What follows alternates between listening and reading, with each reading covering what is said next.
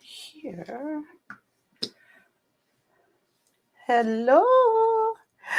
Hello, everyone. I just literally ran into the house. I really did. I'm sorry that I wanted to be a little bit more prepared, but we're going to get through it. I miss you guys. Hi. How are you? It's me, Just Kaya. Okay, so I have things set up a little bit differently here, but we're going to get through it. I'm so excited. I'm hoping that people show up for this conversation. I think it is well needed. I'm excited. I have my opinions. I know you guys know this, but I'm looking forward to hearing from you guys. Ocean's in the house. Hey, Ocean. I'm on StreamYard. You see the freebie logo up there. So thank God they have a free version. So I'm up here. Have you missed us? Really? Yes. I really have missed you guys. I've been wanting to come over for 2 days, but I just had things to do, and I said I gotta, kind of stick to things, and I'm a procrastinator, so I'm trying to get better at that. But guess what, you guys? Wait. Yes, I miss you. But look, I have something to show you guys. I'm telling you, I've been calling myself doing the damn thing, okay? Look what she has done. Let me see, share. I'm so proud of myself, you guys. And I've done this all by myself. My son did not help me one iota. Okay, y'all ready? You ready, Ocean?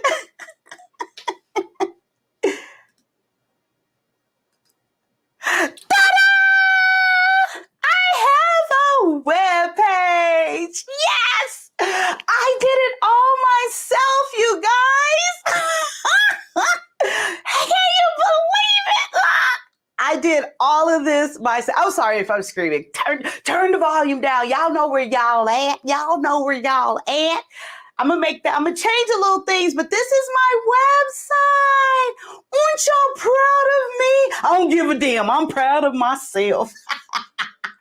I did this. So the website is called, of course, justkaya.com. What the fuck? Look, wait. Yeah, look. Look at this girl do her thing.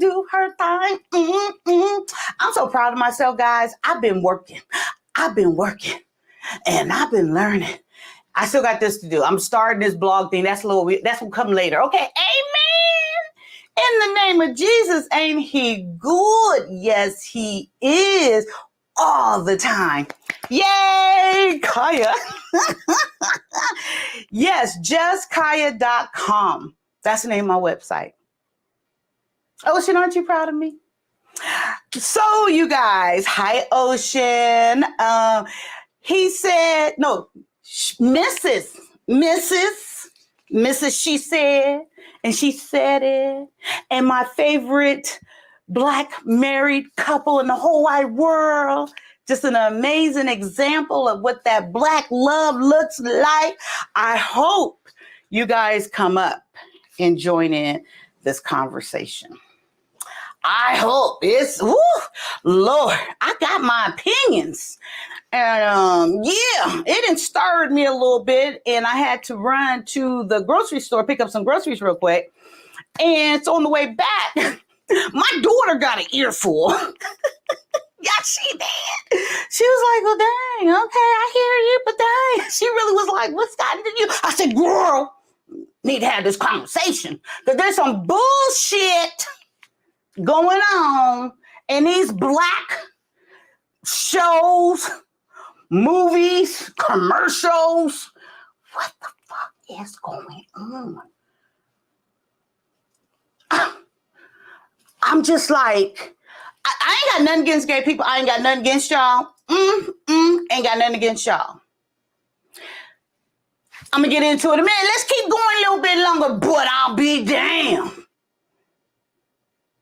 I'll be damned. What the fuck? I don't even know. It's like, what the motherfucking fuck? What? Yes. Oh, okay. AR-15 Life Solution. Damn, you look good. Looking good. Looking good. Thank you. I appreciate it. Is that AR? I think he's confused if that's AR. That's not AR, is it? Like him and her solution? I think he's a little confused. If that's him, why he keep changing? Y'all told me you're supposed to have a brand, and then a brand's supposed to be consistent, the same thing.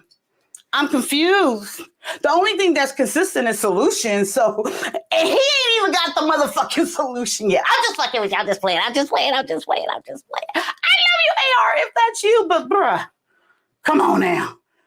You're coming across a little confused. Just a little bit. I got one shit together. I'm just playing. No, I'm not. What you doing, bro? Okay, so let's go. Oh no, that's not him. My bad. I'm sorry. Oh, he up here. Wait, he still got a different motherfucking name. Solutions for him. He left us alone.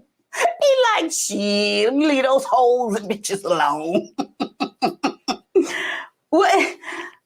Amen. Well, who's the AR-15 down there? Okay. Someone got your name, AR. Oh, you took the woman away. See, that's what happened. See, that's what the hell is going on right there. Okay. Just because things get a little hard and you got to work at something, he done took the black woman away. He just didn't divorce from the black woman off his logo. He took her name away. He took his name back. He got the nerve to have a capital M. You ain't God. Make a lowercase h. Look at Layla. Layla, like, what the hell's going on with her? So that's what they do to us black women, but that's okay. We gonna talk about it. He done took the whole black woman away. Just because you get a little whore, he probably gonna go overseas, and then the next thing we're gonna see, I don't know what they got overseas. And all these men talking about they going overseas. I'm digressing just a little bit. They ain't got no damn passports. These motherfuckers talking about I'm going overseas. Motherfucker, you ain't even rode on a plane before. Go to Catalina Island first. Okay, I'm finished. I'm through. I'm just joking. I miss you guys. I'm so excited. My favorite YouTube nursing and Christian is black. Yes. Oh, black. Oh, back. I'm still black though. I'm sorry. I'm yelling. My daughter's going to come in here in a minute like, Ma, you. No, she likes when I yell because she can hear everything. Okay, I'm going to calm down. I miss you guys. I'm so excited. I get fueled up. It's like shit. When you ain't having sex, you ain't having orgasm, you ain't doing all of that. I got to release all of this somewhere. Thank you. Thank you. I want to give you guys also an update. We gonna get AR together. What is it? Him, male, cis, Ben, bind. I don't know. Not something I usually watch. Okay. However, he said, and I just finished season 2. You finished it. I stopped. I didn't get past, I think it was episode 5, where it's like, I need to talk about this. Ready, let's go. Yes. We need to have this conversation. Yeah. Now, don't get me wrong. Y'all know I like that sex stuff. I like that authentic stuff. I like having the conversation. So don't get me wrong on that. No problems with people if you're gay, homosexual, a choice. No problem with any of that. But I'm going to tell you what my problem is. I do have a problem. I really, really do. But we're going to get, hi, Jill. My Cali girl. Hey, Kaya. So glad you're back. I'm putting my, you have a grandson. Okay, girl. See, that's all I'm telling you. I had my kids late. Daughter 15. Anyway, put my grandson to sleep and we'll log on later. Well, thank you, Jill. Can't wait for you to come back. I look forward to it. Okay, I went to that. That's Ocean. So who is this AR? I don't know, but hi, there's another AR. So I didn't think he was savvy enough to have those fonts. You look like, I don't know if it's supposed to be about a little bit about money or a little gangster vibe behind it, or you're from another country. But I'm not sure. But amen, thank you. I appreciate the compliment. Always keep them coming. And actually, you're giving the Lord a compliment because I ain't had nothing to do with it. Thank you, Lord. Okay, just Kaya. Okay, let me get down to it. And I did want to give you guys a quick update.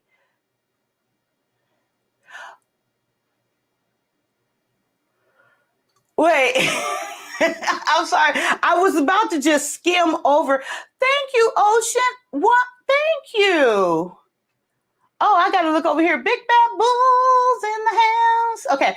Thank you, Ocean. Yes, my website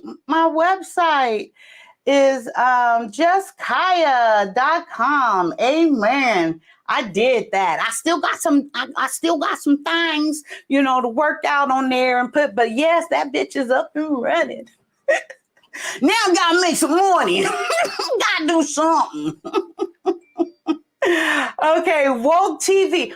What does woke TV mean? Does that mean that I'm talking the truth? Or does that mean, what is woke TV? Let me write that note down. Tell me, what is woke? Because I know not we, but they use woke a lot. Yeah, this is the woke community. This is our generation. What does that mean? Does it mean that they're more in touch? Are they more free? What does it mean? I want to talk about that because I've been hearing that a lot, and y'all know me. I'm a little special. I don't know. I'm literal. So you got to tell me because I'm not just going to assume with it. Yes. Okay. Black booty hoes matter. So you guys seen the thumbnail, right? Y'all seen the thumbnail? That's my mama. Yeah, that's my mama. She would love it. I'm telling you, when I was putting it together and I was just like, you kind of skim through stuff. I was looking to put it up, but I can't find it. I saw that picture of her, and I'm going to tell you guys, my mom would love that. She would ask right here, let me share. So I'm going to tell you, add to street. So this picture right here, the lower one of her, she was 62 there. And this one, I think she was like 64 or 65 is the next one.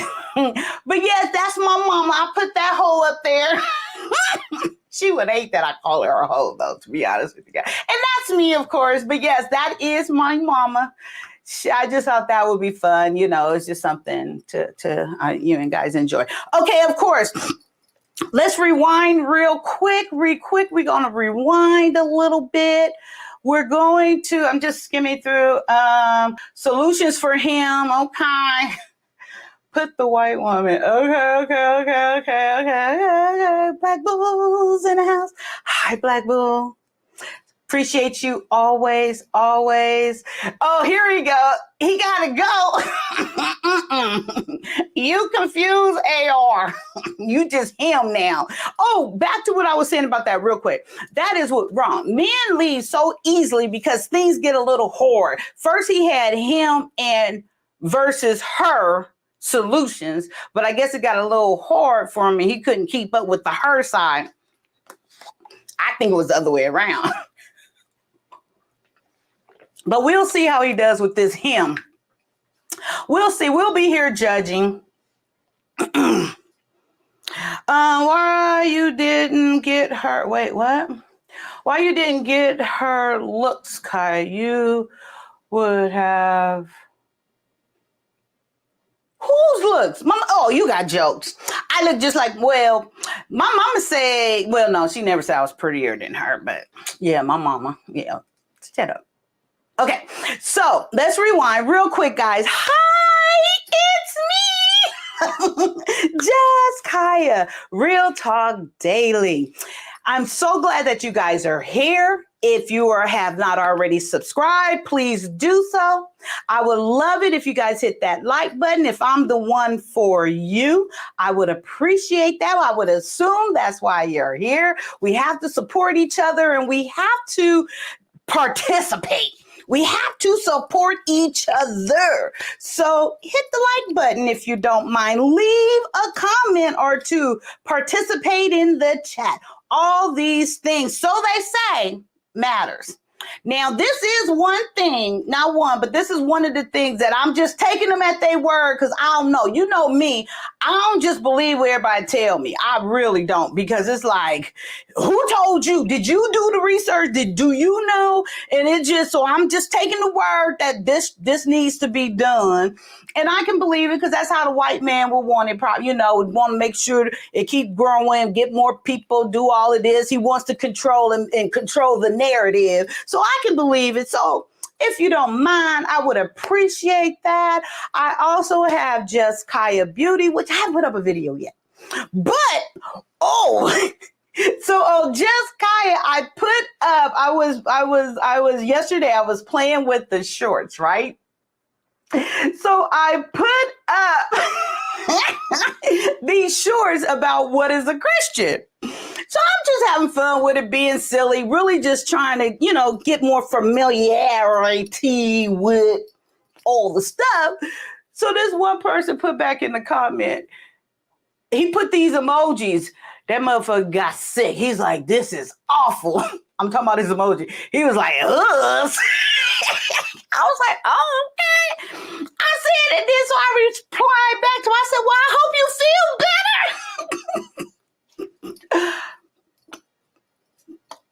He did more than you guys did. He made a comment.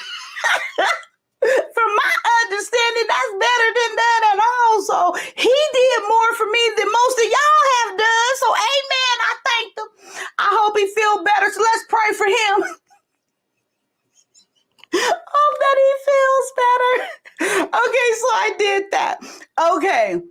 I want to give you guys a real quick. Sorry, I'm not musty. Update on my family. Then we're going to get into the topic. Oh, let me drop the link because this is our conversation. I really want to hear your perspective on this topic of P-Valley as well, if you've seen it. So if you have not seen it, you don't like deal break, no. What is it called? When you tell something beforehand, if you don't like, what is that called?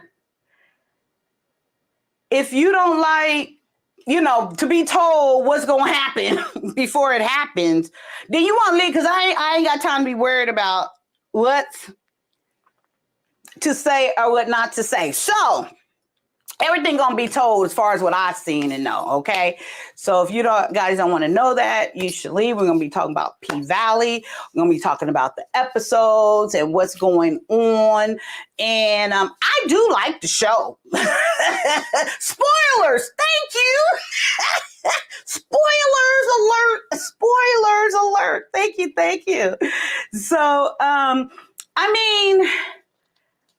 we'll get into it, but I wanted to give you guys a quick update, and then we're going to get right into the topic. I wanted to announce that My son has graduated high school. He is officially a graduate. Yay for this young black boy. Yay for Jeremiah. So, of course, he didn't go to his graduation. Jeremiah can give a fuck. He's like, where, who, with who, thems, no. So the diploma came in the mail. So when it came, I was like all excited, and I was like, "Oh, look, Jeremiah!" And I'm all like, "My boy, he's a graduate." Blah, blah, blah. And so really, he's looking at me like, "Are you done?" And then I said, "Aren't you excited?" I was like, "Look at this!" So I kid you not, he gets the diploma. I could have made this on Photoshop. That's what that little Negro said. I said, that's not the point. I said, you earned it. He said, earned it. He said something like, that was, no, I think he says like, that was a no-brainer or something like that wasn't challenging. That's what I got from it. I think he said something like, that's a no-brainer or whatever. I was like, well, okay. I said, but aren't you excited? He goes, Mom. He said, I'm not like you in Jordan. I don't get excited over every little thing. I was like, bye. I said, bye. And we ain't talked about it again since. Then, and this is the buffoonery here. Hi, Akaya. Hi, beautiful. Hello, Mrs. Mary. I'm so glad to see you, and congratulations to your son on his graduation. Also, a salute to the wonderful chat. Yes, you guys. Yes, please keep it up. I really do appreciate it. So then, talk about the buffoonery. This is when I tell you it's this motherfucking DNA in the guys and all this other stuff, or in us, whatever. His dad calls. His dad calls him and congratulates him. He seemed like he had a much better conversation with him. Son, what do you want to do? How about if we all go out as a family and get something to eat? That'll be cool, Dad. What? Sure. But I want to go to Magic Mountain, he said to him. And I'm standing there like, motherfucker, I was just in here talking to your nappy ass head all excited for you. He calls. What? So anyway, that's the update on my son. Okay, the update on my daughter, Miss Jordan River. Miss Jordan River is driving full time. I can't even get to my car driver's side. Haven't been over there for a while. I think for her birthday, I'm not sure if I told you guys, I think I did. For her birthday, she went on the freeway. I wore her ass out. I had her driving for about an hour, 40 minutes, something almost 2 hours. Wore her butt out. But Jordan is an excellent driver. She really is. And I'm very proud of her. She quite enjoyed it. That's why I was late, had to run in unprepared because I had to go pick up groceries. I said, oh, we can just do it tomorrow. Oh, no. It was opportunity for a drive. So we went and got groceries and run in. Okay, so that's that. Okay, you guys. So like I was saying, the links there in the chat. I would greatly appreciate you guys coming up, camming up, and I want to share.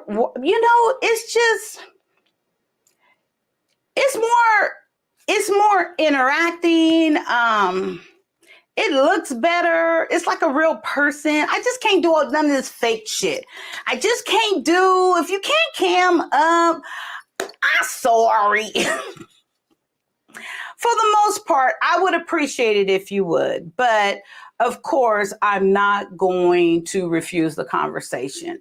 The conversation is more important, having that than enforcing you to cam up. But I would appreciate it. I really would appreciate it. I just think it makes it more personable. We get to see your facial expression, your passion. You know, that's how you can tell. And stop all these motherfuckers up here be lying. They don't want to show they face because you can see them looking to the right when they lying, right? Ain't that what they say? But I would appreciate it. But if not, I want the conversation more so than camming up. So whatever works for you, but I would appreciate that. Okay, so with that being said, I want to dig into this P Valley.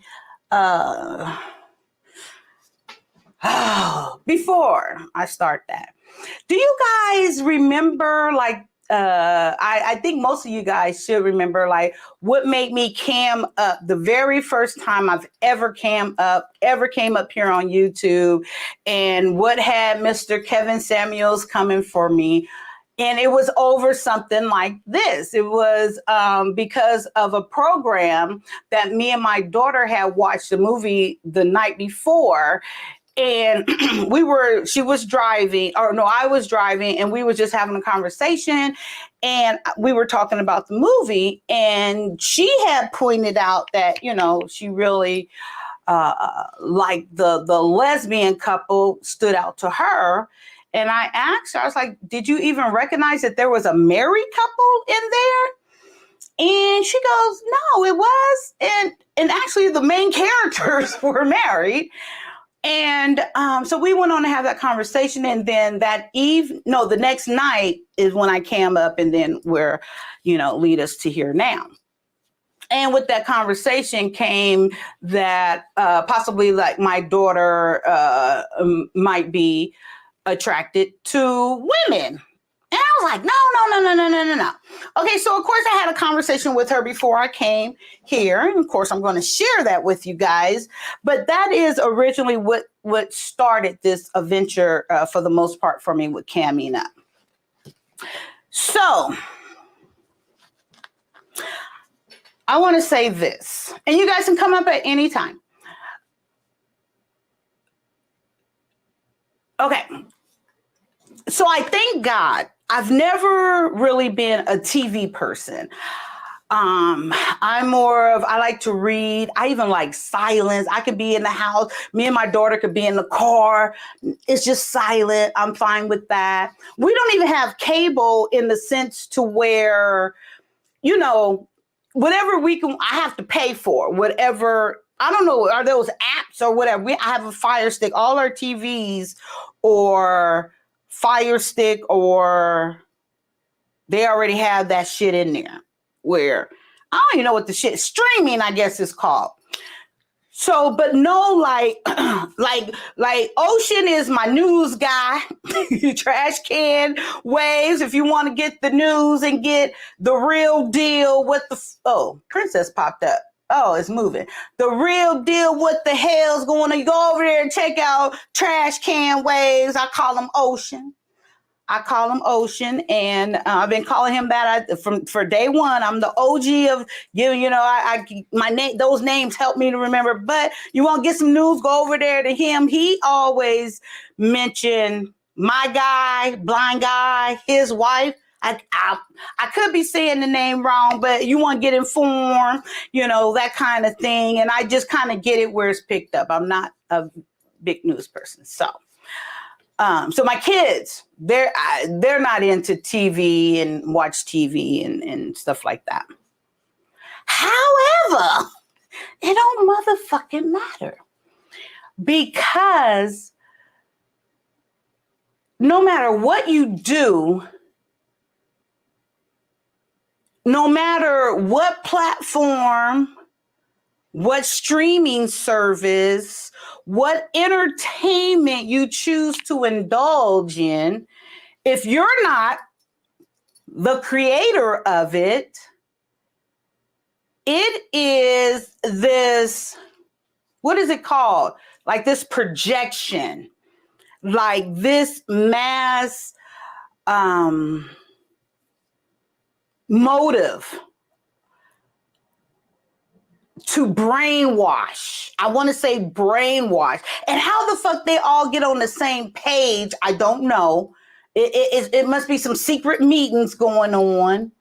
But it's this massive push that it just came over like a tidal wave that being a heterosexual couple relationship is not seen. It's not seen. It's like it is the foreign now. It is the abnormal now. It's like, what do you mean? You like the opposite sex of you? Where they do that at? Right? Right? Where they do that at? What do you mean? You're a woman and you want a man? That's not normal. It will never work. And don't be black. Black people don't do that. Black men like black men. They don't want to go over the other country to get a woman. They showing you right here. Black men want black men. Or men, period. Women want women and just want to cheat men out of whatever. And let's make sure women can get abortions just in case she gets pregnant and might bring another black baby or person into this world.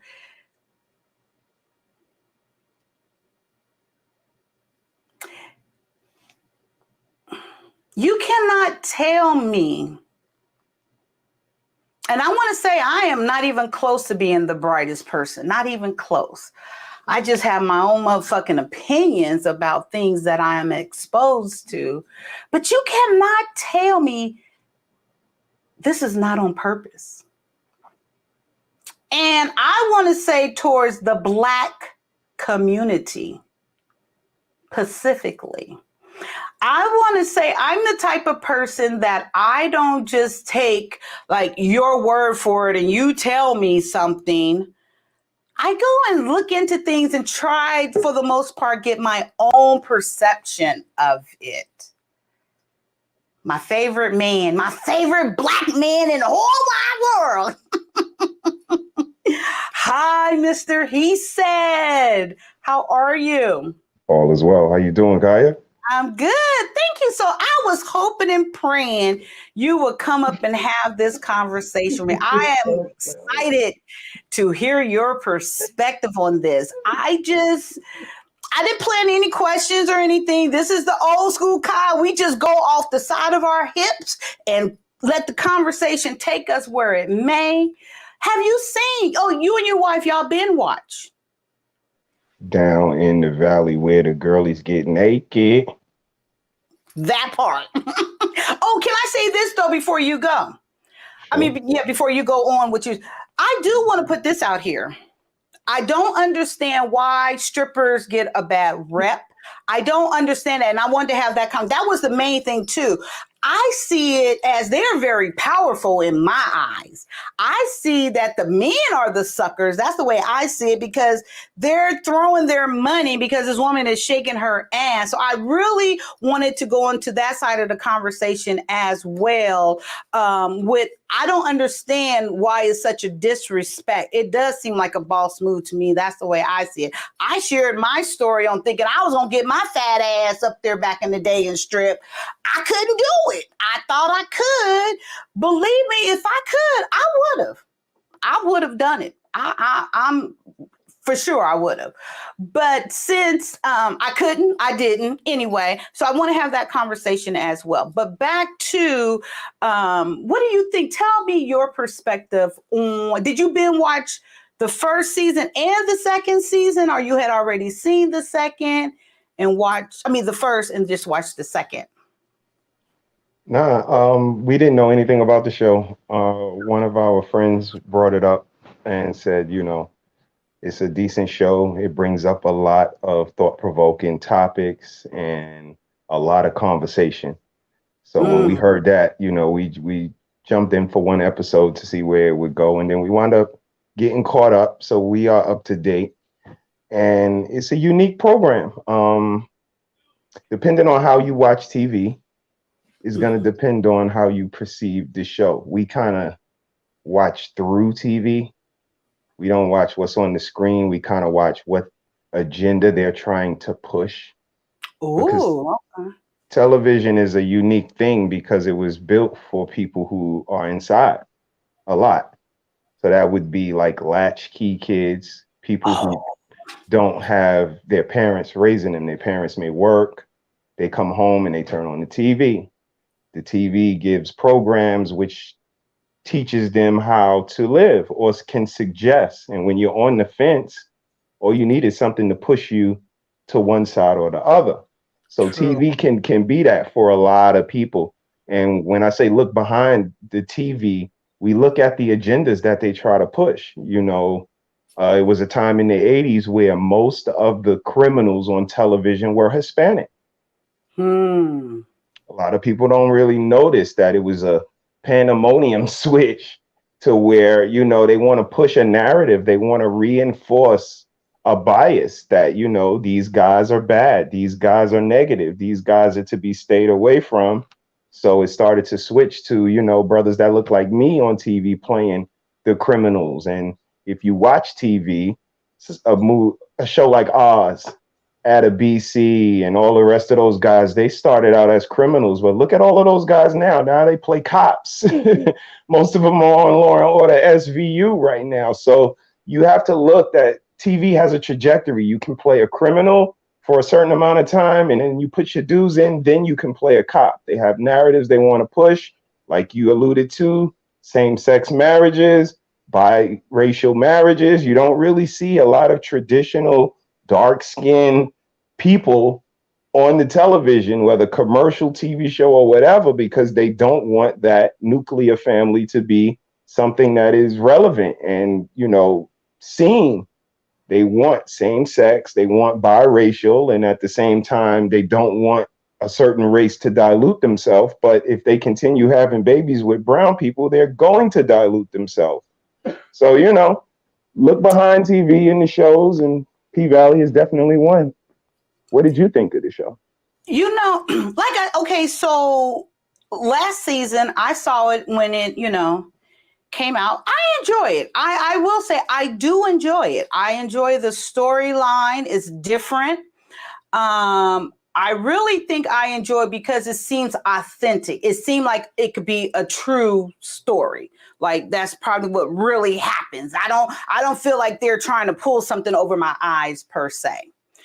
And I think when those women are on that pole, it's not even a sexual thing for me. It seems so athletic. It seems so much like art.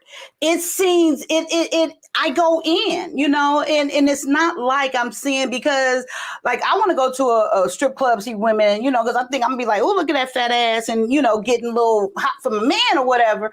But when I look at that, I don't see it that way. It looks very artistic. They look well, they have to be in shape. Different things they do with their body are, the form and the moves.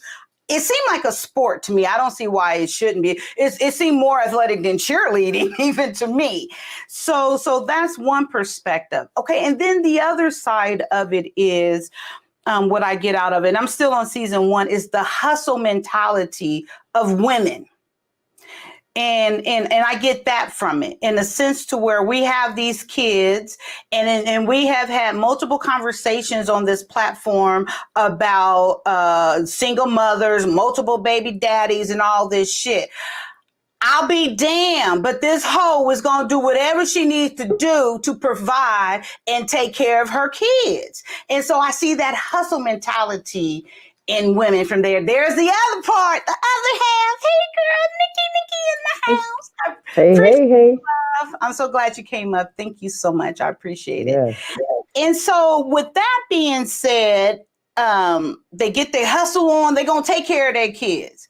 And then another thing, and I've been thinking about this for a couple of days, because after I watched it, I tell you guys, all I was thinking, I wanted to come up here and have the conversation with you guys. So these thoughts have been just rumbling in my head. So the other thing is you here on these YouTube streets, they say a woman is, you guys don't care about her education. You don't care how much money she's making and all this. So do we not realize I was that black girl, the young black girl, she's 12, going into medical school, the youngest black girl. I don't know if you got, I think you put it up, Nikki, right? Okay. But the youngest black girl, I think you did, or someone on your page put going to medical school. So then, of course, I wanted to go back and see. So do you guys realize, okay, so there's 12 doctors, all of them that went to medical school and graduate like early, like we're talking 14, 15, 16, 17, 17, 19. All of them are women except for one, which was the first one, this Indian guy. And he was the very first one went into at 14. I say all that to say we are amazing as women. We go and do what needs to be done. And I get that from P-Valley, the hustle mentality, because it's about women doing what needs to be done to take care of whatever problems they're facing. The one girl who owns the club now, that's how she got there. Okay, so then let's go to this season. I want to say, I am a little disappointed in this season because the narratives seem like, okay, so we got the guys. We'll get to that a little bit later. So we got the one that's a couple, Mississippi and her white man, husband. Okay, that's fine. But that's not even a healthy relationship. He's beating her ass. You know, okay. So then do we have any other couples? No. Okay, so then we got the girl, Mercedes. So she's about to have a heterosexual interaction, but now the wife got to get in, and that seems more appealing than her being with the man. We didn't even get to see her with the man because they got into, okay, that's fine. Then the next one is a woman again. So it's like no heterosexual, no normalcy when it came to the one heterosexual couple. That's my disappointment. Like, it's not a good light. It's not promoting it. So I got more to say, but go ahead, Nikki girl, what you got to say about it? Mm-hmm. But that's kind of what I think about the show. I do still enjoy it. And I did stop on episode 5 and I haven't watched it again yet, but I will. Okay. I mean, sure, you got the gist of it. You watched enough. It kind of took me back to the Players Club movie back in the day. You remember that? So it gave us a little window, into the stripper life. In that scene. This is quite explicit. Mm-hmm. I couldn't even imagine young kids watching it. Mm-hmm. You know what I mean? And like hubby said, we're not monitoring what they watching. Mm-hmm. I wouldn't know. We don't have the cable to scan through, so it's not even something I would have picked up, like you said, if someone referred it to us. So, we thought to check it out. Wow. Can we say rated R? XR, XL. Yeah. TV used to stop when it got to a certain point. It's like you might as well just call it a pornography. Now I've seen some Peters. They show the one guy whipped it out to get head. Okay, he got a nice looking one. Thank you for showing. I appreciate it because we see pussy all the time. So I do nice appreciate view, it. Right? Yes, right. But I mean, we say not hot in theirs no more, but goodness gracious, it's quite explicit. And it is, a propaganda. It is definitely promoting a certain lifestyle. It's promoting a lifestyle, an idea. Yes. It's planting a seed. Yes. Okay, so since you said that, let me share the conversation with my daughter. I already shared how, my first time. So today, because I was like, I was ready to have this conversation. So my daughter, to this day, she's still saying, I said, now, do you think you're attracted to girls? She said, I don't know, maybe. And I'm like, but what do you mean, maybe? I don't know. And I said, well, what do you think? I don't know. I said, is it because you see it all the time? Do I? So my point is, it's normal to her. This is not no way. It's more normal from what I'm getting from our conversation for the same sex to be together than opposite. I said, what about, I said, none of the shows show heterosexual couple. What is a heterosexual? I said, daughter, do you know what a homosexual? Oh yeah, gay. I said, well, ain't that a bitch? You know? Mission accomplished. Right. She had no clue what a heterosexual was. Do you know what a binary is? Oh yeah. Mm-hmm. Non-binary. Oh, what is I don't know what that means. What does that mean? It's almost like, are you void until you decide what you are? I don't know. I mean, there's no choice. It's either or. Today I want to be a girl. Tomorrow I want to be a boy. Ooh, so that's promoting confusion. Don't know what the fuck you are. You know, you can perceive me as however you perceive me. That's what I am. I mean, I might look like a boy today. Tomorrow I might not. Or a girl, vice versa. Carry both traits. So hermaphrodite, but not God-given hermaphrodite. This is a choice hermaphrodite. You know, okay, so another thing. And it's all about these shows because literally the last couple of days I've been looking, searching, and I am going by what I would be interested in. And of course, I like Black entertainment. Yes. So that's, you know, I'm not, I can't speak for the white folks. Don't know what them motherfuckers over there doing, you know, whatever. But all I can speak for is what I like, right? I search, and not that I watch the whole thing, for any normal, so-called normal portrayal of a heterosexual, healthy relationship on a movie, a show, anything. And I'm talking about recent, I'm talking about last 10 years.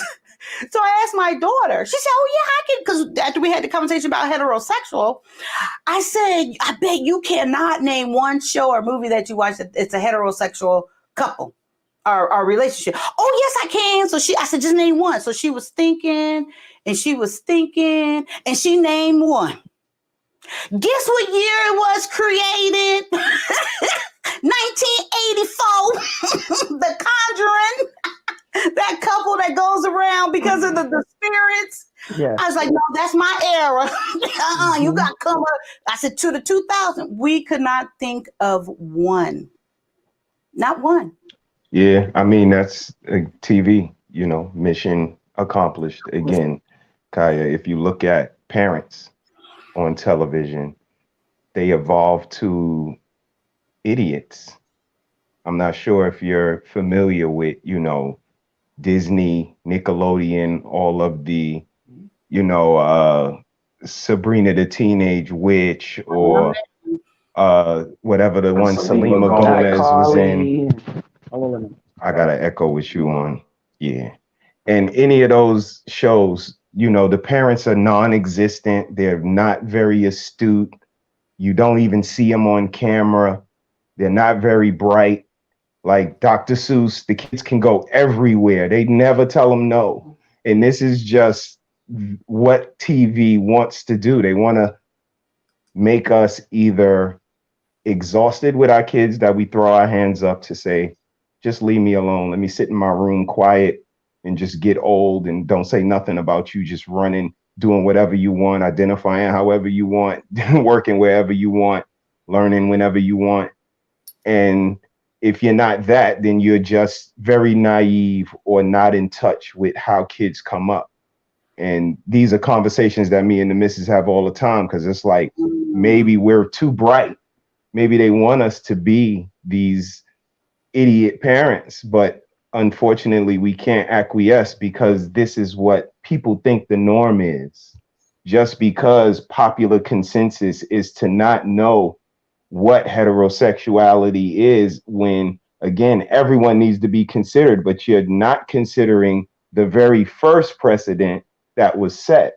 So that's when it gets a little inconsiderate and we get jealous as older people, because it's like, you guys want consideration, but us old motherfuckers deserve a little bit of consideration too, because we raised you to be the inconsiderate asshole that you are today.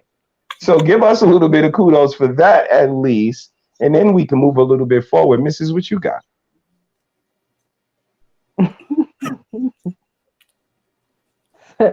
I agree. You said a mouthful.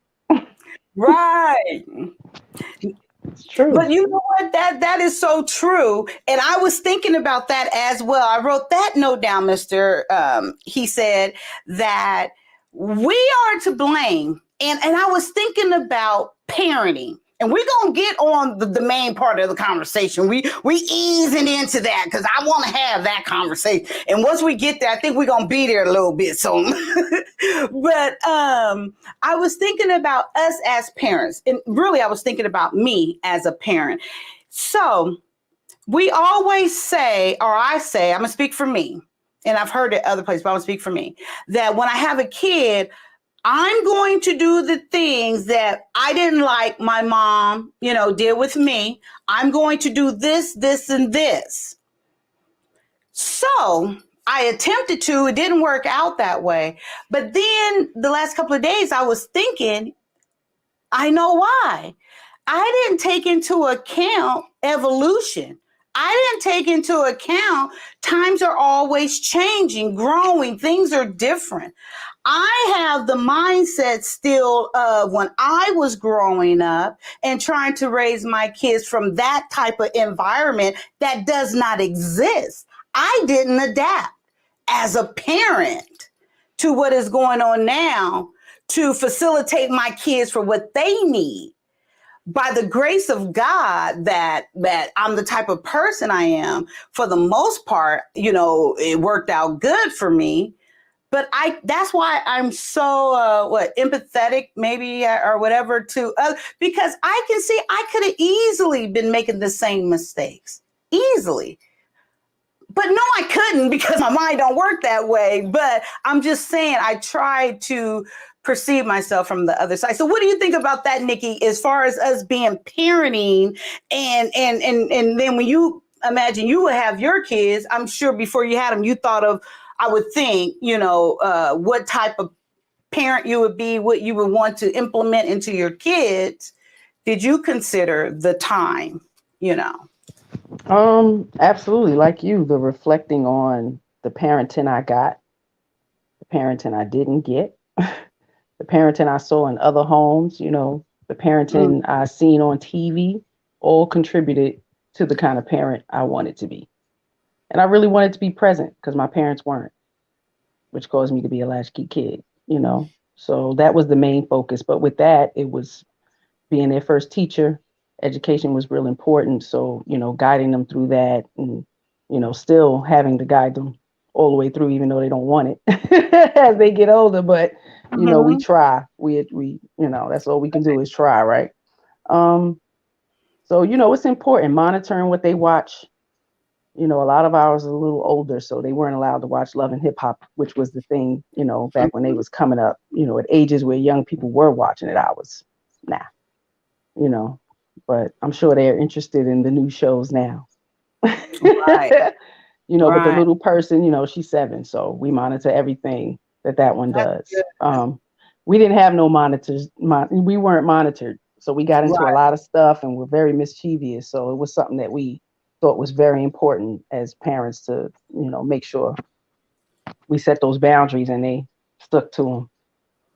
But we didn't have so much accessibility, though. Yeah. My daughter, my daughter? Yeah, I want to say I seen her like watching gay porn. I'm like, what the fuck? And this was years ago. I was like, oh no. I was like, why? She's like, I don't know. I'm like, if they got access to YouTube, they have access to everything. And if you're even on there, if it's not a parental block on it, they can veer off to anything. Wait, hold on about that parental block. Let me tell you, my son was 10, 11. Yeah, I went on the phone with Apple, went through all this stuff of blocking it off. It wasn't not even a week, probably sooner than that. My son had already rerouted, changed the password. That did not work at all. What What do you think, Mr. He said, about the parenting and what our kids are accessible to? And he popped out on me. There it is. And what me and Nikki are talking about. And I would like to say as well, can we give, like, what do you think also, Mr. He said, from the other perspective? Because, of course, we are amazing parents. I'm taking a little bit of y'all plight too. Y'all are amazing parents. This shit is hard. It really is hard. It's way harder than I thought it would be. But you guys are amazing as parents. It seems, I never talk to your kids. I don't know what they would say, but from what I'm getting. But what do you think, even put a perspective in on the other side of things, that we do have these type of parents that, okay, they're doing their best. It's not good. It's not good enough and all it is. Give a perspective from that side as well. And what can possibly be some help, if possible. If not, just go. Oh, man, that would be my pleasure. I do agree with you guys. It's absolutely a level of selflessness you have to have when you become a parent. I say it a lot. Once those 10 toes touch the ground, you got to understand that it's bigger than you. That, if you want those kids to be productive citizens that contribute to society, then you're going to have to put in a level of consciousness. Now, if you want them to be whatever, then whatever. But on the other side of the spectrum, there's always going to be, people that are not as adequate. And if you want to find out how adequate you are, you can always take an evaluation. If you need one, holler at me and the missus. We can evaluate pretty much anything, let you know where you are. Wait, I missed something. Evaluate me? On what? Yeah, I mean, yeah. You the parent. What? Okay, wait, Absolutely. what? I was kind of I was a little half in and half out. I have to admit. So we big on evaluations, just like at work. You have a quarterly, a monthly, yearly, whatever the case may be, but you give an assessment of yourself, how you think your performance is going, and then your higher up gives a rating and a performance assessment of you as well. And then that, constitutes whether or not you keep your job. And that's exactly what we need in our families, in our relationships, in our parenting, in our childrening. Everybody needs to be assessed because we think we've done a certain level of work, but the other person may not. There may be areas that you can improve. There may be areas that you should pull back. And there's no way to know that unless you've been assessed. No way. It's impossible. So you can do that now? Can we do it now? Can we do it now? It's a questionnaire. So you're going to need to fill out, like a questionnaire sheet. Oh, okay. And then we go from there. I think I could have did a whole bunch better. I had the conversation with my kids. I don't think I was a very good parent. I was an okay parent. I could have did a lot better.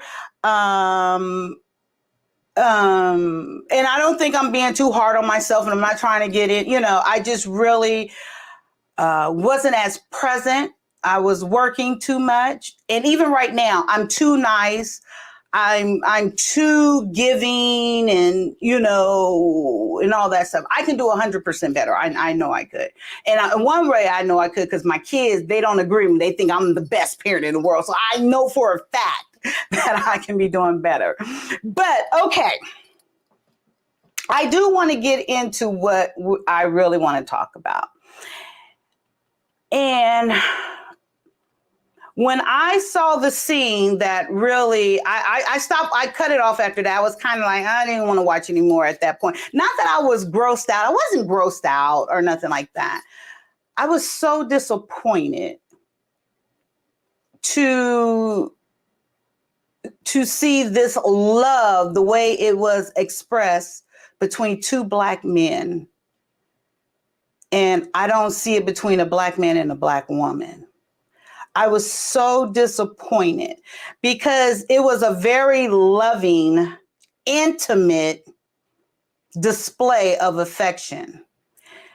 And I couldn't even think back to where I've seen it in the past, done with such intimacy and passion. I was pissed off. I was mad. I think it's not fair. And then also, I don't think it's fair to portray our Black men that way. I don't like it at all.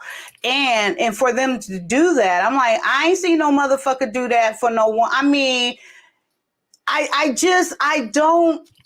Anyway, what y'all think about it? There's more, but Nikki, what do you think when you saw? I just think it's destroying Black men. I mean, I kind of felt the same. I kind of get what you're saying. It was absolutely some intimate moments shared, which we know they exist because there's many homosexual relationships who strive. So it is something that exists, and maybe there's something that they wanted everybody to see. But like you said, it's a lot of movies that has come out, and just TV shows, and you don't see that passion and intimacy for normal heterosexual relationships. So I absolutely agree. I was mad. Any love is love for me. So I wasn't mad, but I absolutely was like, I noticed that point absolutely stuck out in my mind too. I wasn't mad because, like I said, I don't have a problem with someone if they're homosexual and that's what they choose to do. Your sound just went crazy. They're not portray that, fine. But I want to see some Black woman and man. I want to see my Black men with my Black girl women. I want to see that example too. And I don't know. And I meant to look this up before. I'm assuming the writers. I know the creator, that girl, she's Black. I'm assuming the writers are Black. So, I mean, go ahead, Mr. Heasey. What do you think? And we're talking about that infamous scene in that passion. Yeah, nah, I get it. I mean, it's a couple of intimate relationships as far as the fellas go, as far as Little Murder with Baby Boy that runs the club, and then Little Murder with the dude that he picked up from jail.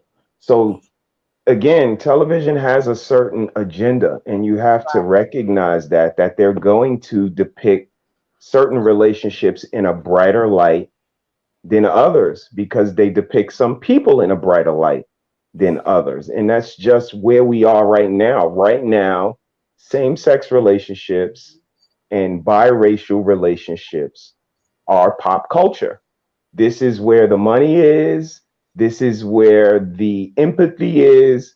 This is where the consideration is. The consideration is not for, a heterosexual couple. Like you alluded to, your offspring had to go back to the 80s. Look at the t-shirt I'm wearing. I have to remind myself of what love is. And again, that's the consciousness that you got to walk with. That if love is not in the vicinity, then find it. If love is not promoted to you, then you promote it. Right. Be the change that you want to see, and be able to see that it's an agenda out here in these streets to keep us apart.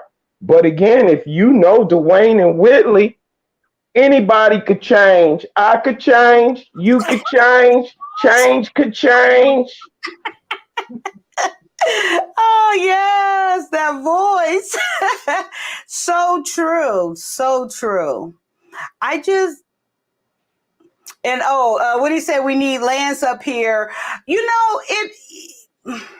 Okay, so, and that is a solution, like be the change that you desire. Have the conversations. And you're saying it's an agenda. Where did this come from and why? Like it was so gradually, but it wasn't. It was so abrupt. And then it's like an out of control, tornado. Like it's just, you're on mute. Oh, you're not ready for this one. You ready for this one? Really? I got my whole armor on. Let's go. Okay. So when you bake a cake and it tastes good, you bake it again.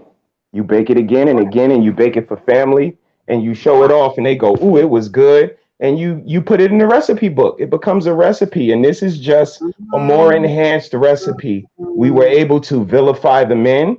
We were able to get them out the house. We were able to separate them from their women. So here, let's see if we could get this one through, y'all. We already baked the cake. let's throw some cinnamon in the cake now. Let's see if we could get girls to like girls more than they like guys. Yeah, we could do that. Put it on TV, put it in Walmart, put it on the buildings, give them a month. Keep going. What else can we do? Put it on Whoppers. Here's what we do. Go to Burger King, give them 2 top buns, 2 bottom buns. They push it at us. And again, you know, society starts to, if you say, you know what, I really don't agree with that. Oh, you shaming. Oh, you hate. Oh, you are hating. You are phobic. You are, now it starts to shame you into accepting. You know what? Everybody gets to rock. You know what? I don't got nothing against nobody. Everybody rock the way they want to rock. And look at where we at. We got 2 top buns and 2 bottom buns. So here's the thing. B9 said it the other day. Shout out to B9. So the buns make the hamburger gay? I thought the meat was just meat. But if you get 2 top buns and 2 bottom buns, now you got a pride sandwich. Did you even hear about that, Kai? Mm-mm. So Burger King had a promotion for Pride Month where you could get a Whopper, but you could get the Whopper with 2 top buns or 2 bottom buns, which made the burger a Pride burger. Oh, wow. So you see, it's in our TV, it's in the restaurant. Sooner or later, we're all just going to accept. And again, if we don't accept, we're haters, but yet we have people who don't know what heterosexual relationships are. So that's not hate. It's not, because none of it is. None of it is. It's just people are different. Sexuality is different. Right, right. None of it is. But okay, and I hear you, and I had no clue about that. Now, if that is not, that seems, what's the word? That seems like when you segregate, or when you, I don't know the word, but that seems bad in the sense to where you're poking fun at, we're going to do 2 tops or 2 bottom. What are you, a top or a bottom? You know, and with the buns, and you get, that seems, I'm trying to think of the word they would say about black, racist. That seems racist, you know, or whatever. But, okay, with all of this that we're saying, as far as, what's being promoted, and agree or not, and saying that's hate, or I, you know, that's going against what I believe and whatever. And then the way how you gave the example with the recipe, you make this, you're going to make it again, you're going to make it for your family, then your family going to tell someone, they're going to, girl, you got to try this recipe, then you put it in the book. So with that scenario, and with that being said, to promote and push this agenda, when it comes to us as Black people, in that same agenda, but the opposite way on us, why is it never, and we keep going back, we got to go back 400, 500 years where it began, we trying to catch up, and we get up and then we get pushed back. Why is there no trajectory, forward motion with us? I mean, you know, and I get the comment. We don't know how to work together. We don't know how to help and I get that and I see it. But even with that said, why is there no push forward for Black people?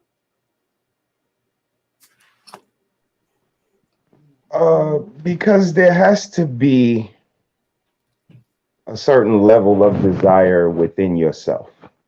Okay. And, you know, whether it's age, whether it's maturity, or whether it's just popular culture that's stopping one from evolving to the next level, or like you say, pushing forward, it's a lot easier to stay in neutral. Again, if you put your car in neutral, it's way easier to just sit there than to put it in drive and move forward. Now you got to turn the wheel. You got to start thinking about, you know, distance and location, destination, where you making your turns at. So a lot of things going once you put that car in drive. But if you would have stayed in neutral, you wouldn't have had to do nothing. You could have just sat there, listened to the radio, chilled out. And that's what life is for some people. They rather just sit in neutral than put it in drive and move forward, because then you have to continue moving forward. And, I analogize it to the young people. They don't want to strive for greatness, because if they reach greatness on Monday, we're going to expect greatness from them on Tuesday. And they don't want that level of expectation. That's a lot of pressure for some people. And, like you said, moving forward is a lot of pressure versus just sitting in one spot. So here, what I'm going to do, I'm going to sit right here and, stew in this misery, this dysfunction, this generational unworthiness, this generational neutralness, and not move forward because it's way easier.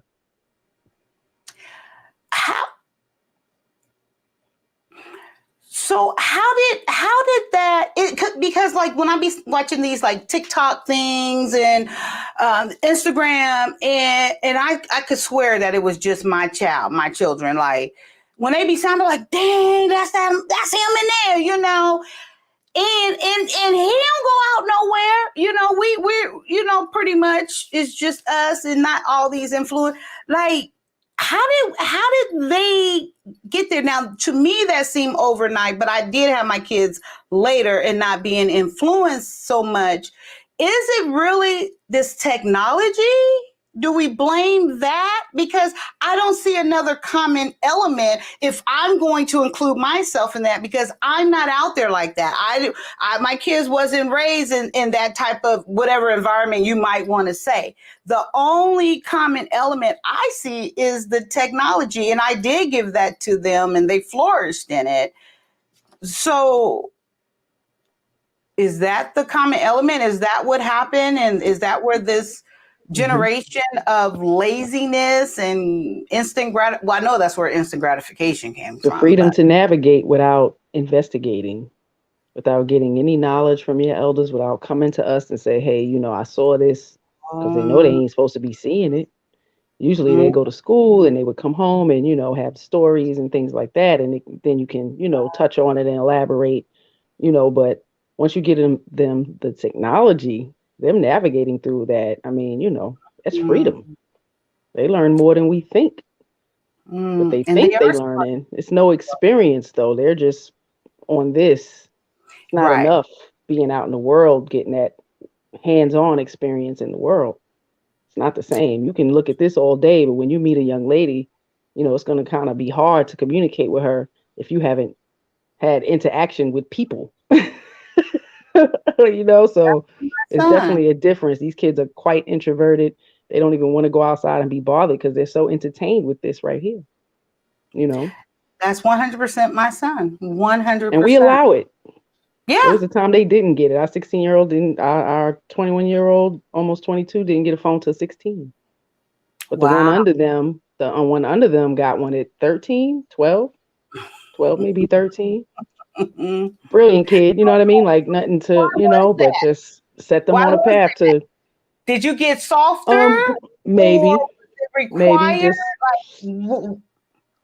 accolading to a new environment. Everybody was trying to, accolade, get ourselves transitioned, and it was hard. It was hard. It wasn't an easy transition for the whole family as a whole. So, we definitely eased up on, the boundary set and, digging in till something arises, and then we had to go in and check, you know what I mean? And then set certain rules and things like that. But definitely it was easing up. Right. And Army Vet, you're more than welcome to come up. The link, let me post it again. But okay, so and no fathers in the house, not true, but okay, we can throw that in there. We got a father in the house right here, and they just confess that as time went on and they got to their latter kids, gave in a little bit more so. And I don't. No, go ahead, Mr. I can bring it home to you. I could bring it home a little bit for you.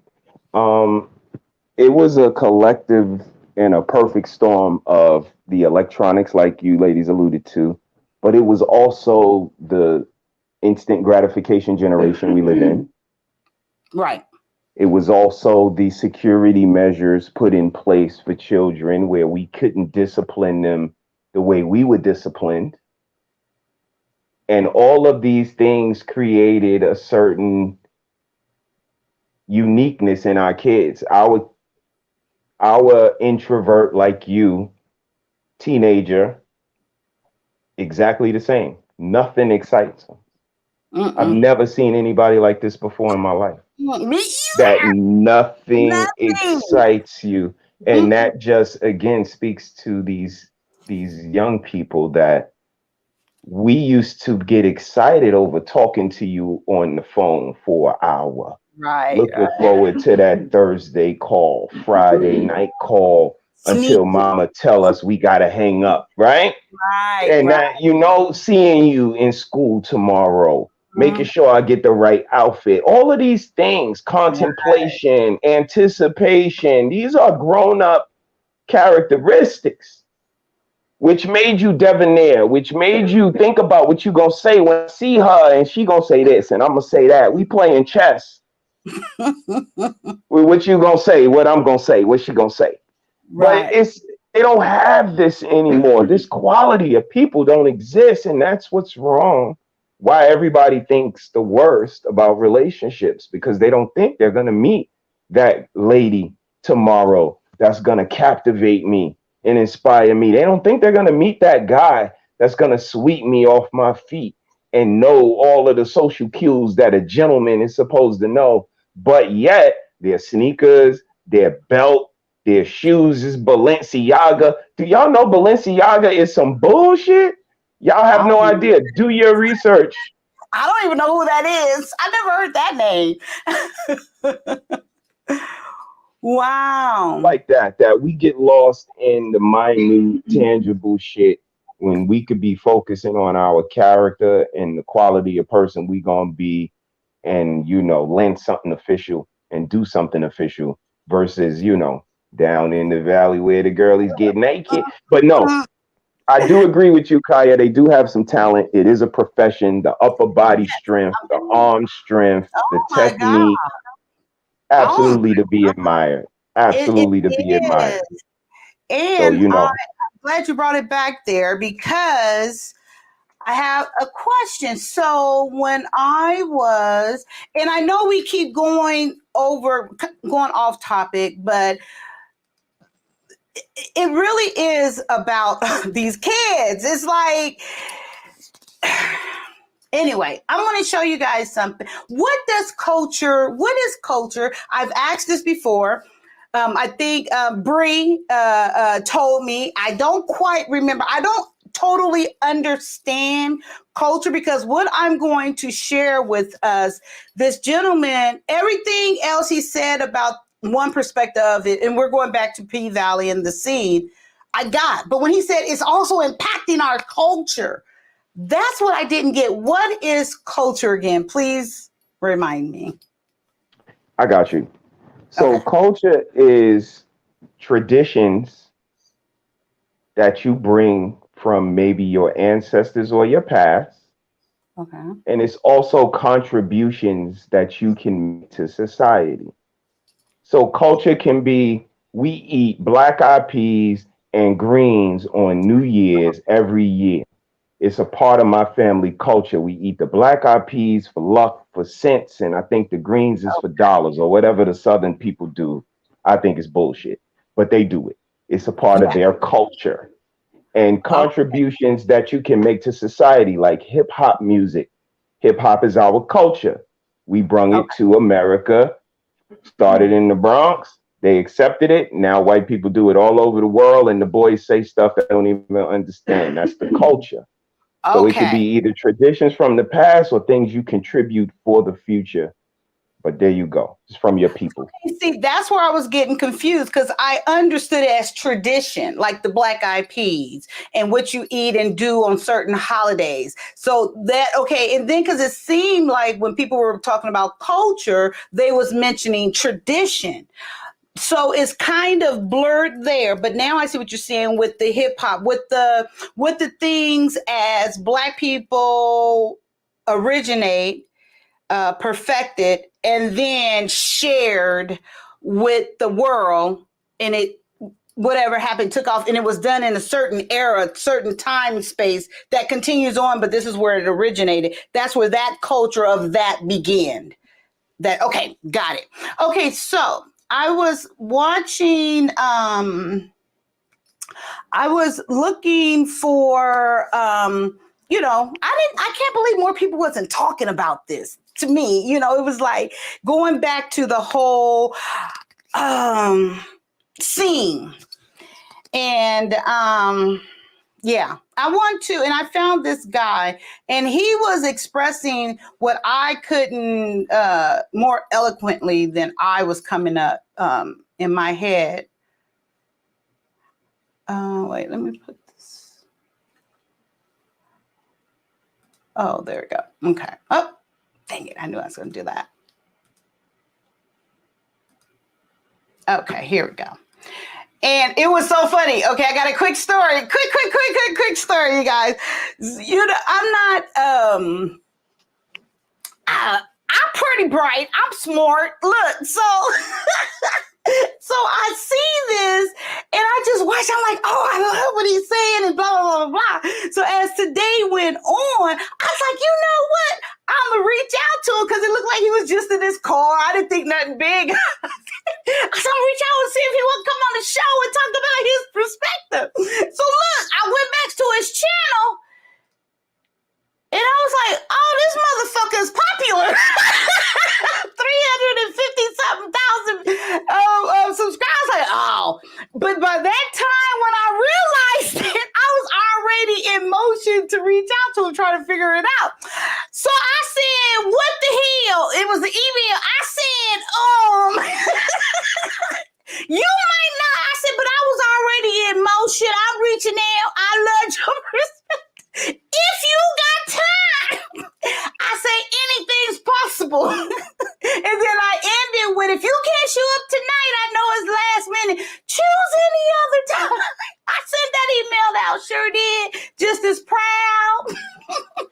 Anything's possible. You guys have to believe that. Okay, let me play. And then we're going to talk about what he's talking about. I thought he came with a great perspective. I'm saying, man, your boy popped up fight with nothing, man. Listen. What? I don't know what he said there. If you seen the thumbnail, then you already know what this video is about. Like, comment, subscribe if you ain't done it already. And if you or anybody want to promote on our channels, go to poppaduppromo@gmail.com. P-Valley. Did y'all see the last episode, man? The one that came out yesterday. Listen, this is my thing about this. Like I say, I don't give a damn with your sexual preference. I don't. But I have an issue with how they are trying to push this up on us. See, these kids these days, these ain't the same kids when we was little. These kids pick up on things. They're smarter than we are. They got more access to information than we have. Not only that, this is how you tear down a culture. See, this is bigger than your sexual preference. And this is what I want you to understand at the beginning of this video. This has nothing really to do with your sexual preference. They're just using it in a way to promote their agenda. But this is how you tear down a culture. Now, Black women, y'all should be the most pissed. Because this is how they portray Black men in the public eye. So you see, okay, so what do you guys think right there, how he's expressing that this is tearing down our culture? And what do you guys get from what he's saying? Because I'm trying to understand that. Either Nikki, go. Yeah. This is not new. It's just even more explicit. I agree with him. Like we both said, it upsets you. We don't see healthy heterosexual relationships. It's not promoted. It's not something shined on. Even the entertainers, you barely even see a lot of famous entertainers who have healthy heterosexual marriages not shined. The darker hued folks, there's so many of them. You know what I mean? But we don't see their stuff promoted in social media. We see all of the ratchet folks and their drama and all their stuff, and it's enticing to these young people. It's not something they're like, oh no, shame, shame, y'all shouldn't behave like that. That shit is enticing. It's kind of teaching them this is the way the world is, so maybe I should act like this. This is normal, So, Mr. Heasey, so how would oh, I'm sorry, Nikki. I'm sorry. Go ahead. No, you good. Go ahead, babe. Mr. Heasey, so what is it like? So I hear what Nikki's saying. So is that like impacting our culture because we're not normalizing heterosexual, healthy Black relationships and marriage? Is that kind of what he's saying there as far as impacting the culture? Mm-hmm. Absolutely. It's called undermining. Like if you got a boyfriend, and I know I like you too, and his name is Michael, and every time he comes up, I go Michelle or Mimi or Maggie. I'm kind of undermining him. I'm planting little seeds just for it to get inside. So late at night, when you in the house, 4 a.m, it's like, yeah, Mimi. He was so funny when he did that. Got you. Got him. And that's what America does to us as Black men. Little seeds to plant. And got him. Got him out of his house. Got him not raising his kids. Got him not being respected. And this is all an agenda, again, to bake that cake. And they've been doing it for a really long time. This is not new. Like the missus said, do you remember a show called Oz? Came on HBO. It was about jail.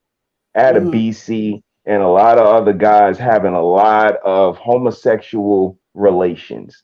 But it was a different cloth and a different cut of gentlemen that was watching that. And we absolutely know that if you go to jail and you doing 10, 15, yeah, homosexual sex is accepted. I hate to break it to you ladies, but if he doing 10 years, he having sex. And you ain't married him, no conjugal, he having sex. Nuts is just something that need to be bust. And that's not going to stop because you in jail. Yeah, that only works but for so long. You need flesh. We all know this. But again, I digress. Not really. Back to Oz. Okay. Oz was a very a very explicit show about a lot of homosexual activity. But again, it was catered and shown to a different type of man, a different type of person watching TV. Nowadays, they are very impressionable, very subjective, and they will absolutely buy into a narrative, especially, like I said, if they're on the fence, Kaya, and they thinking, I kind of like boys, I kind of don't. Like the missus said, I'm non-binary, I'm pansexual. They have so many words to say, I can jump double Dutch ropes. I can like boys today, girls tomorrow, and it's a lot easier than when we came up. We had to get our ponytails right, baby hairs pumping, gloss shining. We had to have our shirt right. We had to have, because we were very concentrated. We knew what we wanted. They don't have to do that. It's very easy. What are you? I don't know. What do you think I am? I think you are cool. Well, I think you're cool. Well, let's go and have a rainbow party. And, this is what they do nowadays. And it's just, we don't understand it because from a different generation, but it is what it is. And like you said, we have to be able to acclimate as parents and change with the times and be able to understand our kids, understand our peers, and understand people that's going through it, but understand that we as heterosexuals, we want a little bit of respect and consideration too. That part. Oh, I'm so glad you said that. That is so true. It's like, okay, so because it's almost, I remember one conversation, I don't remember exactly what it was, but they boiled it down to the person was trying to make a point about just like you were saying about heterosexual, and they boiled it down to, well, that's like Black Lives Matter. It's like, it's like you're saying every life matter by bringing up heterosexual, and then you guys are making it like that's not normal. Like, why are you bringing that up? We're talking about pride. We're talking about this choice, and you're bringing up heterosexual relationships. That's like, and they compared it to Black Lives Matter. Do you get what I'm saying? So they was like, you're making it seem like it's not as important. Like, it doesn't need to be brought up. Like, the heterosexual is white people. Others are Black people, and then so that's like the white person saying, when you're heterosexual, like, well, what about heterosexual? Like, why isn't that being talked about and stuff? Do you get what I'm trying to say? So they was like, you're doing the Black Lives Matter, all lives matter type of thing. It's like, wait, motherfucker, we talking about, if that's the case, why are we promoting homosexuality so much? And like I said, guys, I don't care who you're poking, who you're licking. I don't care. That's up to you. That's not the point of this. The point is that I'm trying to put out there is, why don't I see, and I want to see more, I want to see 1, 2 healthy Black heterosexual relationships thriving. Just give us 2. Because everything we watch, boy, I shouldn't say it like that, but homosexual and all that stuff. Do you guys see that new show, All American? I'm going to get back to the clip. All American. Did you guys watch All American on Netflix? It's a pretty good show. So they just had a spinoff. So we got, in the spinoff, there's a guy in there. He's quite pretty, but he's whatever you say when you don't confine to one gender. Okay, amen. Enough about that, because I don't know. Anyway, let's continue with this. What did he say? Papa Duck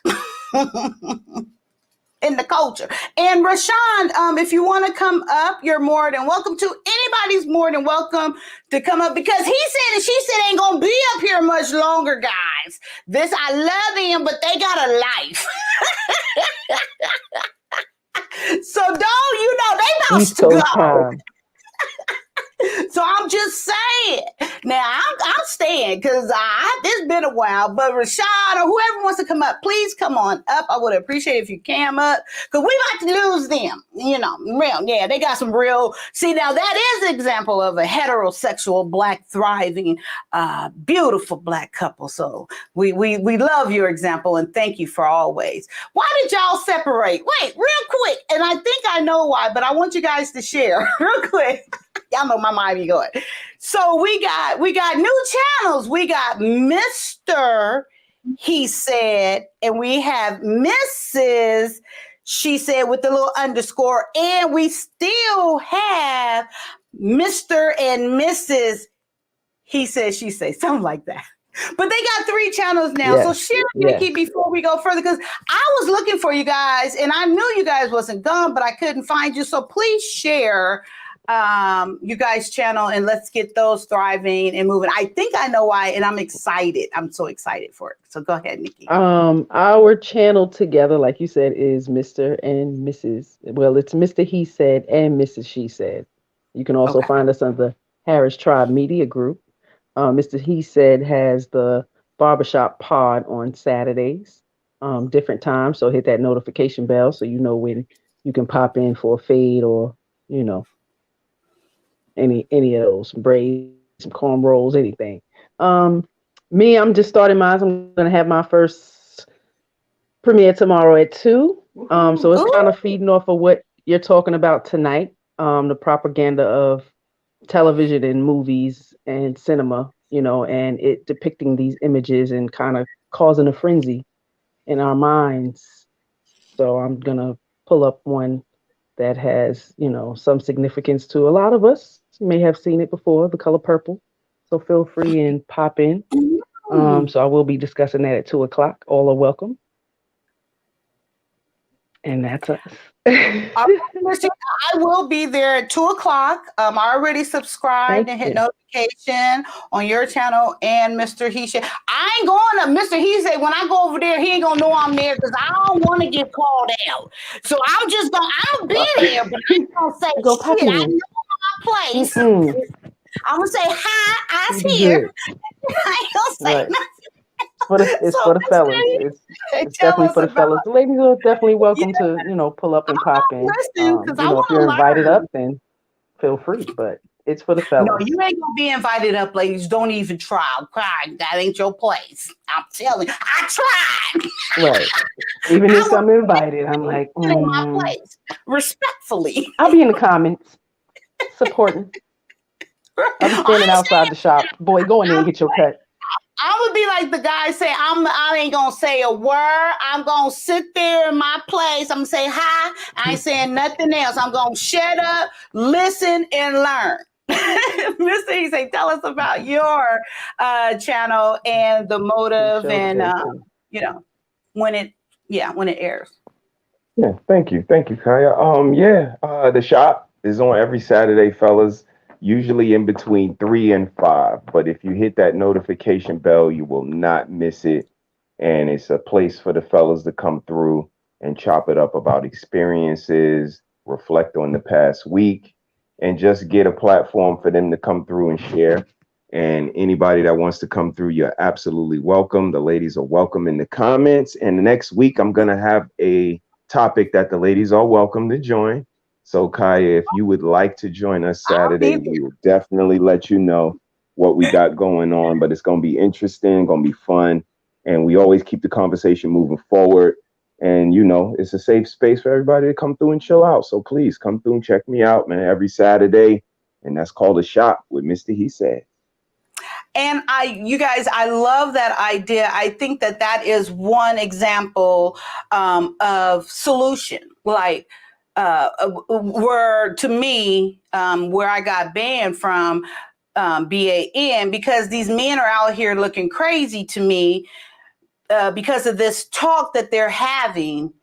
And okay, whatever that is, and then they're coming across looking at like women to me because they're intermixing and mingling with women, and they're matching that energy, and it looks crazy as fuck to me. And so I applaud this because I think that is awesome. That's how it should be when it comes to that type of interaction where we're trying to grow, learn, and understand. Now, don't get me wrong. Yes, this is also needed to where we're coming together, we're intermingling and sharing our ideas and opinion. But I don't think it should ever get to a point to where I feel like Mr. He Say is going to ever match my energy. And if you ever want to see a great example, the last show I was on with you guys, you can see the transition. Mr. He Said was up there with us women. It was me, his wife, and I think one or two other women. And then a man came on, and his whole energy and the whole rhythm and flow of the show changed very appropriately. But all that mixing and guys sounding like that is it's like, no, the masculine in me is going to come out because you look like a whole bitch right now. And I'm going to call it out because you're talking all this. Okay, enough about that. I ain't going to get started. But yes, please. No. I agree. Okay, Let me tell you, we've been together 25 years, and I absolutely have masculine traits. I'm all feminine woman, kind and inspirational and all that other stuff. But I grew up with a lot of boys. So him having that much discipline in self, to not behave like me, leadership. I mean, it's important. So I agree with you. You gentlemen cannot be up here. No, mirroring us. Exactly. Even if you turn your camera off and dismiss her and, cut her out the conversation versus going back and forth tit for tat. So, you know. Yeah, I pointed that out when it happened because it was just such a great example. And then and I always well, it's not even teasing, it's the truth. When I had showed up on, I think it was on Facebook, and I was like, well, hold up. I won't come. I got something to say. And he's like, no, all due respect, Kai, this for men. This ain't the place for you. Oh, shit. I felt so good. Like, amen. Because he is confident in himself, for one. That showed the leadership. It showed all of the elements of a man. No, you're not coming up here. This ain't the spot for you. But he did it respectfully, and I stayed around and listened, and it was a great thing for me to listen. And it was just, men, and it was, and I thanked him for allowing that window for me to listen. I learned from you guys. That's when I first started coming here on YouTube. I shared. That's how the whole thing happened with the Kevin Samuels. I never had interaction with men like this. I've never been influenced by men. I've never seen examples. I know that sounds crazy as fuck, but it's true. I have 4 or 5 uncles, but my mom, we weren't interactive like that. We met holidays, and but they wasn't influenced in telling me, Teeny, this is what you do. Teeny, this is what you look for and don't look for in a man. I never had any of that, and I had to learn on my own. But to come here, when I seen that first shit, that's why I was like, because I'm like, well, fuck y'all just like bitches. I don't want y'all. I met better examples. Not being with y'all. No, I know what a bitch act like. I'm a whole bitch. I'm whole petty. No, dog. No. But no, okay, anyway. I'm just like, but I'm not. Okay, anyway, E Black is in the house. I thank you. Hey, my brother, you're more than welcome to come up. Mr. He say and Mrs. He say, I know if you guys, I appreciate you guys. I'm not kicking you off. I'm not. But I understand, I'll stay up here and just be talking. I ain't going nowhere. If you guys want to go down, stay up, whatever. I'm just, No, we good. We good for right now. We good. I hate this one thing I'm going to Over say. here looking pretty. She right there. Right. You guys are. I love it. I knew it was somehow y'all can see each other. But the whole thing, I hate when people, I got a phone call. Motherfucker, why you lying? Why don't you feel comfortable enough in yourself to say, I'm about to go? Thank you. Why? That's what I hate. It drives me so crazy. And I just call out. But anyway, E Black, you're more than welcome to come. As you guys know, I don't have people I can talk to. I just be in here studying, learning on the computer. I talk to myself. So when y'all see me and I'm all excited. Actually, believe it or not, this is how I talk to myself too. Sometimes my daughter come in. She said, were you talking to me? I'm like, no, I was talking to myself. I'm good company. Okay, anyway. Anything else you guys want to say real quick before we get back to the video? Okay, so we're back to Papa Duck, who I thought would come on my show. I reached out to her. Why can't I figure out? He coming. Give him some time. Give him some time. He coming. I think he's coming too. I really do. Why can't I go right back? Wait, do I push this? Why won't it let me go right back to sharing? Maybe I'm supposed to push this. Oh, I forgot. There we go. Amen. Okay. Let's go back. All right, Papa Duck, we waiting for you. I'm going at you on the thing once we end this too. If you know anything about psychology, we mimic what we see. You understand me? They understand. Okay, can I say one thing real quick? This is another thing that is happening. So like him, he look all man to me or whatever. Like, I don't think he's gay. But from everything I see in Black men interacting, I'm looking at like how he's moving his finger. Ooh, that's very feminine. Like how he's talking is very feminine to me. Just like what he did with his finger. And I'm looking at his nails and you know what I mean? And that's the image that I'm getting because I see how men that look just like him interacting with other men. I just want to point that out real quick. Just watch this. If they surround us with a ideology, see, look, I was doing all of that by nature.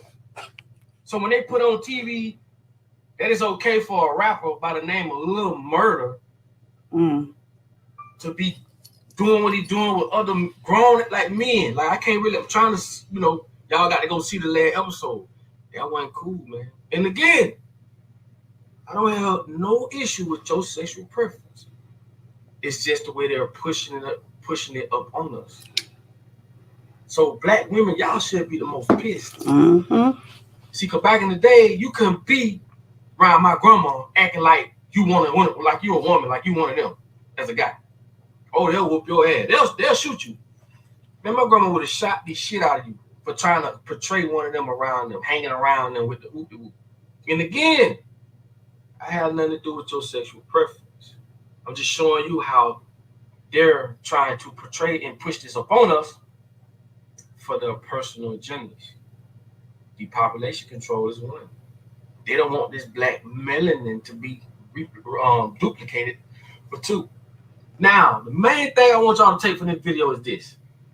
This is how you could tear down a culture by the perception that you put out there through the media, through these networks, through P-Valley and a lot of these other sitcoms and TV shows. This is how you tear down a culture. This is how you make black folks see each other. Not only that, this is how you make other cultures see black folks. See, ain't no other culture being displayed like this. You don't see Chinese people on there doing what they do. You don't see the toughest Chinese artist, rapper, doing what he's doing to a male. You don't see no other culture but black culture. And he who paints the perception controls the people. Even though you may feel as though this don't apply to you, you got to learn what psychology is. All the women they put on TV, whether you like it or not, represents women that society sees. Okay? Same way they tell us about Africa. We think motherfuckers running around throwing spears and lions and tigers and bears because that's what they told us. We knew nothing else about Africa. So if you saw another culture, the way they see us, because they portray us as we loud, we obnoxious, we steal, we kill, we rob, we do all the above. What you think another culture gonna think about you if that's all they know and that's the only way they can get information about you or that group of people or that culture? It's common sense. If that's all you know, if all I taught you about Japanese people, they rob, they steal, they kill, you scared on, you this and that, that's all you know. You have nothing else to compare that to. Nothing. And this is how you tear down a culture. See, my thing is this. I don't care about your sexual preference. I'm just showing you. Okay, right there what he was saying. What do you guys think about that? I think like that is so true. Like what they're putting out there. And like what I just pointed out, from me seeing all this, all his mannerism, even though I know it isn't, it's just what I've been seeing. And all I'm thinking about is coming across feminine to me. And if it wasn't for all this shit I'm seeing, I'm sure I wouldn't have thought of that. But what do you guys think, Mr. Heasey? What do you think about what he's saying right there? He absolutely has validity to what he's saying, and you as well. When you perpetuate, a certain stereotype or a certain quality to a people, and that's what another group of people have to judge them on, then absolutely. And again, mission accomplished. This is the identity America wants to present to the world. Somebody has to be the bad guy. Somebody has to be, because how would we know what the good guy is if we didn't know there was a bad guy? So, they depict us as a certain type, and it's easy to believe, easy to receive. And it's on us to try to fight the narrative and change people's perception, but it's an uphill battle. And, it's where we are today. But I've always analogized us as, kind of equal to Catholic priests. And I know that's kind of ill, but it is. I mean, Catholic priests have a certain reputation in the world. They mess with little boys. They are not the most moral people. And we have the same sort of depiction. And we have to fight every day to prove that, I'm not the typical, I'm not the average, or whatever the case may be. But, imagine if your name is Pookie or Ray Ray right now. I hear you, but that comparison, that might be one of the lamest comparison I've heard ever out of your mouth, because it's been proven consistently that that's what they do. I mean, beyond. And it's been proven consistently that what we do is not desirable as well. The murder per capita, the glorification of negative lifestyles, the misogyny of women, the disrespect of society. This is all, a part of the. Mm-hmm. You see it with white people do it too. The mass killings, they out here molesting their own kids. I mean, they do it too. So, but with priests, that's like, no, okay, amen. All right. I mean, I just think it's an uphill battle. That's all I'm saying, is that, when you have a certain perception in society, you have an uphill battle to change people's perception. And right. I know it's not exactly the same. I'm just saying that. No, I know that. It's an uphill battle. It's an uphill battle, whether you're trying to get people to believe you don't touch kids, or you're trying to get people to believe you want to raise your kids. Okay, so I'm still, my mind is still, what is it? Muddling. What do cow do when they chew over what you just said? But it's like, because it's like, why are y'all laughing? No, we were saying mawing. You were talking about mawing when you say check cows chewing over and over and over. That's it. I knew my tongue wasn't gonna let me say it. That's why I said I'm letting them know what I'm talking about. But it's like, when you go back to the history of it in Black people, it's always, it started out as a false narrative. So that agenda first was false. The depiction. What is that movie? The Greatest Story? No, where the white woman jumped to her death versus being raped by the Black guy who was played by a white guy. What the Greatest American Story or something? What's the name? You know that movie. Y'all don't know that movie? Way back, the first movie the white people made about the Ku Klux Klan, and the white woman jumped to her death. You're talking about The Birth of a Nation. Yes, that one. So even way back before this narrative was true, it was already being put out there, is I get what I'm trying to say. So as it goes on, it's almost like the example of, if you say it enough times, yeah, motherfucker, I'm going to show you, yeah, that's what I'm going to do. That's what I am. But even outside of that, if you're doing all of these things, creating these laws, creating the situation, putting this out there to make this narrative happen, okay, this is what you're going to see, and it's put out there. And then I'm saying all of this, and I know, I'm sorry, I'm beating this a dead horse, but going back to your example with the priest, that motherfucker made a decision. We didn't put him that, that's why my mind just kept thinking, because you always give great analogy, and I'm just a thinker, and I'm just voicing what I was thinking with that. It was like, for us as Black people, and I'm not looking for excuses, this is what was intended, and it was still is an excellent plan, and it's working marvelous. I think you said at the beginning, one of your examples was, if it's working, why change it? Shit, we about to perfect this shit even more, and we're falling right into it. And I'm not saying no excuses for us, but what the fuck, It is about perception, Kaya. It created fear for you, because now you're going to be looking at real heterosexual looking men and question their sexuality. You know what I mean? 100%. So I wrote that down here. Mission accomplished, right? I mean, it's been happening. crazy.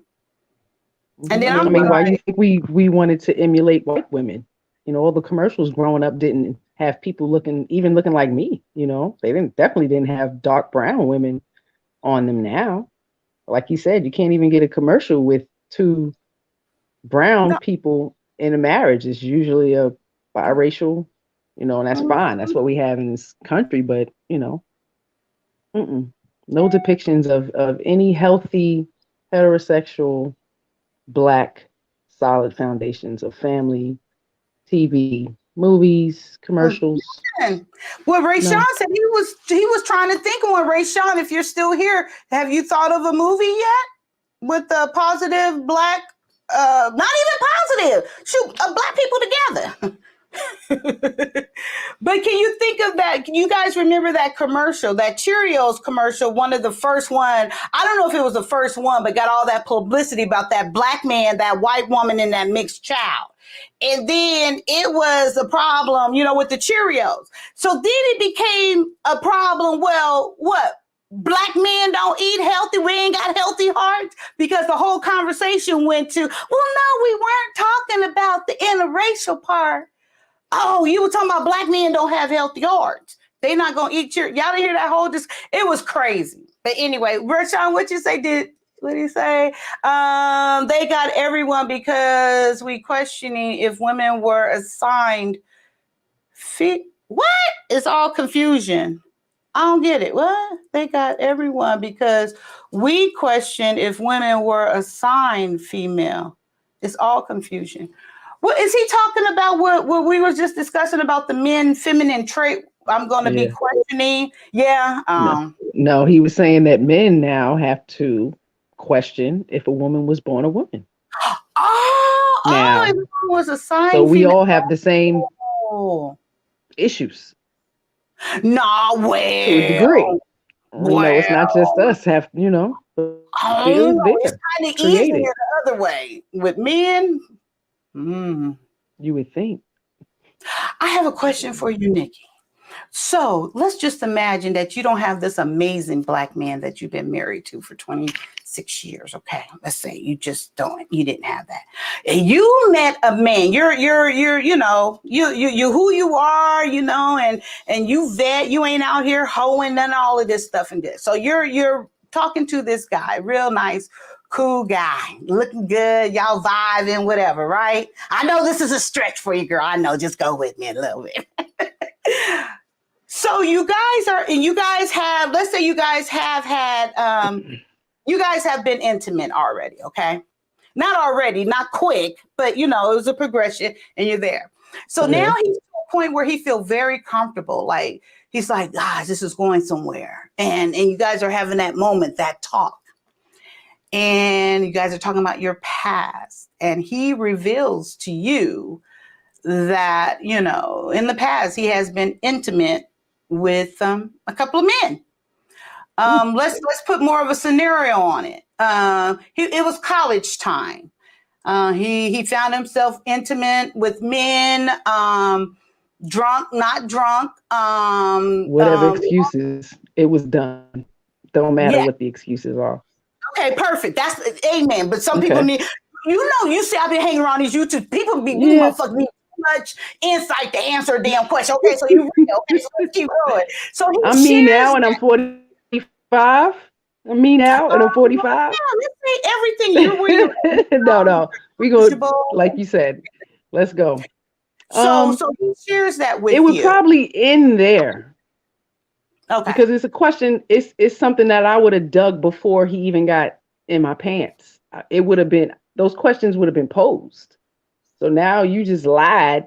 You were just lying to get in my lay and, you know, be able to be vulnerable. Like, that's something that should have been disclosed prior. Because I'm gonna ask at this age, even younger, I would have asked. Okay. I'm not uncomfortable with asking a man that, because you can say you're not gay, but do you like having sex with men? That's a whole nother question. Okay. You know what I mean? So, you know, I would have felt a little, but you know, betrayed, because you pretty much lied to get in my pants, because I would have asked that. Okay. So that's just me personally. Okay, then let's revert that. And I gotta what you said. I'm gonna elaborate on that, but real quick. So let's go back. You guys have not been intimate yet, but it's the same scenario, and you're having a conversation. And you're feeling this dude. Y'all feeling, but y'all haven't been intimate. And this is you guys having that conversation. Are you going to proceed with the relationship or no? Okay, why? No, because I'm a fully heterosexual woman. You can't persuade me to get in some woman's pants or have a woman get in my pants. So I'm just saying that's how I would feel. That's how I feel. I'm heterosexual. So I would want my mate to be like, and if that's something that you did in your past, I mean, might be something, it's not something that I want to sit back in my mind and worry about, or, I'm glad you were open with me. We can probably still be friends or whatever, but no, I probably wouldn't take it any further. Mm-hmm. So I got that whole scenario from the show. What's that black chick's name? Yeah, I'm so bad with names. HBO, Issa. She's like, I'm an entrepreneur. Issa. Okay, I think I know you're talking about. Her show I might not have seen a show, but that show is so good. That's a really good show. But her girlfriend on the show was faced with that. And it was the first scenario I gave you. And it was her response was the same what you said the first time. She felt deceived more so, but ultimately she still had a problem with his sexual choices as well. And I'm the same way. I couldn't go on. Anything you want to add, Mr. He said? We left you out the conversation for a little bit. She's back. Yeah, it's all good. It's all good. I'm resting in my masculinity over here. Hey, man. No. You wear it well. You should give some classes. That's the only thing that I would add is that if it was me looking at it, I would try to spin it, to my advantage. So yeah, it's an unfortunate situation that, guys are unpredictable. And like you said, now it has you with your eyebrow raised on people who, probably wouldn't be. So what I would do is just add more questions to my questions. Are you gay? No. You ever slept with a man? No. You ever sucked a dick? Ooh. No. You ever had your dick sucked? No, like now we gotta start going down, because again, what I was gonna say is, Kaya, let's go with that. You say, everybody's suspect now? Yes, let's go with that. Because now we're gonna sit them down and we're gonna question everybody. Listen, fella, got some questions for you. You ready? You like questions? Because I got a few. And again, we're going to start going down the rabbit hole, and we got a lot. You like going in booties? Do you like your booty going into? Ever? Once? Twice? 3 times a lady? Talk to me. We can make it funny. We can make it light, but we going to get to it. Got you. Amen. You know what? See, that's why I love you guys. I wasn't even thinking that way. I really wasn't. And so my question for you, Mr. He said, is it in your deliverance then? Is it in my deliverance? Because I wonder, is he going to take offense to it? Like after he answers, no, I'm not gay. And I know, right? What the fuck? So bye, nigga, bye. So I'm going to have to go just Kyle and be like, it's going to tell a lot. So, okay. So, okay. So after someone says, no, I'm not gay, and you go, have you sucked dick? Have your dick been sucked? Have you had a finger or two in your ass? Do you toss some salads and all that stuff? So that is not offensive. That is not like you saying, I didn't trust you saying you're not gay, because that doesn't necessarily fall under the umbrella of gay. Amen. Okay. But now my problem is, this is why we had that term, being on the DL, right? This is why we had that term, because it's men that don't consider themselves gay, but they enjoy sex with men. Some men have married wives and pastors and live these heterosexual lives, but they sleep with men. So like women. But the light is being shined on the men now to create even more fear and propaganda. I'm telling you, it's like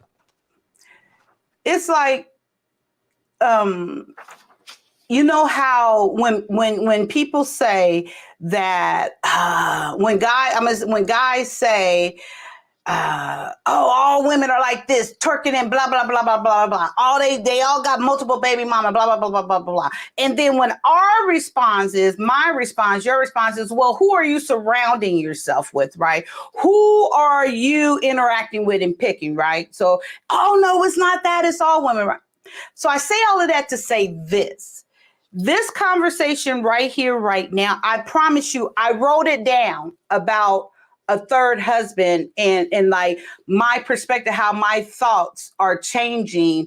Not really, because no, I am a married, I'm 100%. I'm not that, I'm going to get married again without a doubt. But I did write down like how I'm not as you guys see, I don't even talk about it really no more, because I'm like, dude, what's going on out here? And it is a little bit of hope gone on the perspective of me seeing things like P Valley, like these men out here with men. Not, these shows are showing this. And it is putting a little bit of fear in me, because that would crush me.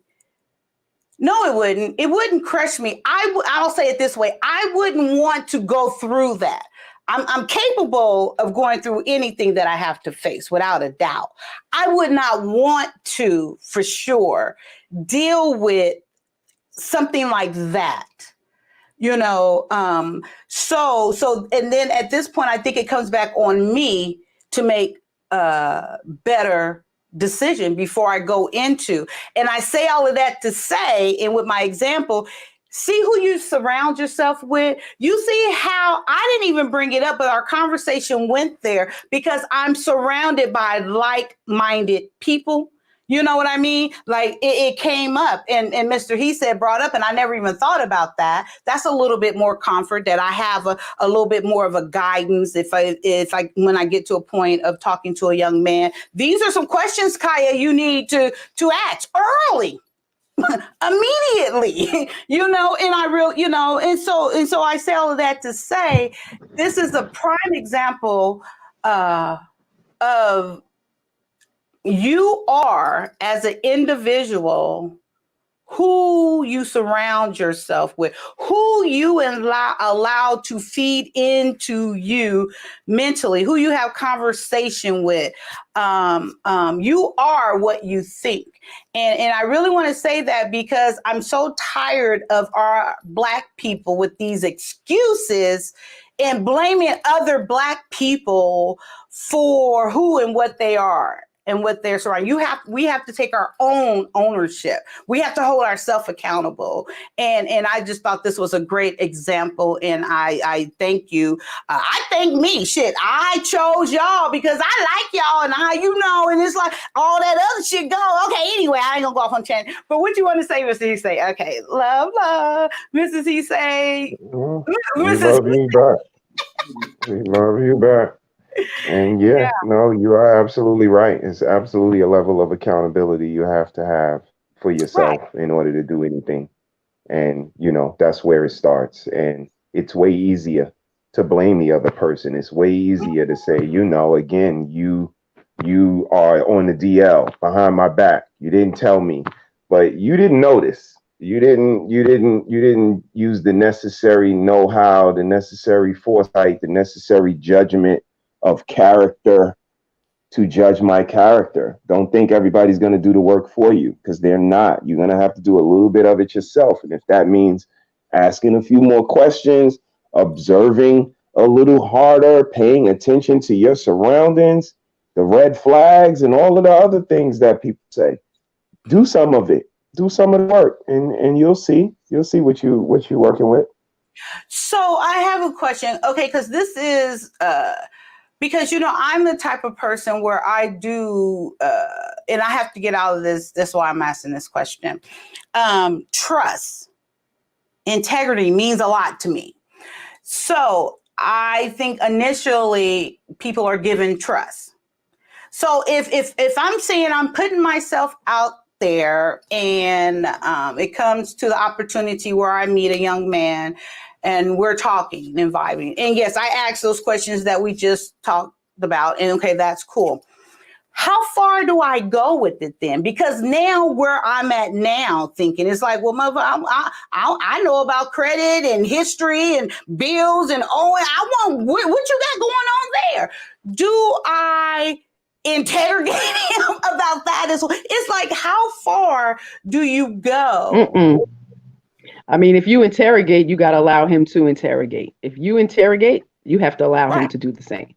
I would suggest the family. You have to meet his kin. You meet him, you meet his kin. You got to see where he come from. See how he behave around them. You know, that's a telltale. People going to show, you know, family members will tell on you. He was called boo-boo back in the day, you know, things like that. Okay. You know, you're not just going to, it's going to be kind of hard to really get who a person is if you don't get to see their family, where they came from, you know. It would be great to get a resume from the exes, right? I think that a reference. Yes. You know, that would, because you know they might put a little X on it. You should be able to do the same. Yeah, oh yeah, anyone can talk to my ex. But coming off with all those questions repeatedly would definitely feel, you know, feel like an interrogation. So you can ask and then give him the opportunity to say, well, you want to ask me about my past stuff, you know. Oh, no interrogation, though. That's not cool. All you gotta do is come on this damn YouTube channel. I mean, you know. Yeah. Pull me up. Okay, so anything else? I got one. No. I got to go in on this one. Uh-oh. You want to know about somebody? Go to their old neighborhood. Go to their old neighborhood. Yeah. Back where you was Poochie daughter. Go back there. Where the people know you. Oh, he was a punk when he was little. Or he was, he was a good boy. Or he was a crybaby. Or she was, a tomboy. Or she was, a nice girl or whatever. But you got to go where the people actually knew them. Because they're going to present their representative. They're going to bring you around people that's going to talk them up. They're going to bring you to their mama. Their mama ain't going to say but so much about them. Come on, really? Seriously? But walk around the corner where the sisters be at. And they be like, oh, TJ got a girl? This punk motherfucker? And whoa, you was a punk when you was 11? Oh, yeah, he was. Let me tell you. Come here. Let me tell you. Change. See, that's my thing. People change and grow. Yeah, they do change. They change from what they was on the inside. And again, this is what y'all ladies don't want to see. Again, that's you automatically with people change. Yeah, they do. They change from exactly what they was in the beginning. You can run from yourself, but when you turn around, you still right there. So traces and glimpses of that person is always there. Get to know that person, the original them, before you were ever around, before the kids were ever around, before anybody was ever around, because that's them. And if you go to his hood and everybody say, yo, he was a good dude. He ain't never messed with nobody. He went about his business. He went to high school. He went to college. He had his life. Or you might get different stories. But again, go to the source. Don't believe what they tell you, because they're going to tell you some shit. All right. Okay. I like that. I'm thinking about both my marriages. And yeah. Okay.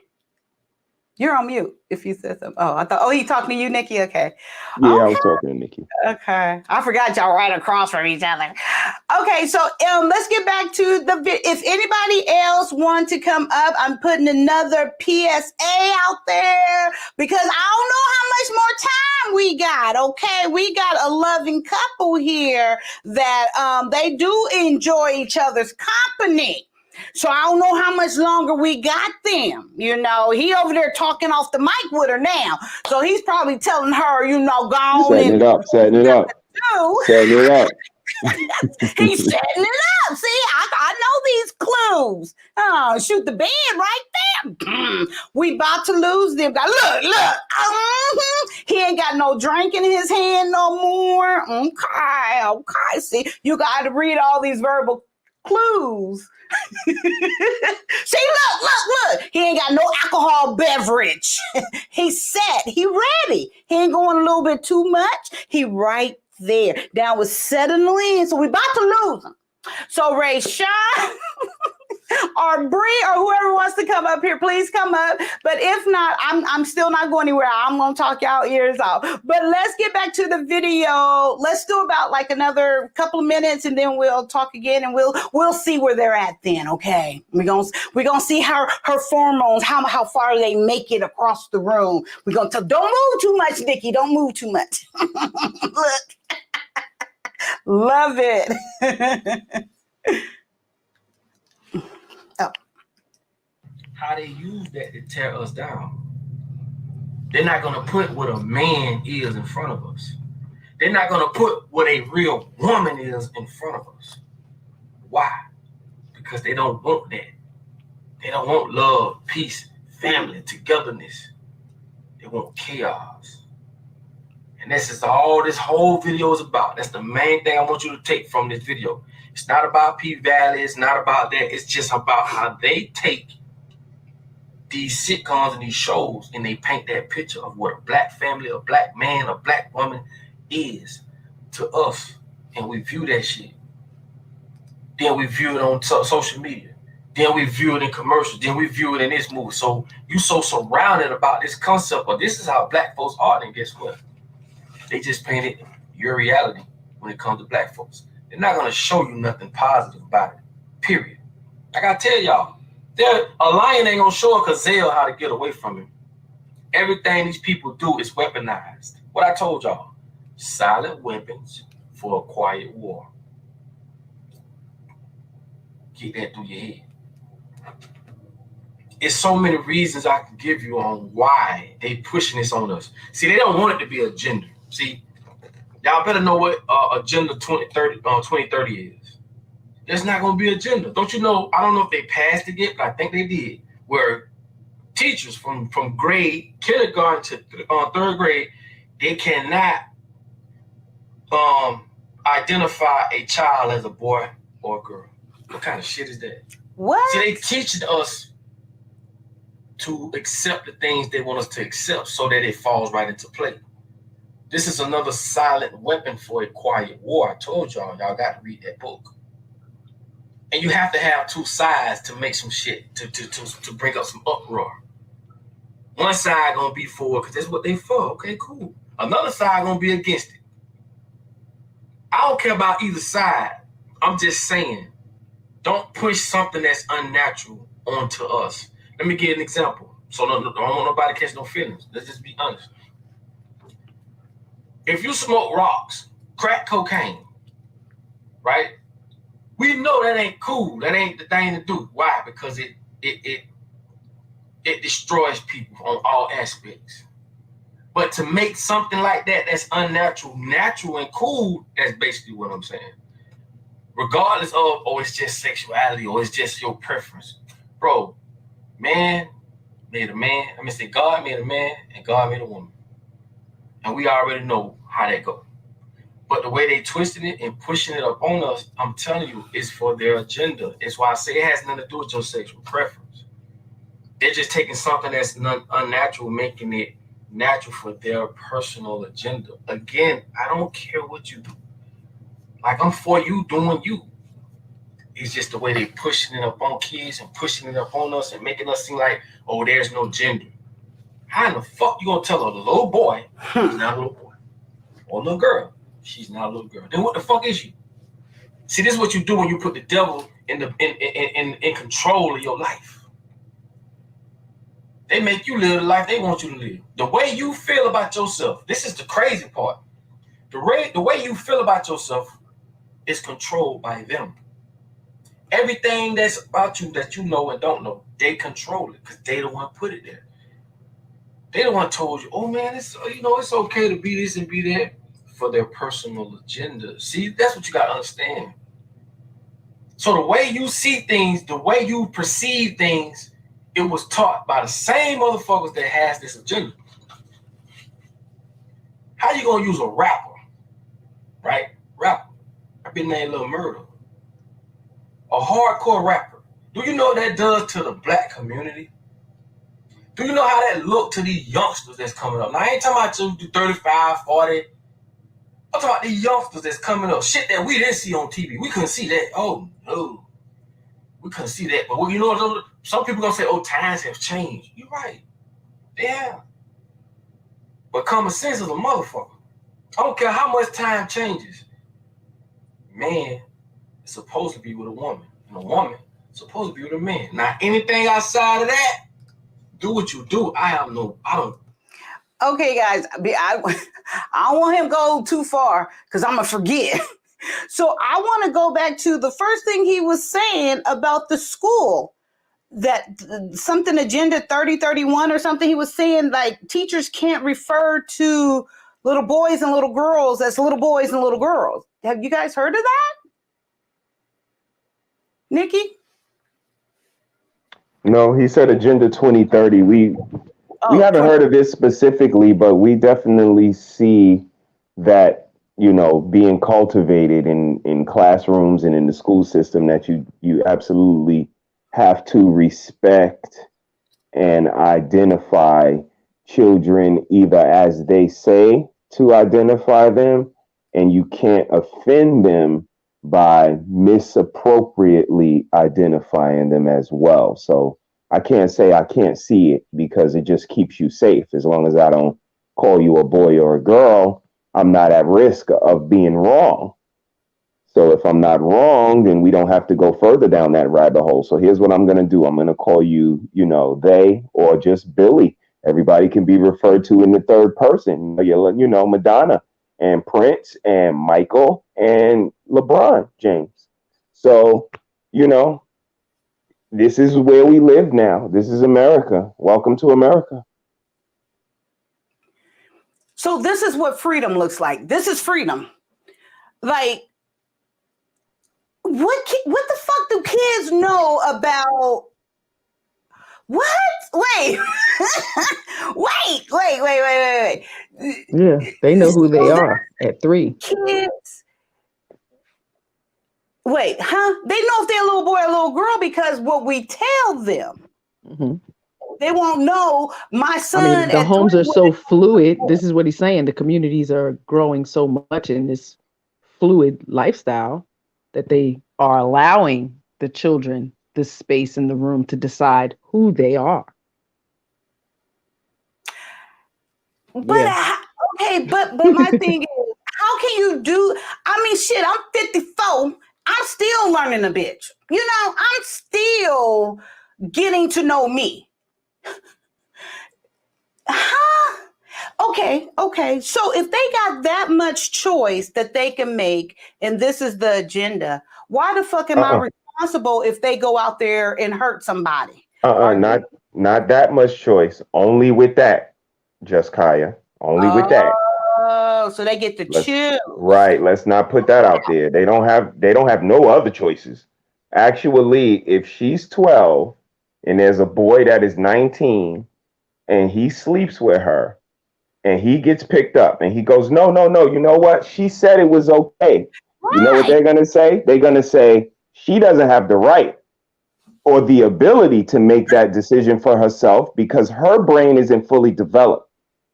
Now we go to the other side of the scale and they say when he's 2 years old, he could tell you he a damn girl or a cat and you better put down a bowl of milk. What? Are you just making up that example about the cat? You're on mute. No. Wait. No, I am not. There was a elementary school where a young child identified as a cat and the teacher did not acquiesce to it. They did not put down a bowl of milk and a scratch pad, and it was absolutely questions to be answered. You have to respect their identity. Who had to respect it? The school. The school. Mm-hmm. So, okay, wait. Okay, so the cat example, you're saying for real, she put down a bowl of milk. No, I guess the teacher didn't acquiesce. The teacher didn't follow it. I guess the child must have told the parents. Of course, the parents must have addressed the school about the situation, and it was a thing. Yeah, the child wants to identify as a cat. Let him. Yes. I mean, there was a woman who wanted to marry a pool, and the county allowed it. So, I mean, freedom of choice. Yeah. What? Kaya, weren't you on our show when we showed that? The girl wanted to marry a swimming pool. That sounds she probably familiar. did now. But that's different. That's a grown ass crazy woman. I'm stuck on this cat and the parent getting upset, and the 3-year-old, 2-year-old can tell you what they are. But we don't have no sense. Like it has to go on with your second example of a 12-year-old and 19-year-old, 12-year-old say, yeah, I want to have sex with the 19-year-old. How can you limit my choices now? Because it's beneficial. So what about this? What about, okay, so he didn't have, wonder she identified as a cat or a dog and he had sex with her. Now what? Oh, now we adding a bestiality charge. I just thought of that. Oh, so is it really a sin? I mean, I know it's a sin. Is it really a crime to have sex with an animal? Yeah. It is. So is it so who are we fighting for? Are we fighting for the mental of the person or the rights of the animal? Rights of the animal. Not the mental status of the person. It's called bestiality. It's a thing. It's a preference. Stay tuned. It might be legal in a few years. Who told what animal told them they had a problem with it? Who boycotted? Like, how did this? Who knew? Who was able to have that conversation and communicate to make this go into effect? Really? So, Kaya, what you want to do when you get off here is you want to Google, where do sexually transmitted diseases come from? And you will find out that sexually transmitted diseases come from animals. So in order, syphilis and gonorrhea, all of those, a pig, a monkey, whatever, but a human had sex with an animal and spread these diseases that we know of today. If you don't believe me, please look it up. But yeah, this is, again, sexuality. And for us to treat sexuality like we treat restaurants is just American. Having sex with the same sex is okay, but with this 12-year-old is not. Just like tipping at Applebee's is fine, but not tipping at McDonald's is not, but you get food from both places. Make it make sense. This is America, the home of the double talk, the home of the shit don't make sense, and people just go along with it because they so fucking melanated with the fluoride in their water that they just go along with whatever the fuck you put in front of them. Not the fluoride in the water. What? What?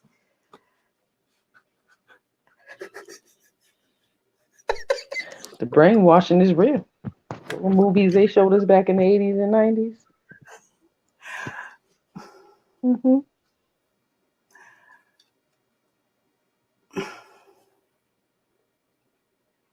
It's like,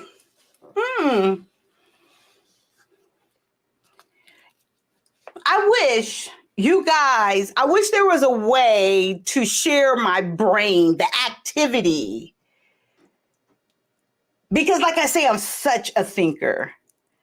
And sometimes I have problems sleeping because I'm just thinking and I can't, just how much this doesn't make sense. My mind is coming to a point to where, how did this even begin to continue? Like that first fool who said, and then that second fool who concurred. It was how? What? I really thought sexual transmitted diseases came back from way back from mixing of all the. I really did. I did not know it came from animals. Mixing of all the what? like me, like everybody sleep with everybody, you know, like because like even now it was this, you know, if a man if your husband have sex with someone else, come home to you, your body, a woman's body will tell her if she's really in touch and she's healed and she knows. She's going to get a yeast infection. She's going to get some irritant. Her body's going to tell her there's foreign fluid in her. Right. So I thought like men sleeping around, things mixing, and maybe it started from two things mixing that shouldn't. And then that person went on. And that's really how that was how I mean, yeah, that's what you see now in modern day. But what about the first one, the very first one? There were no people to sleep around and y'all doing this over here and that over there from the first case. Well, you know, they were, because that's how we populated the earth. So that's what somebody wasn't eating right. It had to come from somewhere. Again. Yeah. I mean, do the research. You know, I could be floating on blue clouds right now. Do the research, and you'll absolutely see that, you know, a lot of these things are man-made. Absolutely, a lot. When man put their hands on stuff, we kind of mess stuff up when we put our hands on it. And you know, whether you agree or not, take a look at history. Take a look at, you know, right now, climate change. Take a look at what we doing to the earth. And a lot of people say shit like, you know, what do you think gonna happen when the earth end? But I hate to break it to you, the earth is never gonna end. People may end, but the earth never will. So, you know, wrap your mind around that.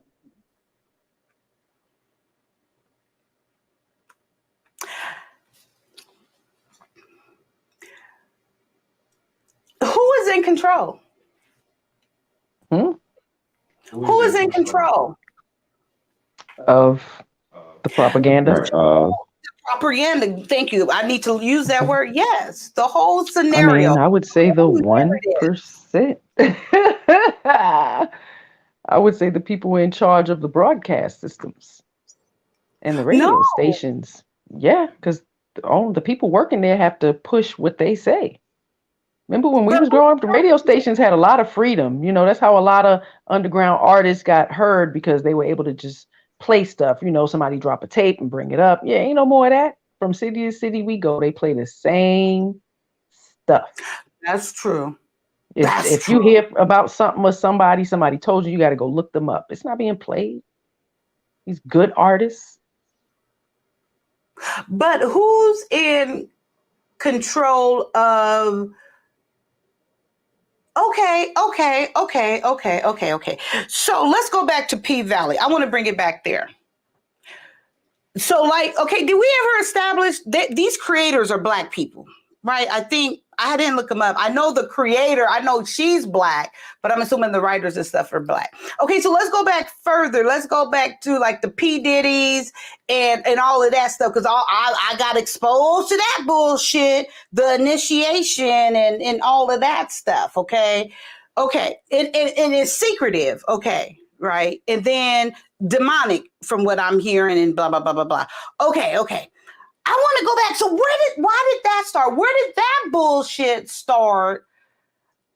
And why the next person thought it was cool? And then, okay, even getting to right now, is it the gain of fame is so great for them that they'll do anything cellular? So I mean, is it really that?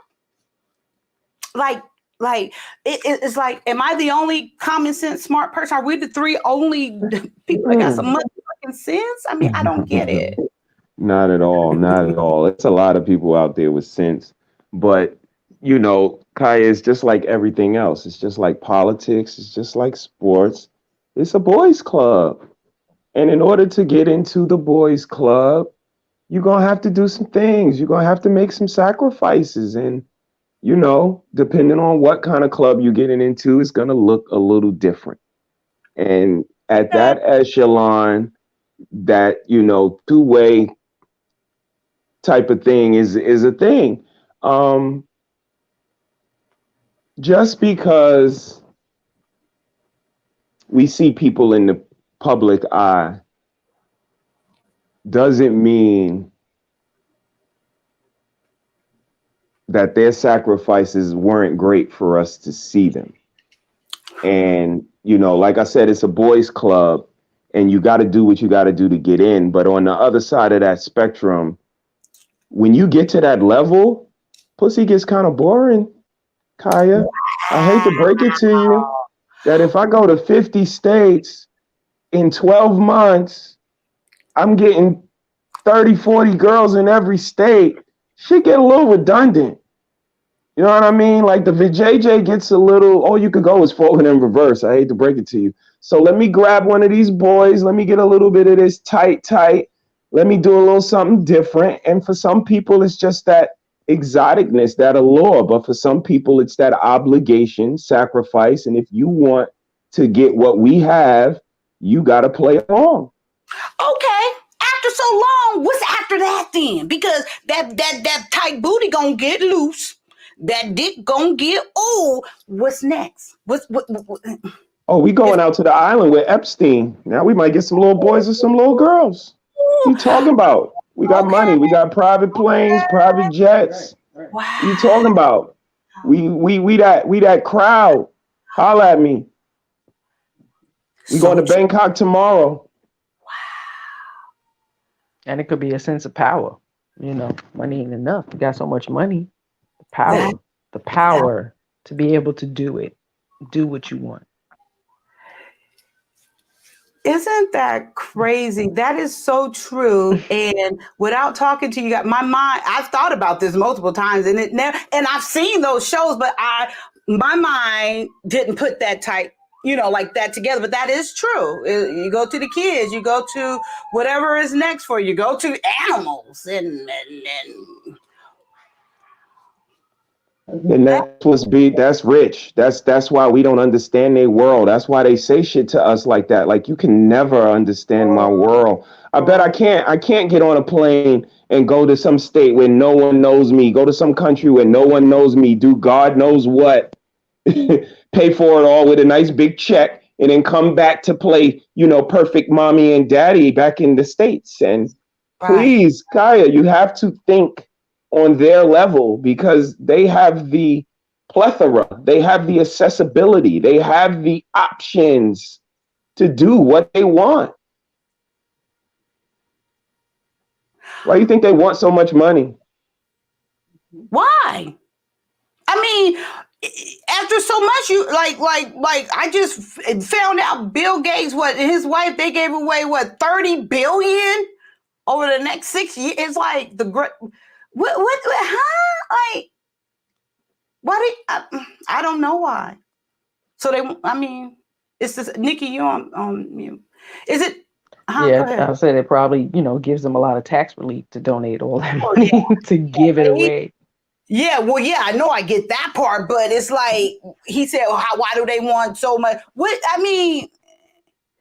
Okay. I'm going to tell you why. You want me to tell you why? Yes, tell me. Because a check can clear up any problem, Kaya. Ask O.J. Simpson. Ask anybody that tore up a hotel and just wrote a check. Say, yo, take care of this. Did you watch the Johnny Depp trial? Oh, yeah, I'm his bodyguard. He just say, clean it up. And he write a check and we all leave. And Johnny say what Johnny say. And that's what goes, because Johnny write the checks. And he got an island over here. And he got a boat right here. And he got 5 houses right here. That's why. When you have these things, you get to do things. You get to be, you're not normal. You get to act not normal. Window. Normal goes way out. You're not normal anymore. So now you have to be exotic. And, a lot of things go out the window with that. Morals, scruples, and a lot of other things. But it comes with a price. This was a fun conversation, Kaya. I'm about to go to bed now. I knew you was about to do that. But this was fun. But I appreciate you guys so much. I really, really do. Even though we only hit on one point of what he said, was there something else? Because we didn't even get past that 20-30, that 40-50, whatever. I'm in line with a lot of what he says. I know there's an agenda. I've been watching TV for many years. A lot of the shows, again, you see the shirt, the Cosby, Living Color, like it was shows that stopped violence in my neighborhood. I was from a very violent neighborhood, but on Thursday night, it settled down. On Right. Saturday night, when Apollo came on, it settled down. When In Living Color came on Sunday, it settled down. And that's the power of positivity. That's the power of creativity. But if all we got now is a Winnie the Pooh remake, when he killing everybody, Winnie the Pooh, and this is what these kids coming up on. There's no originality. I haven't seen a movie that's not a superhero movie that's original in years. Everything's a remake of something. So there's no creativity, there's no originality, there's no quality people. And when there's no quality people, this is what you get: a bunch of, redundancy, a bunch of poor quality television, but still drama filled and captivating. So we watch it, and we watch I'll Get Away with Murder. The shit was the bomb. They brung some white girl in for some same-sex relationship, and me and Nikki looking at each other like, why'd they do that? It had nothing to do with the story, and then the story picks up when the white girl leaves and it gets back good again. But why'd they throw that in? And I can name 8 more shows that there's a same-sex relationship in, and why? Why? Because it's the agenda, because that's what they want the new norm to be. If we could get these black men out of their house, put him in a house with another man, we'll even take that. It's less threatening than, this loud talking. Look at me. You know how hard it is to put up with me, Kaya. I am not easy to deal. And America knows. So, this is what they do. But fellas, you got to be yourself. Be more than simple. Please. Try to take your community back. Try to take your house back. And put your best foot forward and come up here and talk with Kaya, because she'll get you right. I'm trying to get Nikki, is there anything you want to say? Can you please share both of you guys' show once again? Oh man. Oh, Mr. I'm gonna mess it up. Mr. He Said and Mrs. She Said are on Thursdays at 8. Mr. He Said has his barbershop pod that comes on on Saturdays.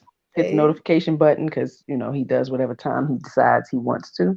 And I'm gonna try to keep it on Sunday. Tomorrow I'm gonna do mine 2:00, debunking the fear of the black man, Mr. from The Color Purple.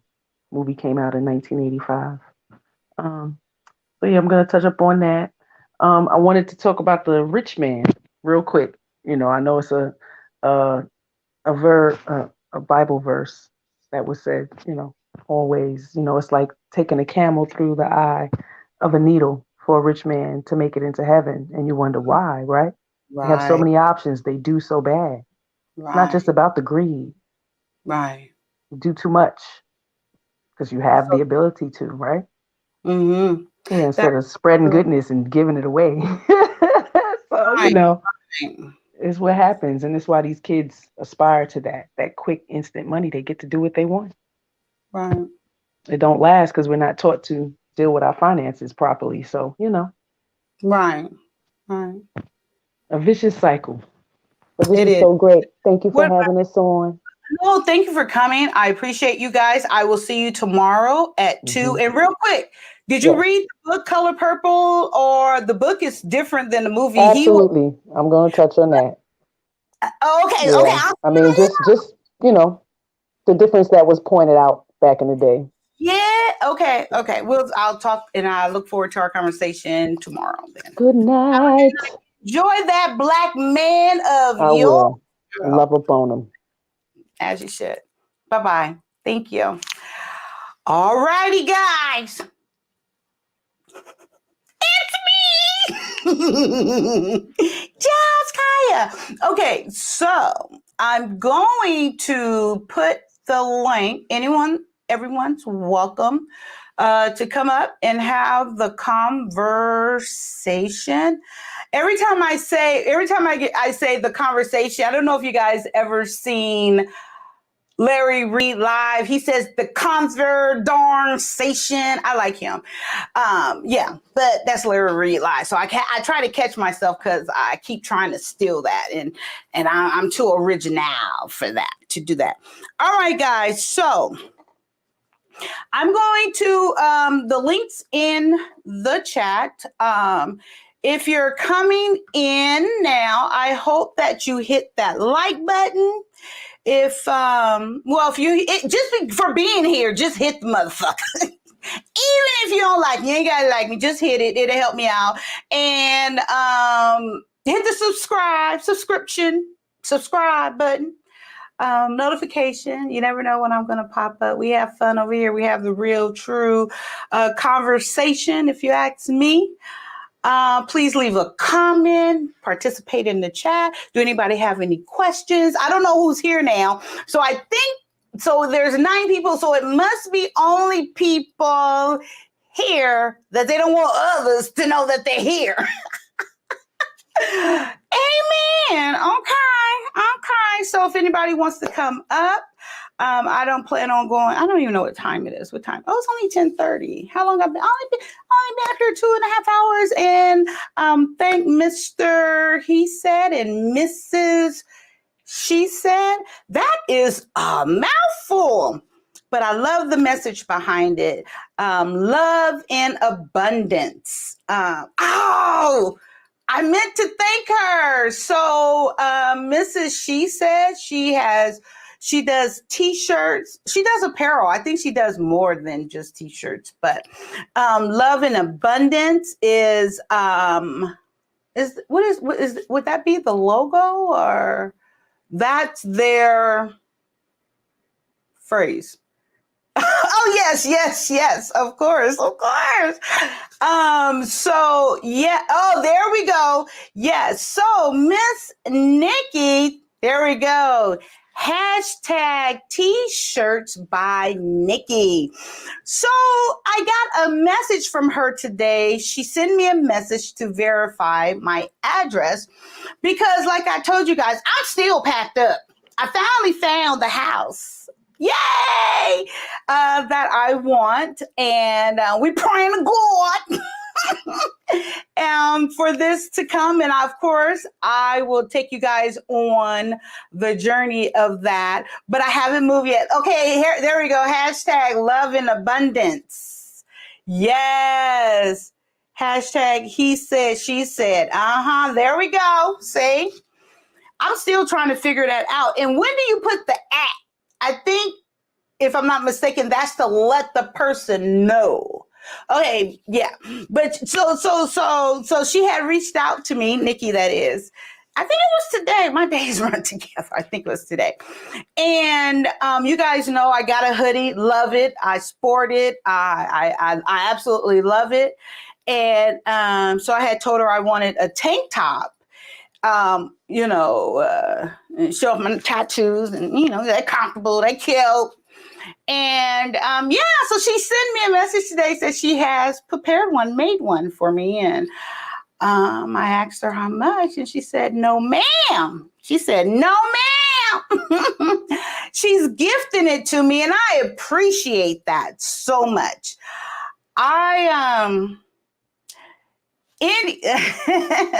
Oh, she said some. Some means more than one. Amen. God is good. See, it's nice to have friends and know people, and and to what is that called? To fellowship. Yes, I love them dearly, and you guys know I don't say that freely. And never met them in person, but I'm looking forward to the day they come here and I go there with my family, and it shall be an amazing time. We'll see what happened after that. They might be like, this bitch is truly crazy. She needs to go back to California. But I don't think so. I think they can tolerate me. Her husband is amazingly patient, and it's mainly the women. They be like, girl, God, you really like that all the time? Yes, I am. But anyway, so I will be showing off my tanks when I get them, and I look forward to it. But I'm very appreciative, and I do. I'm going to say this, but it's not for feel sorry for me, because no, hell no. Me receiving gifts like this, it doesn't happen. It has not happened. Believe me, people I've been around and people in my life, I've had to pay. And I'm not complaining, because yeah, but I ain't opposed to receiving a gift or something given to me, but it really feels good. It's something that doesn't happen. I'm really trying to think of something that I have received and not paid for it, to be honest with you guys. And so I'm very appreciative of this, and words cannot express. And it like I said, I was ready to pay for this. I brought it up that I wanted some tanks, and so anyway, enough about that. I appreciate her. That is truly what I feel a person can only do if it's within them to do that. No one should ever request, oh, you should have gave this to me, or you should have done that. No, they shouldn't have, because it shouldn't be done unless that is truly what a person wants to do.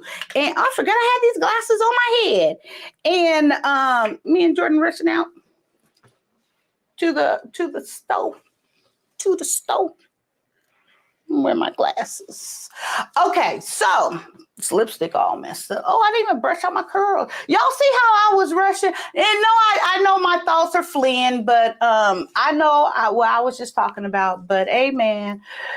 Y'all not gonna believe how long I had these glasses. These are my Mary J. Blige glasses. These are the glasses when she first came out. Well, that's how long I done had these glasses. I am not frugal with my money. Why do I need to buy another pair of sunglasses? These work just fine. They do their purpose of keeping the sun out and I still look cute. Yeah, they old school, but that's okay. I done had these glasses a long time.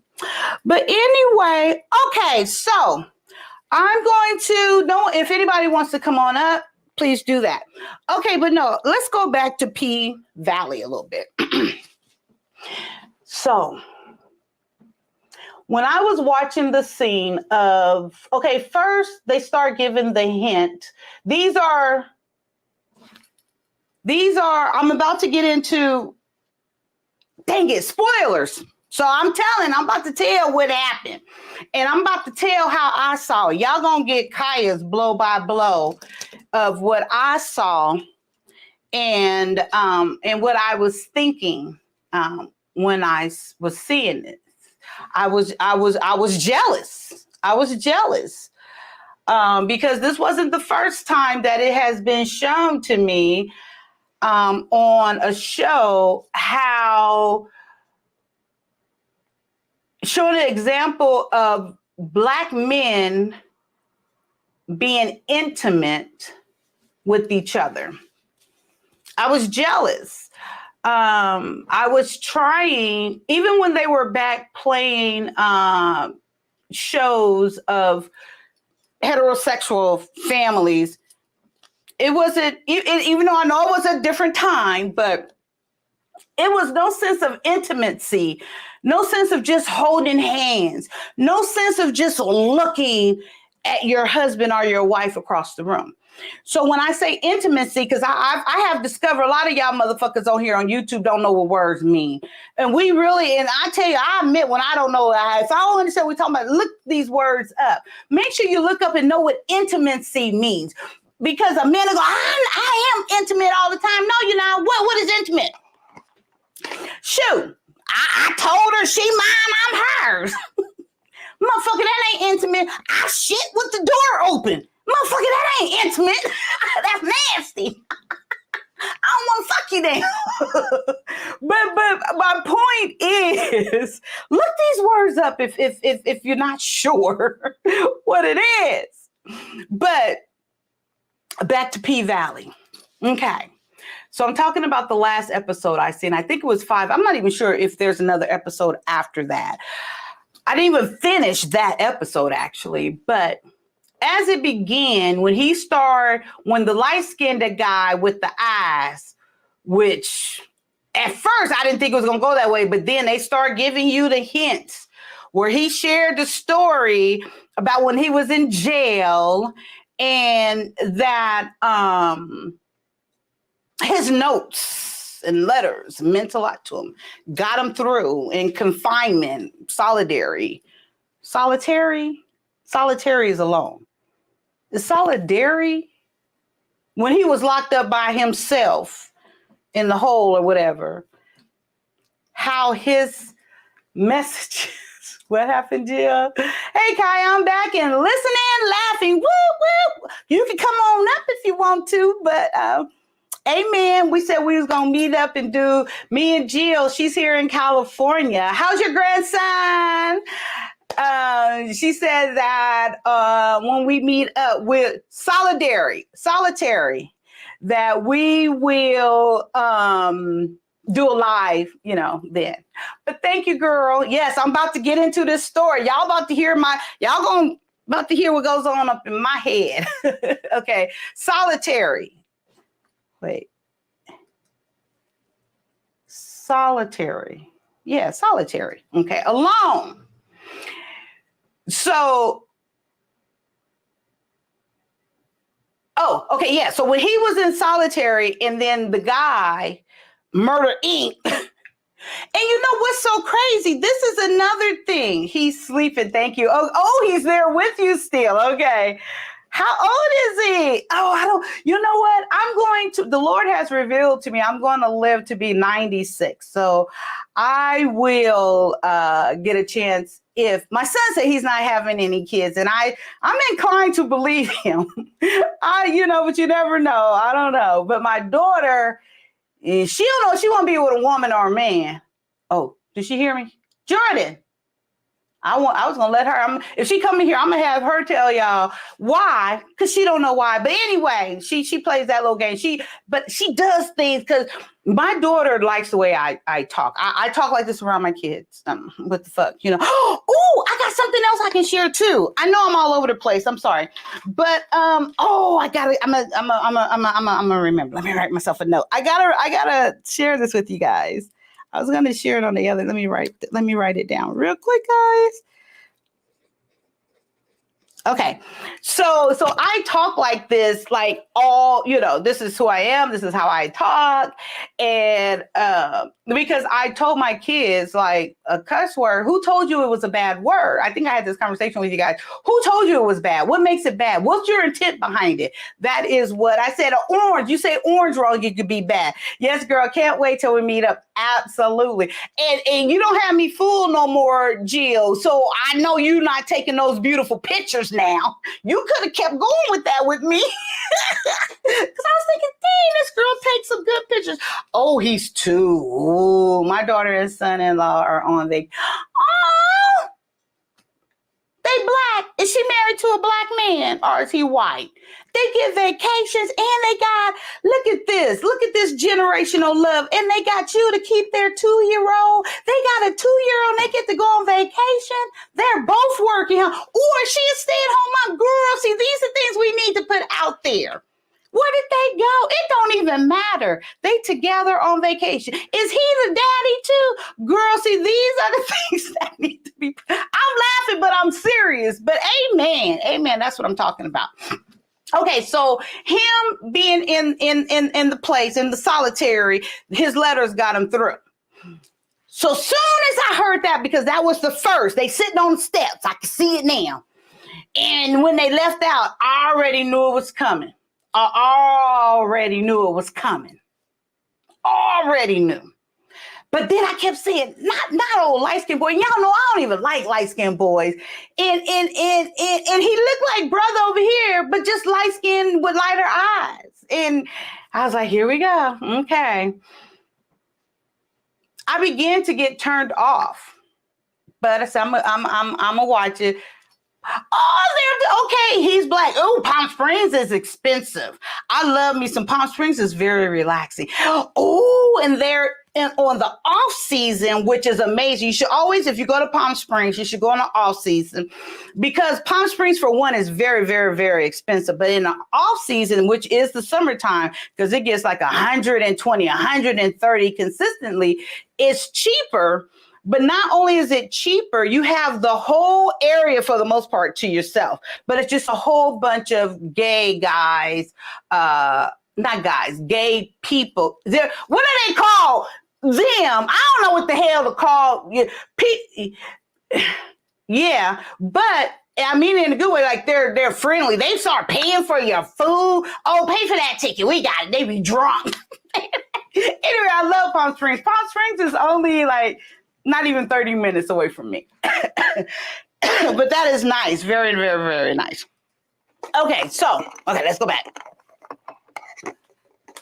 Okay, for real. Here come the spoiler if you haven't seen it. And I'm glad to hear he's black.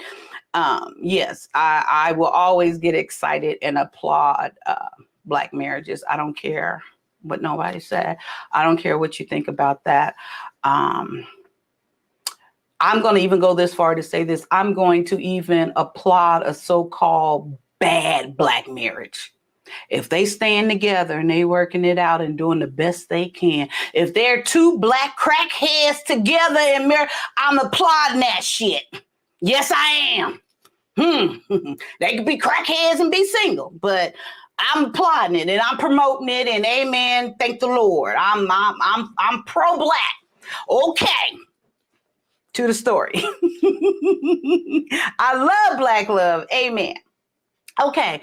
So once they start taking this walk, because don't know too well, I shouldn't say don't know two guys take a walk, but I knew it was coming.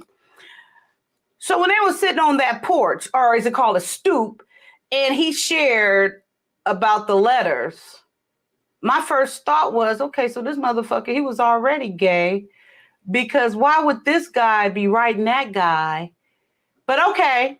And then Mr. He said once you're in jail, because I think he said he did 10 years, you have to expect that there going to be some sexing going on between men. Okay. But Murder Inc. is writing him. So that he was the, okay. So let's move on from there. So Murder Inc. didn't take the hint because he's into old girl back at P Valley. What's her name? Her name won't come to me right now. It'll come to me. Or you guys can tell me. Might not. Okay, so anyway, so then the next scene. So y'all remember the fight, right? So old boy, fake manager who's just trying to get some pussy. That's another thing that pisses me off. So he take Mississippi on the thing to... Wait, what? I was like, he ain't no damn time. Right. And then what did you say, man? Back from the South. What I missed. Come on up, Army vet. If you want to come on up. I'm getting into the spoilers because I don't think you've seen the show because I think you said earlier you're not watching it. So you about to get Kaya's recap on the scenes and my thought and how I felt about, yeah. So if you want, you come on up or you can listen from there, whichever makes you happy, but anyone and everyone is welcome to come up. Okay, so y'all, so old fake, yes, Army vet in the hand. Hey, and I can see you. All right, okay, let me check you out. So I have some questions for you. Are you, no, I'm kidding. Go ahead. Yes, yes ma'am. Can you hear me? Is my mic straight or is that my echo? Yes, ma'am, your mic's straight, sir. You're straight. I can hear you. Okay. I ain't never seen, I think I seen one show at the beginning and I think I only watched 15 minutes of it and I ain't never watched it again. Okay. So, you know what it's about, right? You know that. Strip clubs and hanky no, panky. Yeah, but the strip club, okay, good. See, now I got someone to talk to. See, now I can talk better. Stay a little focused. Okay, so let's rewind a little bit. So this is the second season. So it's a strip club, but these girls be dancing their ass off. It's portrayed to me of an art form, like them on the pole and what they're doing. It's like very athletic. And I was also sharing that I see the women in a power position. That's the way I view it, which I know people say otherwise, like they're degrading their body and blah blah. I just don't see it that way. So, I meant to ask. That was the main fucking thing I wanted to ask, Mister. He said. I asked, okay. Was it power? No, to me, I view it as the women are in the power position. Yes, that's the way I view it. But I hear most of the time people say, oh, no, they're hoes. They're degrading their bodies. They're whatever, what they're doing. But I don't see it that way. I see it as the men, to me, look crazy throwing their money at these women for shaking their ass. And I'm talking, I don't care if you're a rapper and you make all that money, you throwing it. If you go into work every day, that's even more crazy. You're throwing. So I see the women in the power position. They're the hustlers. They're the ones getting over. That's the way I see it. I see like yes, that's the position I see. So I don't get the other side of it. I don't see it as degrading. I just don't see it that way. That they're taking, because if that's the case, for me, I can see how you see it. yeah, because I don't see the body that way either. It's like you're talking to two different men. Men with money look at it different, and men without money, you look at them different.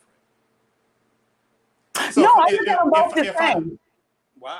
Because men with money will degrade a woman like that, but men that don't have money and will get an opportunity to date something like that might treat women better.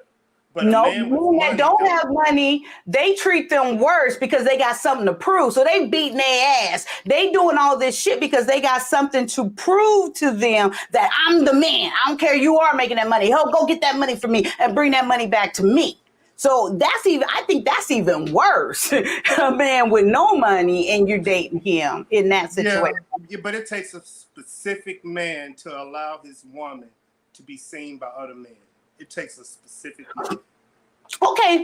Okay, so you're going somewhere different. You're going elsewhere because these women, they ain't got, the one that got a man is he's a white guy and they got their own issues. But from the perspective of these women are not with men right now. They're getting their hustle on. They're getting their money. They ain't worried about some dick. They go get dick and get it when they want, and then they back pushing and taking care of their business. So they're on their grind right now. They're not thinking about no relationship, sort of, that, and I'm talking about the show even now. And I would think if you're in that type of environment and that is your profession as a woman, I shared the story of me thinking, I'm 18, I'm about to go make some easy money. No, I couldn't do it. Believe me, if I could have did it, I would have done it, but I couldn't do it. So it's not for everyone, but I would think your mentality at that time is I'm here for a purpose, to make my money. It's quick, easy money to get in and to get out. Truly, that's what I think it should be. And then if you want to make a career out of it, okay, but you have to have a plan and have the mental stability for that. And I think it could be done. Yes, I really do. So, okay, with that and then the athleticism that comes along with it, you see the shit they do, it should be a sport in the Olympics. Yeah, but it comes down to this one fundamental thing that I always go to, that my grandmother asked my sister one time. Is that job something you want your daughter to do? No. You don't want your child to be a stripper? It wouldn't make no difference to me. Why? Okay, why is it so bad? Why does that speak of her character, or what's so bad about it? My bad. I'm speaking as a Christian man. I'm speaking as a Christian woman. I'm speaking as Kaya. Christianity has nothing to do with it. You cannot do that and be Christian. Ooh, you want to go and have that conversation? No, I don't want to have it, but I thought, I'm going to listen. So why can't you do that and be a Christian? To yourself. It's degrading to yourself and your child. It's degrading. So if you degrade yourself or your child sexually, you can't be a Christian, right? No, that's what you're saying. Okay, so okay, because it's a sin. That I'm you're leading towards it. Okay, amen. Okay, so have you for money too? That makes it worse. Okay, amen. I know you already Wait, no. Come on, we going there. So tell me this. So you don't lie, right? No, ma'am. You don't lie. Trying and doing is two different things. No, because we're talking. I tell the truth no matter what. I say it that way. You tell the truth no matter what. Okay. To my detriment or to my best. I have to. Okay. So you're single right now, right? Yes, ma'am. Okay, so you haven't had sex with a woman, right? Are you crazy? You have? Oh yeah. And you a Christian? Wait. Yeah. Wait. Okay, wait. How does that work? How are you able? So good. How are you able to do that and still be a Christian? Please, but you just told me my daughter can't be a stripper and be a Christian. Please make it make sense. Okay, I'm gonna try to figure it. Oh, you good? I'll give it to you. You got a couple of clips already. That's just, come on now. Because the bottom line is you have to go back. What makes you a Christian? How are you a Christian? Tell me that. How? Yes, what makes you a Christian?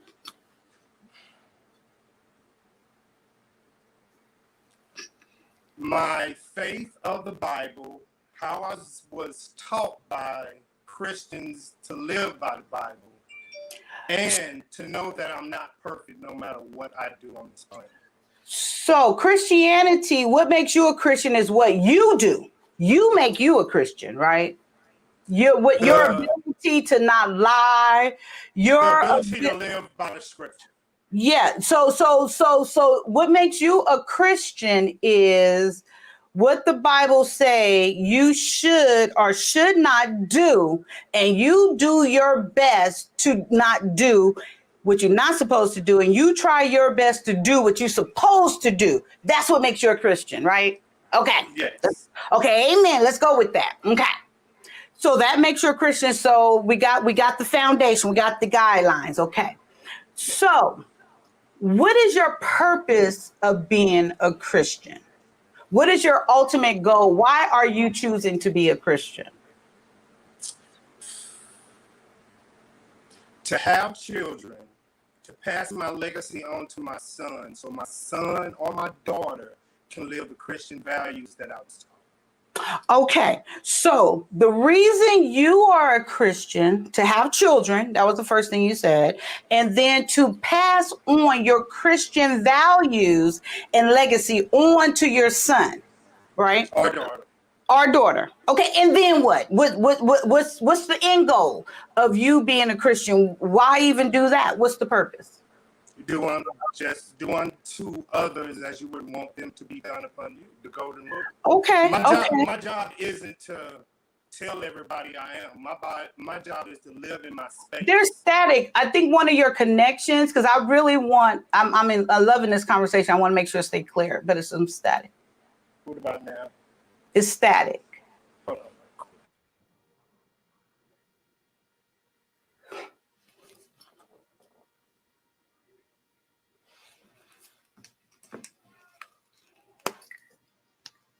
We about to get into it, guys. You're on mute.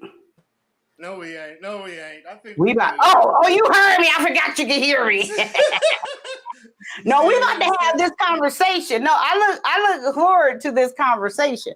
Let me. Hey, You know, Let me I love stop me looking like I've been sucking dick all night and put some more. I know, girl. I'm crazy. Hey, I'm crazy. I just came from the club myself, girl. What you talking about? Oh, wait. You was at the club and you were Christian? Ooh, really? Yes, ma'am. Okay, wait. Something. So you was at the club and you're a Christian. At the jump joint. Was there any women there? Oh, yeah, there was a lot of heathens up in there. A whole bunch of heathens. Did you look at any of them? Of course I did. And you were still a Christian? Day before tomorrow. Always go. Okay. Did you have any drinks there? Alcohol drinks? Yeah, Hennessy and Coca. Wait. And you're still a Christian? I took an Uber. Amen. You a responsible Christian. Amen. Responsible Christian. Okay. Let's get back. So what's your end goal? Why are you a Christian? I know that static. You hear that? No, we're good.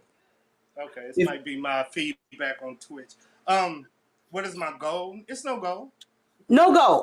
Okay. That's enough information. So let's community of Just Kaya Real Talk Day. Let's do a quick recap. So how this conversation started is my wonderful fellow Christian here. Okay, wait. I'm laughing at me. Okay, I love this man here. I love his openness, his honest. He's being 100% honest, and I have mad respect for that. Okay, so me and my fellow Christian here, the reason and how we got to this conversation is we was discussing P-Valley. And my Army vet friend here, fellow Christian, asked me a question. He said, how would I feel if my daughter was a stripper? I said, I wouldn't have a problem with it. So he goes, and this is kind of how he said it. She can be a stripper and a Christian. And then I was like, yeah, you wouldn't have a problem. No. And you're a Christian. Yes. And then I asked Mr. Army Vet here, do he believe that my daughter could be a stripper and be a Christian? He said, no, ma'am. He said, no, ma'am. And then I asked him his parameters on what, makes her a Christian, or what is it about it? Okay, I want people to make sure we understand this. So he told me what makes him a Christian is doing his best to do what the Bible say to do, to treat others the way he wants to be treated, to do what the Bible say, basically. Okay. So bottom line is, I'm gonna put a little bit of words in his mouth here just to bring it all together. So my questions to him was, do you lie? He said no. So we know that's a lie. But anyway, I let him have it. He said, well, and then he tried to revert it. He goes, well, I try not to lie. Amen. Okay. And then I asked him, is he married? He said, no. I said, oh, so do you have sex? Hell yeah. He said, and I said, and you still a Christian. But remember, the question was, my daughter cannot be a stripper and a Christian, because I put the two together that it must be, he's looking at it as a sin. So if it's a sin, she can't be a Christian. Okay, so let's take that. So this is how the story got to this point of him having sex. Oh, I forgot to ask you this. Having sex, is that a sin if you have sex outside of marriage? Does the Bible? Oh, does it? Okay. Does it mention stripping in the Bible? I don't know, but somebody said they seen some Egyptians twerking, so I don't know. I don't know. Oh, but did the Bible mention that? Because I you've don't know. seen in the Bible where it talked about adultery. Yeah. I You've seen that seen part. in the Bible where it talked about lying. Okay, because I'm going Yeah. by your scenario. Okay. And then you went to the club tonight, the lusting. You looked at some women. Oh, and the alcohol. Yeah, you that had was. a Coke. You feeling good? You looking good and relaxed. You smiling. Woo! Bringing out the, it's almost like you're pregnant. You got that glow.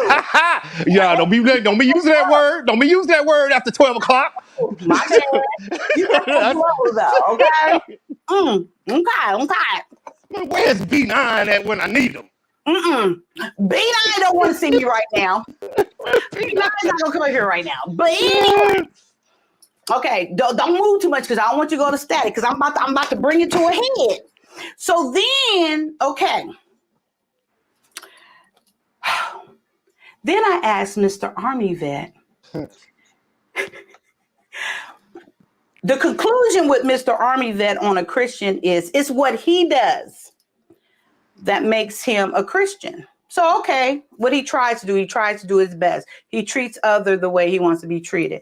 And then I was like, well, why? Why do you want to be Christian? I want to pass on Christian values to my son. That sounds like a white man. That sounds like what I hear white men saying all the time. I'm going to pass on these Christian values. Oh, you are from the South, though, huh? That's what they say on the South. Yeah, I just remembered that. Okay. So he wants to pass that on to his son. Okay. Amen. Okay.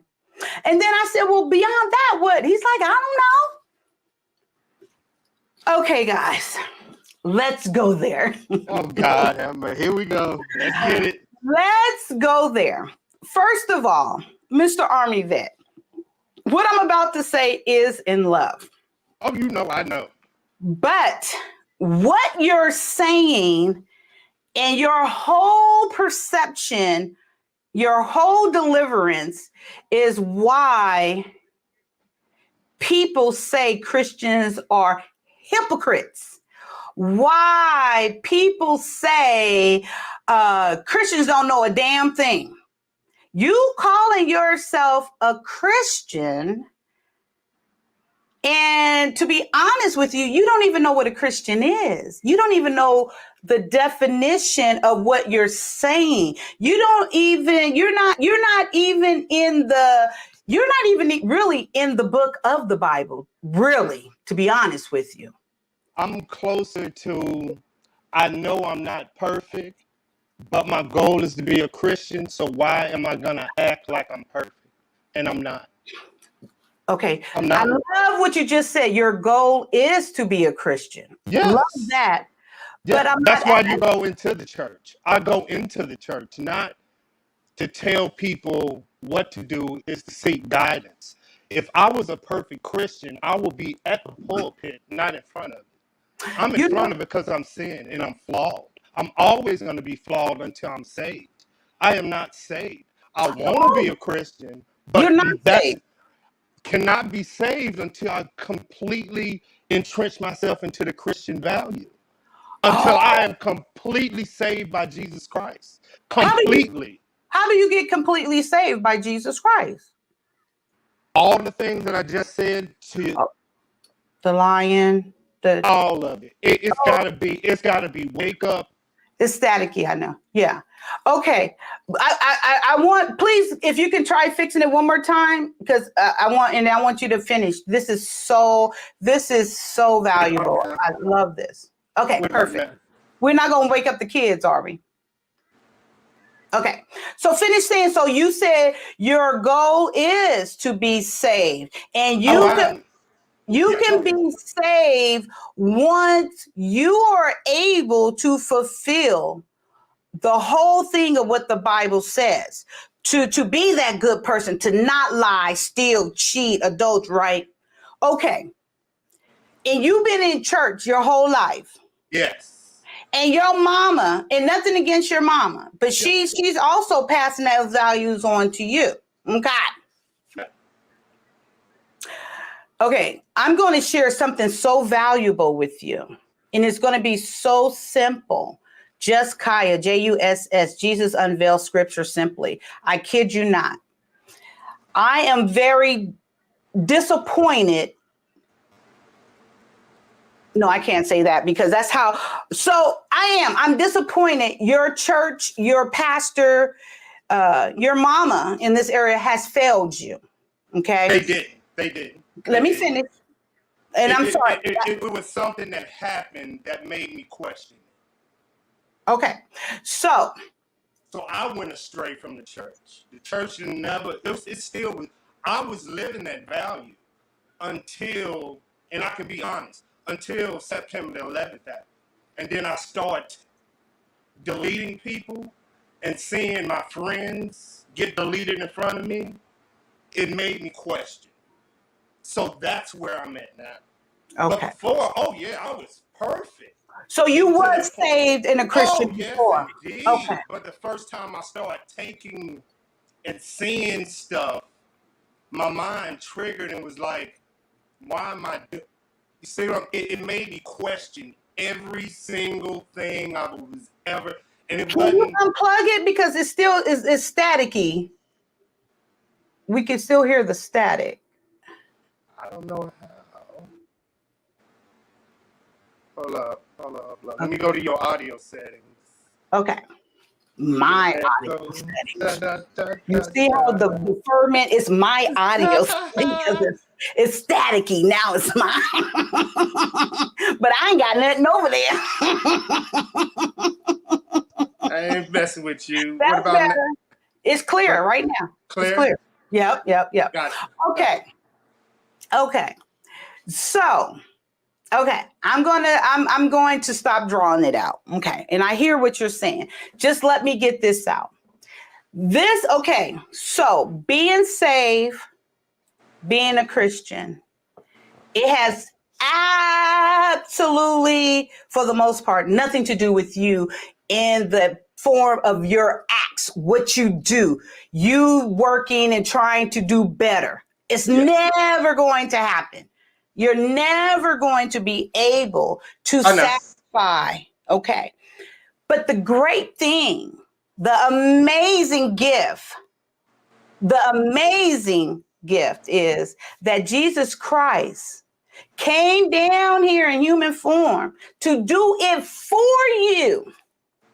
He is all what he did. Ain't got a damn thing to do with what you doing, can do, cannot do. It only relies on where your belief and faith goes beyond once you hear this. And I'm going to try to be as clear as I can. And I know I be a little wordy. And for me, it makes it more precise. So I'm going to do my damn best. But it's what Christ did at the cross is what defines you as a Christian. It's what's defined you as being saved. So it's what he did, his death, his resurrection on the cross. That's the work. That's the law. So when he went up on that cross, the law of what you're trying not to lie, trying not to steal, the lust and all of that. Okay. So once you receive the message, and it's Matthew 9 and 10. Go ahead. I think I'm almost sure it's Matthew. Y'all let me know in the thing about it. I think it's Matthew or Matthew 9 and 10. And then my other favorite one, John 14:6. That's another direct one. And it's those simple words. Read it. What does it say? You know, I'm a man. I can't type fast like a female. Oh, okay. And then John 14:6. That's more direct. Well, all of it is perfect.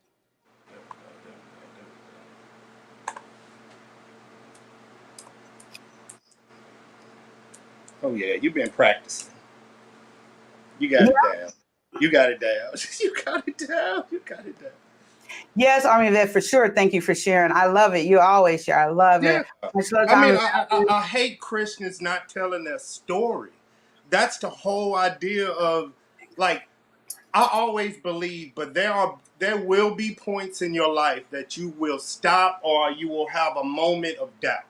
And I'm telling you, September 11th was a moment of doubt for any soldier that picked up an M16A2 and went overseas. It changed your perspective on life. Right. And there is no church, priest, mama, cousin, niece, somebody that can restore your faith. You have your bullet and your vest. There ain't no faith. So then you got to build all of that back once you get back to the States. So that's what I'm saying. Then you got to deal with family, then this, then this, then this, then church. Then do you go to church? Who will support you in church? Will there be a preacher or a woman that like, hey, he's okay. He just came. You. It is very, very hard if you lose faith where to go. Once you build and learn for yourself, you will realize you don't have to go anywhere because it's with you, it's within you, it's who you are, it's that word that you plant within yourself. You have to don't rely on anyone else. I would say that, but there's places that God don't exist. And that place over there, I'm telling you, he don't exist where we were. So it's easy to say it till you see the most horrible things on this planet. And then you cannot unsee that. So you have to deal with that before you can deal with him. You can't just walk into the church and hey, God say, no, you still got to deal with what you see. That still changes you. Absolutely. And before you see it and you walk into that, you still got to deal with yourself. But see, you're relating God to a building, to a church. No, I'm relating it to if you lose faith, where should you go? Did you ever have faith in the first place? Yes. I've gone. faith Any in. man that says he has to start in the church. Any Christian man will tell you, yeah, You it's had the church. faith in the church, not in No, God. It's like when you see your first love, you remember her first sight. The first time I knew God and Jesus exists was in the church. I understand. Somebody brought me in there and was like, okay, look. I get that, but see, you keep going back. It's up to you to want to receive what I'm saying. Because if you're going to keep going back to what you're saying, then we can stop here because you're not hearing me and you're not able to receive it. Because if you're not open to receive it, we're going to be wasting our time. So I'm trying to tell you, it has nothing to do with that building. I know that that's your history. I know that's where you got your understanding. That's where you were introduced to the Lord, to God. I get that. Okay. Now come up to 2022 with me right now. Come present with me right now. I'm here to tell you, God is here right now with us. I'm here to tell you, when you were that 9/11 event, God was there with you. He saw it too with you. He understands. So all of this, what you're feeling and go through, no, I can't relate. I have no clue what you saw, but I can tell you this. Once you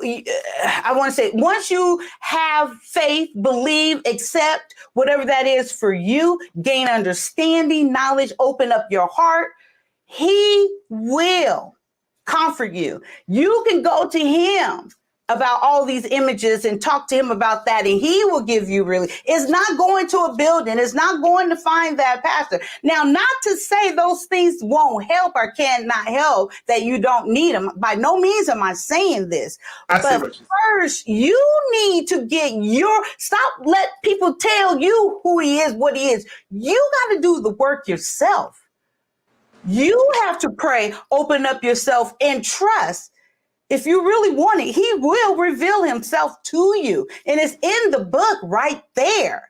But you have to want it. You ain't need to go find your mama. You don't need to go find that building. You don't need to do any of that because they have so far misled you. So, amen. So when you get it, then you can go and tell your mama. It ain't your mama's fault because that preacher man, just like with you, didn't do his job in educating her. But you know? I'll say it like this. I do believe. Am I flawed? Yes. Am I searching for him? Yes. Wait.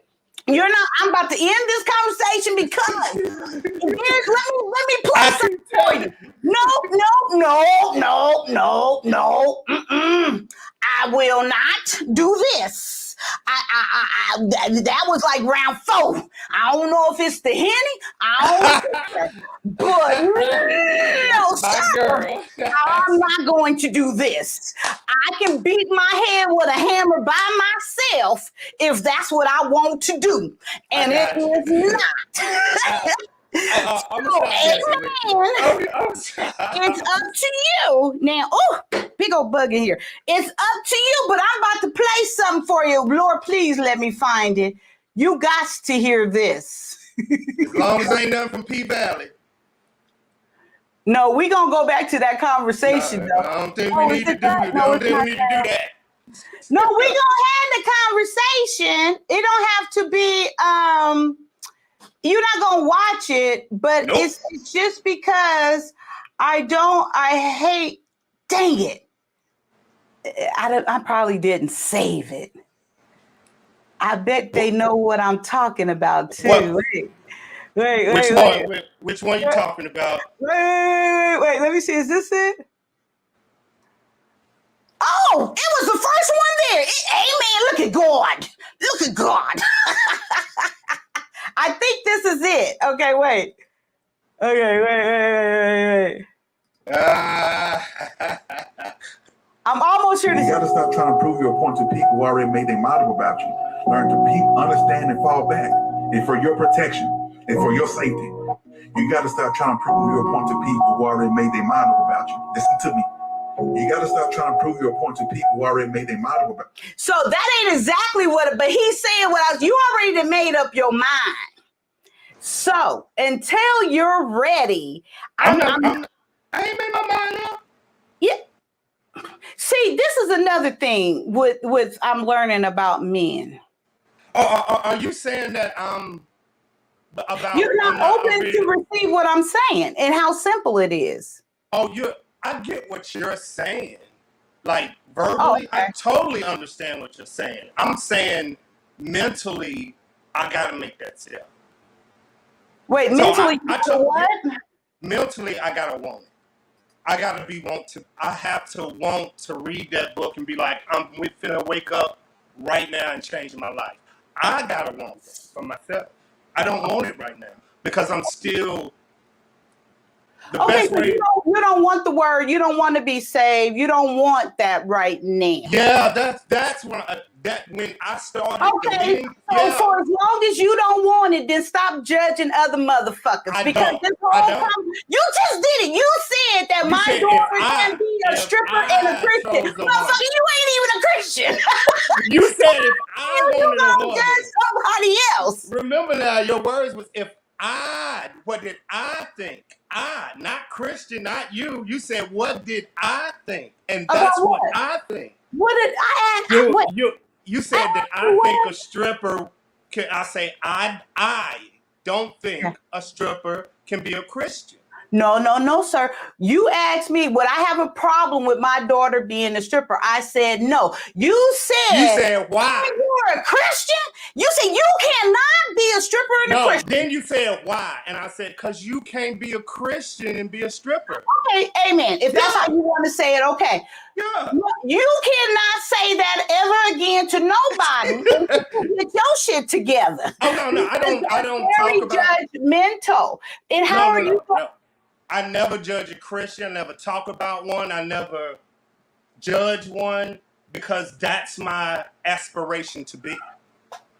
I want to be. That's y'all hear this, right? So y'all hear talking. This come out of his mouth. Y'all hear this, right? Make sure. So you telling me because I should date a stripper? Even I don't get it. Huh?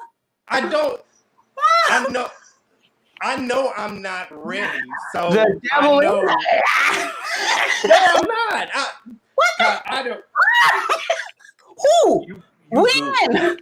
Where? What's today? Am I still home? But I feel you. Oh, yeah. You remind me of one of them Christian friends that always kept me on point. You always kept me like on a motherfucker. Just feel always like a kept me on. motherfucker. That's right. Oh, yeah. I remember you, boy. Thank you, girl. He went right, left turn, U-turn, went Hey, I right, tried to get out of in it. the hole, fill that bitch back up. Got I tried to get out of it. realize it went down the other hole. Never talk to Christians past 12 o'clock. You wouldn't know anyway. You don't even know what a Christian is. We can tell you anything. As long as it's in the Bible, I'm good. What? You ain't gonna know. Okay, you know what? Okay, here we go. So do you know that it says in the Bible? Are you listening, Army Vet? I'm on it, girl. Okay, so in the Bible, it tells us that every third Tuesday, are you listening? Every third Tuesday, that technically we are not supposed to have meals in the house with shoes on. Every third Thursday, we are not supposed to have meals in the house with shoes on. It doesn't matter if you're Hebrew, if you're Jew, Greek. Yeah, it's like across the board. And it says that in the Bible. So I don't never hear people talking about that part of it. Like I ain't never heard of that. Yeah, so that's what I'm telling you. It's like, we really should start talking about that. And we need to start talking about the things that, people talk about things that are like popular and they lean on these specific verses, but then they don't go deep down with little things like that. That's a detail, because you got to ask yourself, why did God put that in the Bible? That little detail every third Thursday? What the fuck? I can't keep the shoes on. So why aren't we, talking about that? So what do you think about that?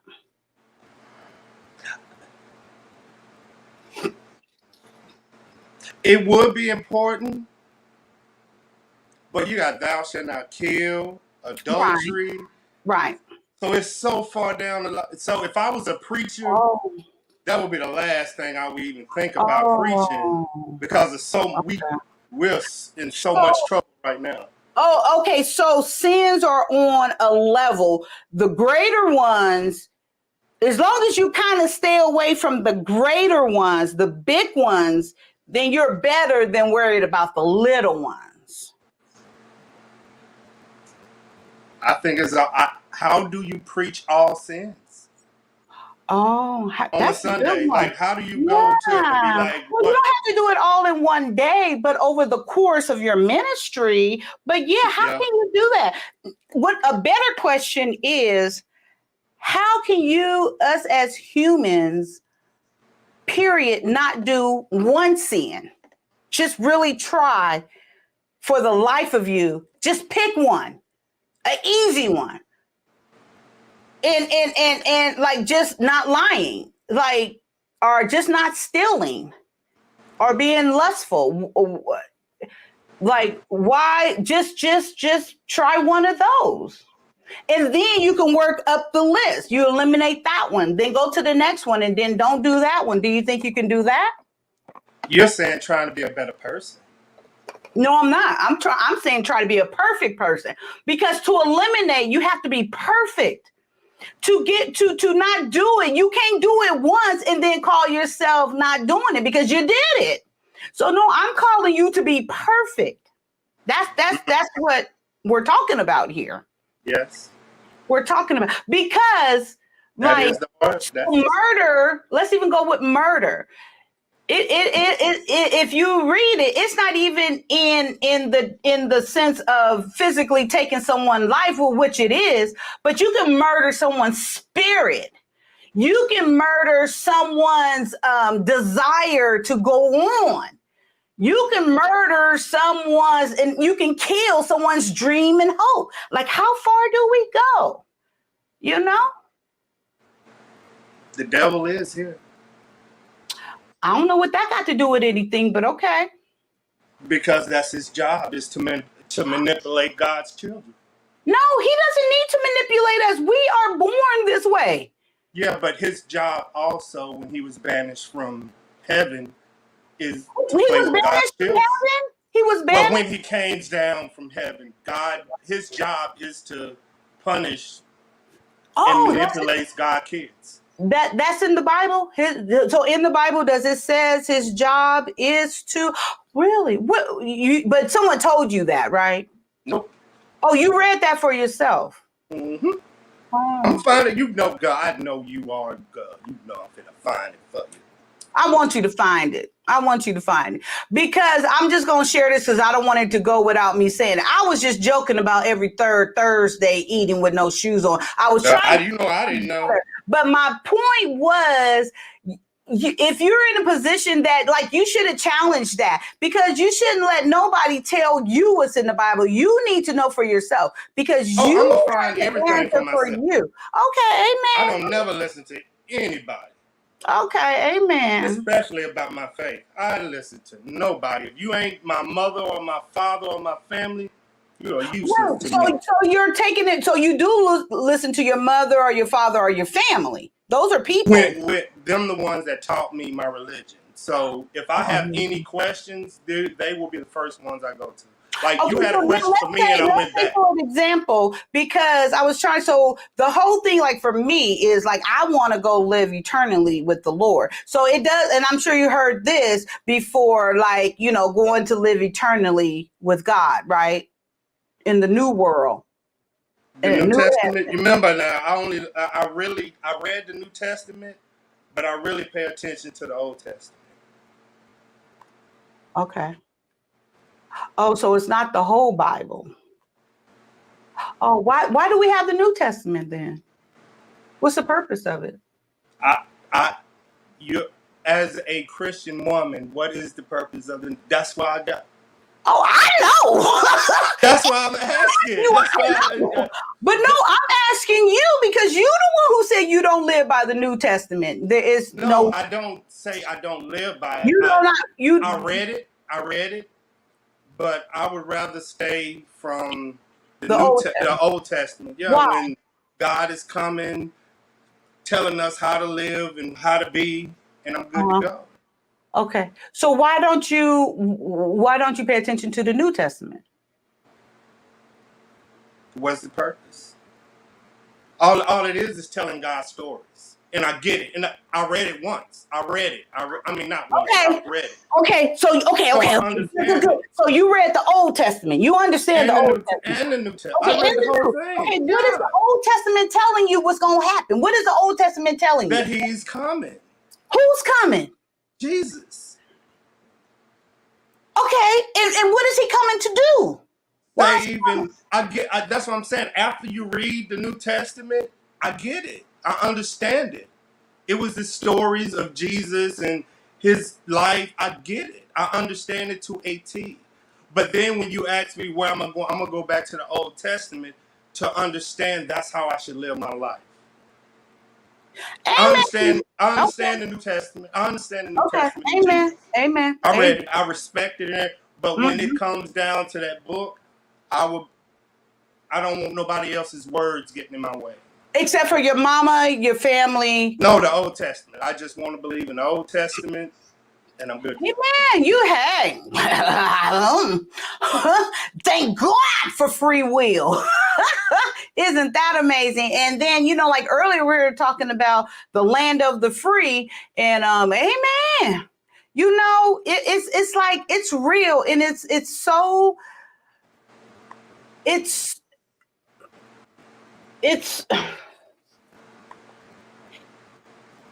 like sitting up here just talking to you right now.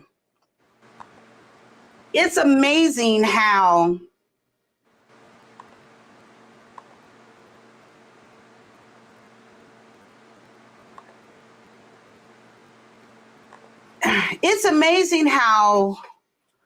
be a Christian, Kaya. No, I am. I don't want, because I don't Kai, I've Okay, been lost I'm my saying faith. it's amazing to see how lost and deceived you are. No, It's it's not. amazing. See, that's what I'm saying. It's- I didn't want to go back I'm and forth with surprised. that. I'm more surprised that you are shocked. That's what's surprising me. Not That the I'm fact shocked that that you're lost. yeah, it's Oh, you know very you're lost? yes. I'm surprised that you wouldn't think that I would be after But why do you being call yourself a Christian then? because I was and I'm lost. I will be found, but I'm lost right now. It's not a bad thing to be lost in the wood. No, you're looking at it as you don't have Jesus. I know. I am lost, Kaya. Calm down. Jesus will find me and I will be set. I will be okay.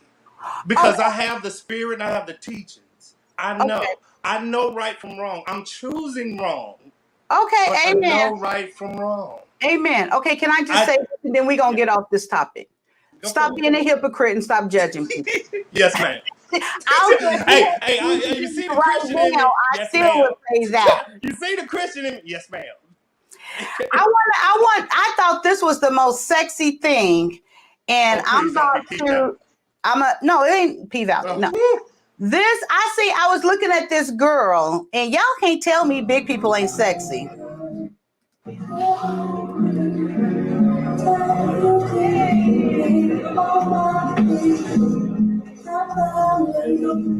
That's cute, Kaya. Watch, Good girl. watch, yep. Look, work it, girl. I seen a girl at the club doing that. Look at her. You get it. Let me stop it for they, she better rock. Go on, girl. Boy, She did that. I'm telling y'all right here. Wait, let me get back on here. Y'all lucky I can't move like that because if I could, I'd be all over this. See my big ass. Just I can't you not. The Lord knew what he was doing not to let me to be able to do all of that. Because he said, nah, I gotta slow this little hoe down. She's gonna be out here doing too damn much. Her mouth is already gonna be a handful. I can't let her move like that. That's why I couldn't be a stripper. That's why I can't twerk. I'll be making me some money. I'm serious. I'm telling you, God knew what he was doing. Okay. How are you, Army Vet? Are you drinking water right now?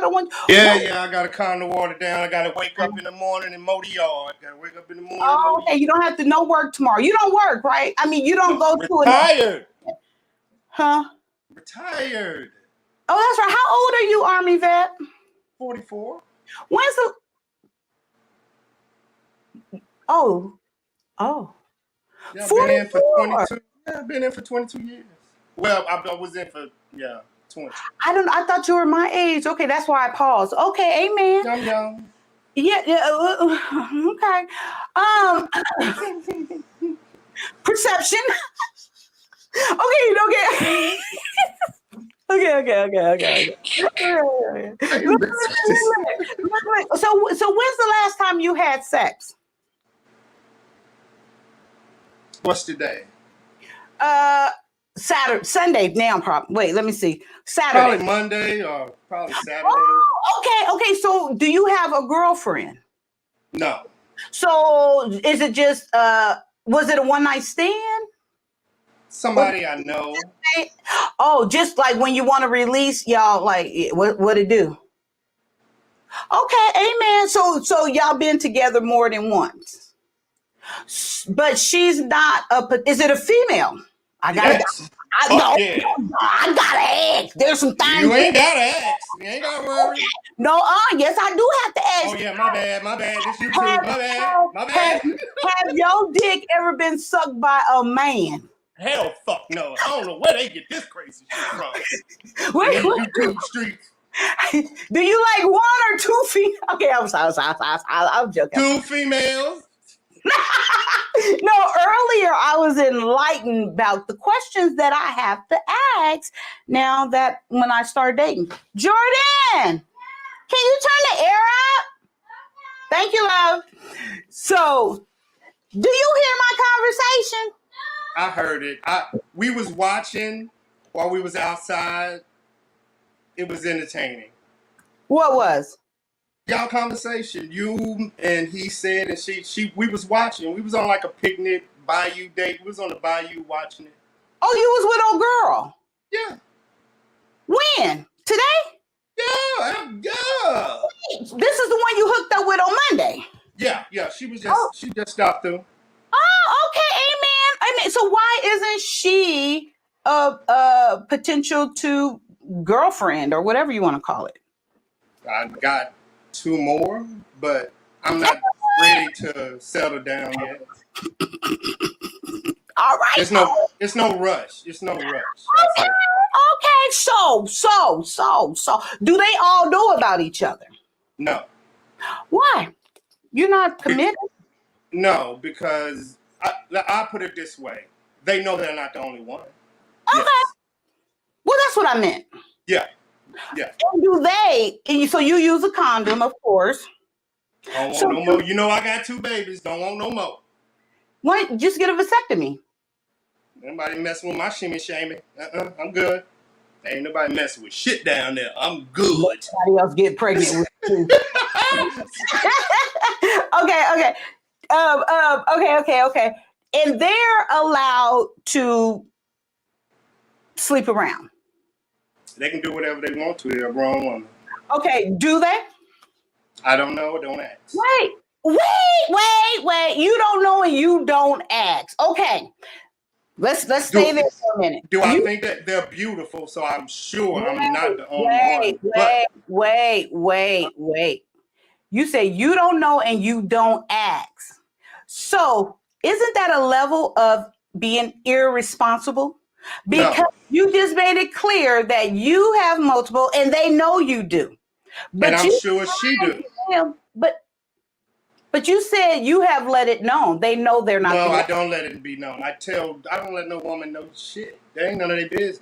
But if they was like, can we be exclusive? No, I am not going to settle down with no one woman. Be point blank blunt. See, this is the problem with having conversation with men. Do you see how ever turning and evolving? I've been very direct, very precise. And I thought that he was in his answers as well. Me too. Here we are again. Once again, this is what it is like having a conversation, young men. And yes, it's funny, but it's fucking draining. And you wonder why we nag. We don't motherfucking nag. Y'all change our motherfucking answer. And we're trying to fucking understand what the fuck we're talking about because you're not consistent. Okay, I'll be more consistent. That's the problem. I'm talking to all these men out here. It ain't just you. We're not fucking nags. You guys are not honest. No, I don't even want to say honest. You're not forthcoming in your answer. You're just saying the first thing that comes to your head and not answering the question.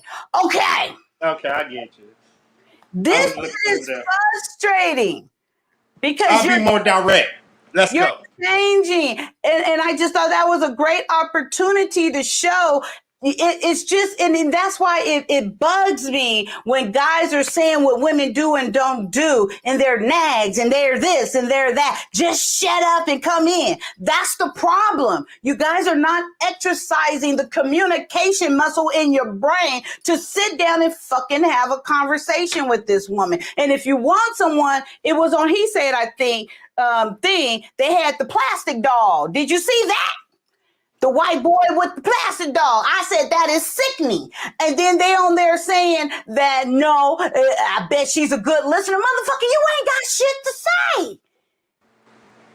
Listen to what? You don't make no motherfucking sense. Okay, I'm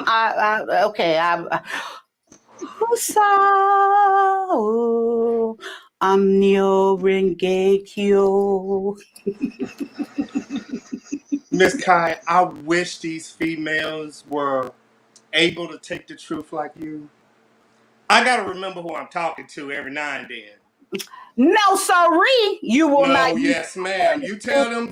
No, sorry. No, sorry. You guys say that bullshit, but you don't even give a bitch a chance to get the real information to see how she's going to respond. That's always y'all excuse, and you ain't not even mine. with the truth from day one. So don't say that.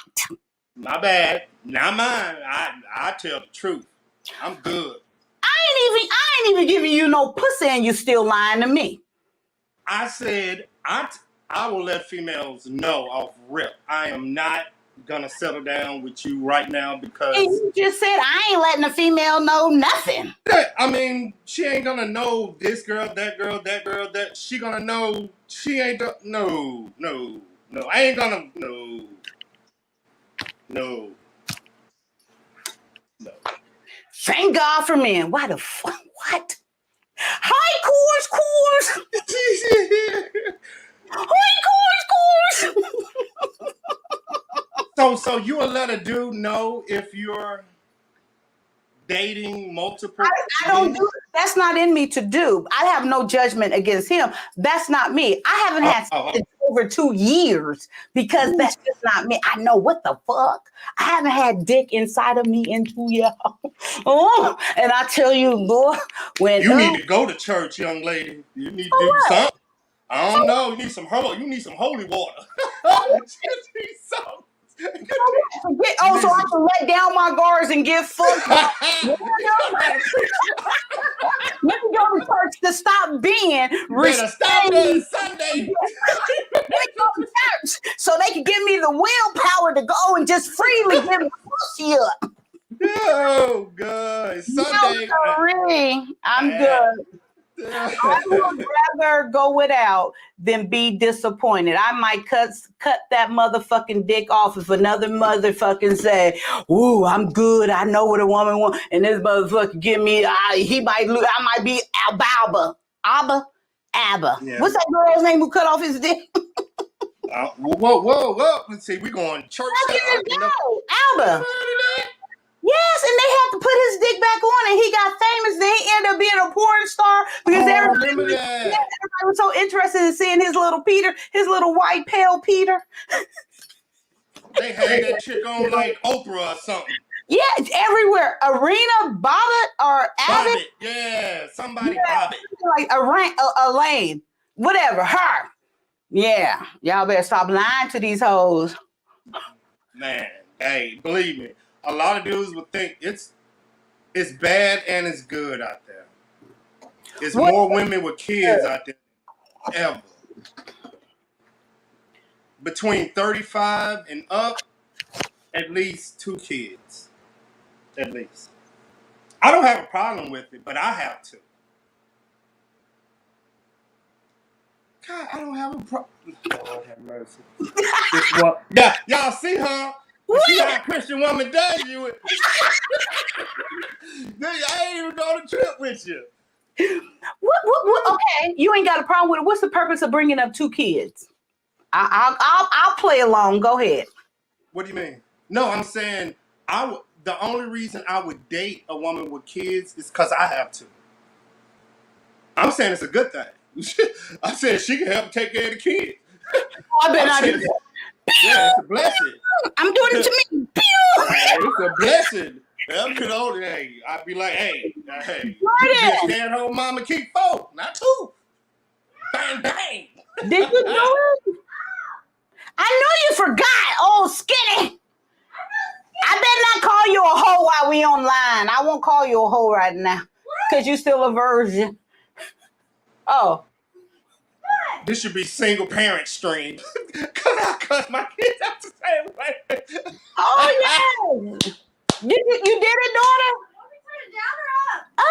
It's hot. I'm hot. My wig, hey, girl, I gotta keep the show. Keep it cool. It's hot. I'm waiting for mine to run in right now. I got this shirt on. What are they sleeping? Oh yeah, they up in there chilling. What's up, Ken? Sleeping. Well, I keep them outside in the heat with sugar and candy, so they pass out. Give them a little bath. We good to go. They dead to the world. Just give So them a bottle of water. then, Yeah, they knocked out. I thought that's what you said. Are they sleeping? I was like, I hope I'm not talking too loud and waking them up. My bad, cause I'm listening. I'm trying to listen for the kids and listen to you at the same time. I'm in parent mode. okay, public service announcement. No, I'm kidding. Okay, so Cars, how are you? The link is in the chat. Anyone's welcome to come up. Okay, so you ready, Army vet? I got one question. Yes. What the hell happened to Aunt Lynn? What happened to my internet baby mama? I haven't heard from her in a minute. I think she got mad at me because I'm being me. It was like, well, Kaya's not. Took away my internet baby mama. I did not. I don't know what happened, but I ain't about to be so. Been back since. I will not. That ain't been back since, boy. to cuss a motherfucker out, and that was me. I did what I had to do, Kaya. Amen. You was there. Sorry, but I miss her too. She's more than welcome. She might be listening. I don't know, and I'm sure maybe she'll come back up. But yes, I was confused. I really think maybe she ran out of her medication, wasn't staying balanced again. I don't know, but she felt like a bitch. Me needed to take heed to what she was saying and reframe and do something. No, ma'am. Thank you.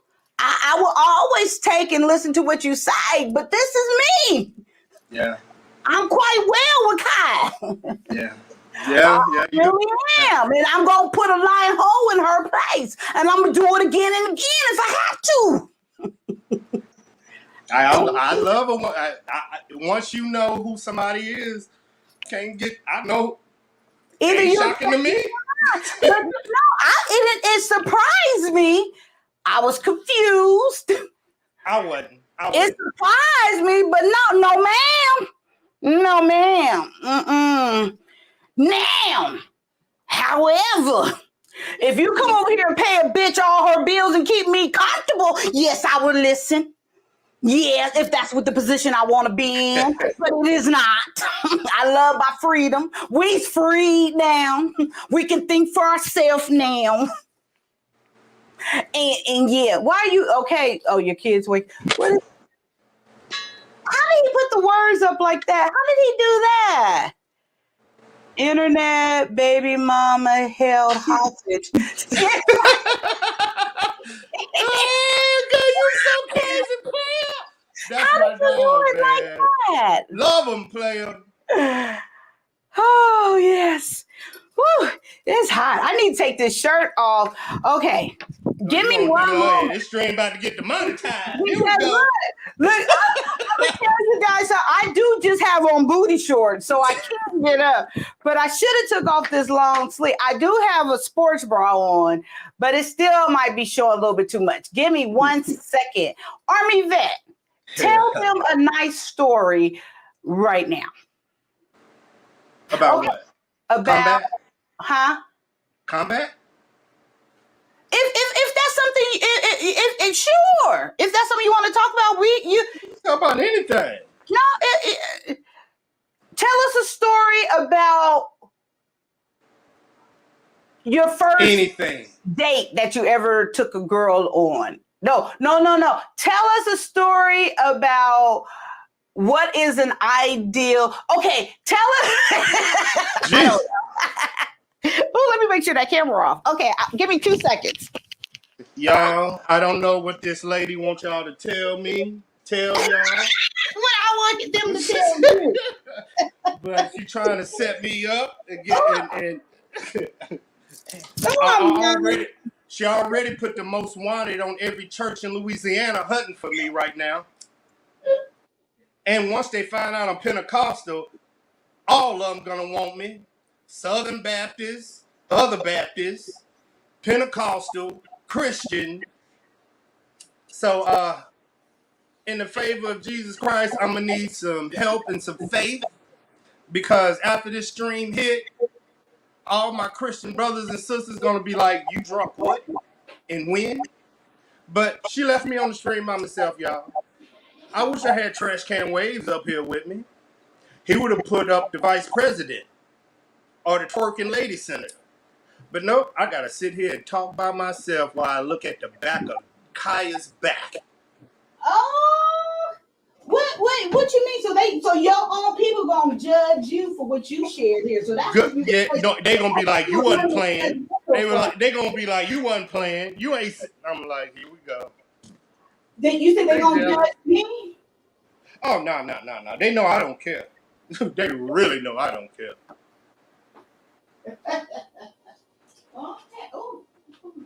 There was a stint when I was in Iraq. I was calling myself the angel of death. I thought God had something over there for them. Hope we don't get demonetized. My bad. Well, the military be listening and looking.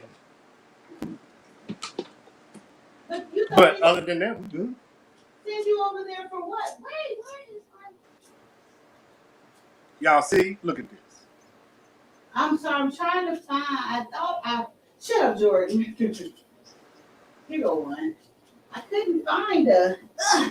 Y'all, this is what happens on a real date when a man be in the room and the woman be in the other room, and the man be like, "What's taking you so long?" And she in there putting on clothes for about an hour. This is what it's really like, y'all. See, I'll be in the living room right now turning the channel. I'll be like, "Are you dressed yet?" And she's still putting on clothes, y'all. Shit, this is big girl problems. It's all sweaty between the folds. See, you saying that out loud, most men will be starting to get up out of the couch, easing over to the Hennessy bottle. I thought men don't like big girls with folds. It depends on how many shots you have after 12 o'clock. Oh, wow, you went there. So I can be a big girl as long as you didn't have some shots. No. You can't be that girl girls if you ain't had no shots. No, if I know I can't take, I know if I can't take her in a fight drunk, I don't need to take her home. What's a fight drop? No, I say if I can't fight her drunk, I can't take her home. If she bigger than me, no. So you plan on fighting? Wow, listen to that. No, not fighting. If she's so big that I'm drunk and if I fight her, I lose, she can't come home with me. So, what about the woman that goes home with you that wasn't bigger than you? Y'all got a drunk fight and she still beat your ass. Then what? I'm gonna go to jail because you know what she gonna be. You know exactly what I'm gonna be. So another question: what is that you smoking on? CBD is called my canister in the baby. You can do that. Christians can do that. I don't know. But if that's true, it's either that for me or oxycodone, oxycontin. Can Christians take those? I don't know. I don't think they can take any medication. You know that, guy. But yeah, the only reason is this it? Yeah, right here. A roadside bomb took off my whole shoulder. Oh, wow. Yeah. Does it pops out a joint or whatever? Nah, it's nothing in there. They had to, well, you're a nurse. You know that ball and that flap? Once the roadside bomb hit, it took everything off. So they had to create a ball. And they just put a plate over it, and that's it. No, it's real. I just got 40% movement, and most of it's metal. Amen. So they just put some anchors in it. Good to go. It goes off every time I get to a metal detector. Them kids think it's cool. I get a bing, bing. Okay, back to P Valley. I gotta share this. You know I ain't seen it, so How are you trying it's to on me. avoid? But I want to get back to old boy. Rayshawn, are you still here by any chance? What time is it? Rayshawn, okay. So we left off with the strippers, which I said I think is very athletic. It's an amazing workout. I just think it's beyond belief. Okay, so the guy, Murder Inc. is the rapper. Are you listening, Army vet? Mm-hmm. And I'm not going to go too graphic. It's not like graphic as far as penis and stuff like that, but it's graphic to me emotionally, intimacy wise, and that's where my problem is. Okay, so the guy, so they're on the stoop. He told Murder Inc. that, you know, your letters really pulled me through. I appreciate it. Got me through those hard times and solitary confinement. And so Murder Inc. was like, yeah, but Murder Inc.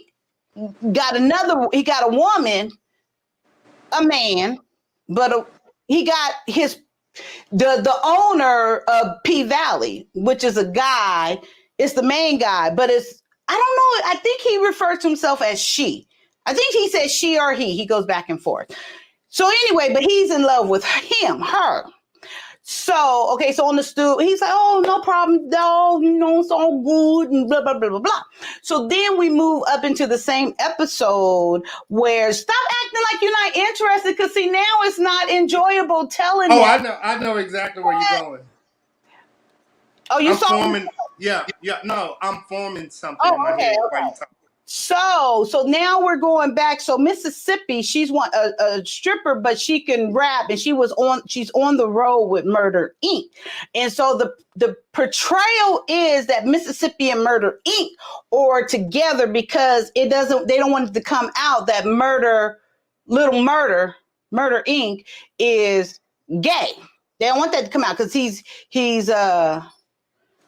rough. He's a hard. What is it called? Hardcore rapper. Hardcore rapper. There you go. Amen. He like it hard now. Okay, so anyway, he hardcore already. Like a good old. It is. So she pretends, you know, because she knows what it is. Okay. So we get to the part now where the guy who is managing and promoting Mississippi and I guess Murder Inc. because they don't think together. Oh, this motherfucker wanted some pussy. So he goes through all of this to get some pussy from Mississippi. So that just lets you know he ain't got no game, and he still didn't get it. So they got into a fight. And so a fight was going on in the hotel room. I kind of skipped up. But anyway, so old boy, light skin with the green eyes, who was in solitary confinement, jumped in. He was hard, you know, like, you don't fuck with him, you know, blah. So they walk away. And so once again, you could tell it's elevating to, okay, this motherfucker, they gonna get, you could tell. Okay. But it's moments to where it's showing the progression. It's showing his vulnerability towards this man. It's showing his emotion and desire towards this man. Hey, High Value, you're up late. Well, I don't know. Are you hearing? Hey, girl, thank you for coming over. I appreciate you. I don't know if you watch P Valley, but that's what I'm discussing, that scene. And so, totally look like. See, this is what, ladies, this is what your lips look like after you done sucked all night. I ain't in this. Every time I look at it, I'm like, Okay, but anyway, okay, so the progression of it and showing those emotions. Okay, so we got this black man, and it's ever so, you know, gradual. Okay. So there's one more thing I got to point out. So before he gets to the point to where we're going now, he was trying to figure out a way to express his love, desire, thoughts for, what is his name? You guys, what is the owner's name back who dressed like a woman with the heels, the owner of P Valley, his name won't come to me, but he's like the store. So anyway, Little Murder is trying to figure out to wait, what? Yeah. Y'all on it, boy. You didn't see the thumb, girl. Yeah, I know. I want to tease you, a high value wife, but I don't know. I haven't listened to you enough to know how far I can tease you, so I'm gonna let it go because I have been known I can run people away, and I got to figure out, what angle because I can. Okay, amen, girl, amen. Yeah, we talking about P murder. We talking about Purple Valley. Okay, anyway, but yes, did not you seen the thumbnail? Okay, right, girl, right. Okay, so he's trying to figure out a way to express, I wish that name would come to me. So he wrote on a postcard. So Mississippi was saying, just say what's on your mind, what you think. So he just simply wrote, I love you. So simple, direct. And then she goes, you got to do better than this. He said, but that's what's on my mind. I love her. Okay. You see, these are great examples, a great moment. Okay. A great expression. He's being vulnerable. He's saying what he means. He's getting to blah, blah, blah, blah, blah. Okay. So that's on the postcard. So then let's go back. So this is after the fight and whoop de whoop. So Little Murder going to old boy, light skin, we just call him eyes. I don't know. He got green light eyes or whatever. He light skin. He that type. And he got a beard and he don't look like he's that way. But anyway, so we cut to them. So he's like, I'm gonna be there for you. I don't know what they were saying, but it's just blah, blah, blah, blah, blah, blah, blah. And then the intimate moments begin. Now, this is where me as a Black woman, I was getting upset. I was getting mad because I don't care about anybody being gay. That's your thing. Because it was very intimate how they looked at each other, how it grew into admiration and desire and passion, how it was tender and loving when they approached each other, two Black men, and how it progressed in with them kissing passionately, holding and hugging passionately. I can imagine whispering something in his ear, or breathing heavily, next to his ear or something. And then taking off their clothes. It wasn't rushed. It wasn't like how they show a man and a woman. They're so fucking in heat, they can't fucking get their clothes off fast enough, and they on the toilet, and they just pounding each other. That's how a man and a woman do it. That's how they portray it, and they're against the wall, and he barely can get her clothes off. The panties move to the side. I just gotta put my dick in her, and that's how it is with a heterosexual. But no, two brothers, two Black men, they know how to love each other. They know intimate. No, just really, you have to hear this, because this is a fucking disgrace to our Black men. Because, like I'm saying, you can hardly wait to fucking stick your dick in some pussy how it's portrayed on the shows. But another man, another Black man, it was intimate, it was passionate, it was love being displayed. So then after the kissing and the neck and, and then so gently taking off the clothes and going down and doing all of this, okay? Then you get to the moment where I think old light-skinned boy goes down on him. And I'm not sure about that part. And then it's just nice and passionate and slow. And then, they go over to the bed and Murder Inc. bends him over. Oh, my bad. Y'all get the message there. Y'all get that. But as old eyes, you know how we do doggy style.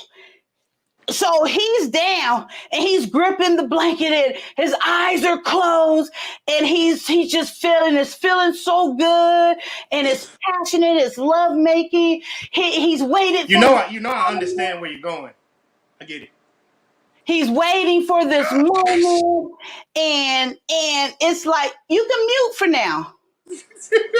and look, he mute himself like he ain't gonna be able to hear me. He said he can still hear me. Motherfucker, I know, that's my point. But anyway, so he down and it's all great. And then, no, I guess he can't turn over. Okay, anyway, so, and then, all gravy. Then they got the motherfucking nerves too. So, oh boy, so I'm assuming, yes, it has to be a woman and a man side because that's the way my brain works. He the woman because this punk ass nigga now is sitting up in the windowsill. You ain't never sent no postcard to me saying you love me. What? All right, motherfucker. Okay. So he and his feelings now, he done got fucked good. He done been shown that he gave it to you good. But now see, that's showing the bitch side of things. Now he got to find something to get me. He, she, it, they, them, blank, whatever. You ain't sent no card to me. Forget you just fucked me good. I ain't getting no postcard saying you love me. All right, so they bring it back to that. So Murder Inc., so he's the man side of it because he's like, what the fuck? You know, okay. So I don't know why he reading that damn Bible. Oh, I'm done with the sexual part now. That was it, because I turned the episode off after that. And let me explain to you guys why. And I was just having fun about the postcard, but it was true that he said that. My problem so much is, and I'm so pissed at the portrayal of Black men, how if it's two Black men, and even the one that's being portrayed as the woman portion of the Black men, he even light skin, light eyes, that look. And then Murder Inc., dark skin, you know, he's the male side, Murder Inc. But the portrayal of the portrayal of passionate, intimate, lovemaking, the build-up, the nurturing of that to build up to the point where they're having sex with two Black men. However, if you do find yourself watching a show where there is a heterosexual couple of a Black man and a Black woman, for one, I pose a question. Name a movie, a show in the 2000s that portrayed and showed a heterosexual Black couple having healthy, passionate sex. Oh, you got one? Oh. I had a show, but it wasn't sex. It was Blackish. That was the only shit I had. No, I'm talking about the intimacy. I don't know that. My whole point. And then, okay, so I Cars. He seems versed on Black shit and know Cars. Do you know of a show that has a Black man? And I don't mean mix. I don't mean half Mexican, I mean Black, Negro, and a Negro woman. Is women Negro too or Negra? Okay, amen. And where it's a healthy, intimate, lovemaking portrayal, and they're in a relationship, married, not one that. No, thank you. I had this conversation with my daughter earlier because I had to go to the store and I was talking about what I was going to talk about on here. And I said, daughter, and I posed a question to her. She said, yes, I can. And she said, The Conjurings. That movie was back in 1984. I said, come up to the 2000. She thought, and she couldn't, but she was naming stuff. But guess what? Each of them had a homosexual relationship. Okay. Back to what I was joking about earlier. Isn't it crazy? Even whether they're white, black, whatever, when they show show heterosexual sexual encounters, that they define passionate as abrupt, quick, emergent, pounding, aggressive. That's how they show the lovemaking. So I was quite pissed. I was more so pissed because then I start thinking this is a black show with black writers, so they're okay with this also. And then I start thinking back in the show, and I mentioned this earlier, the only heterosexual relationship in the whole show is Mississippi and her white husband, but he beating her ass. Okay. And she don't want, whatever that is. Hard to find it there too, I'm sure.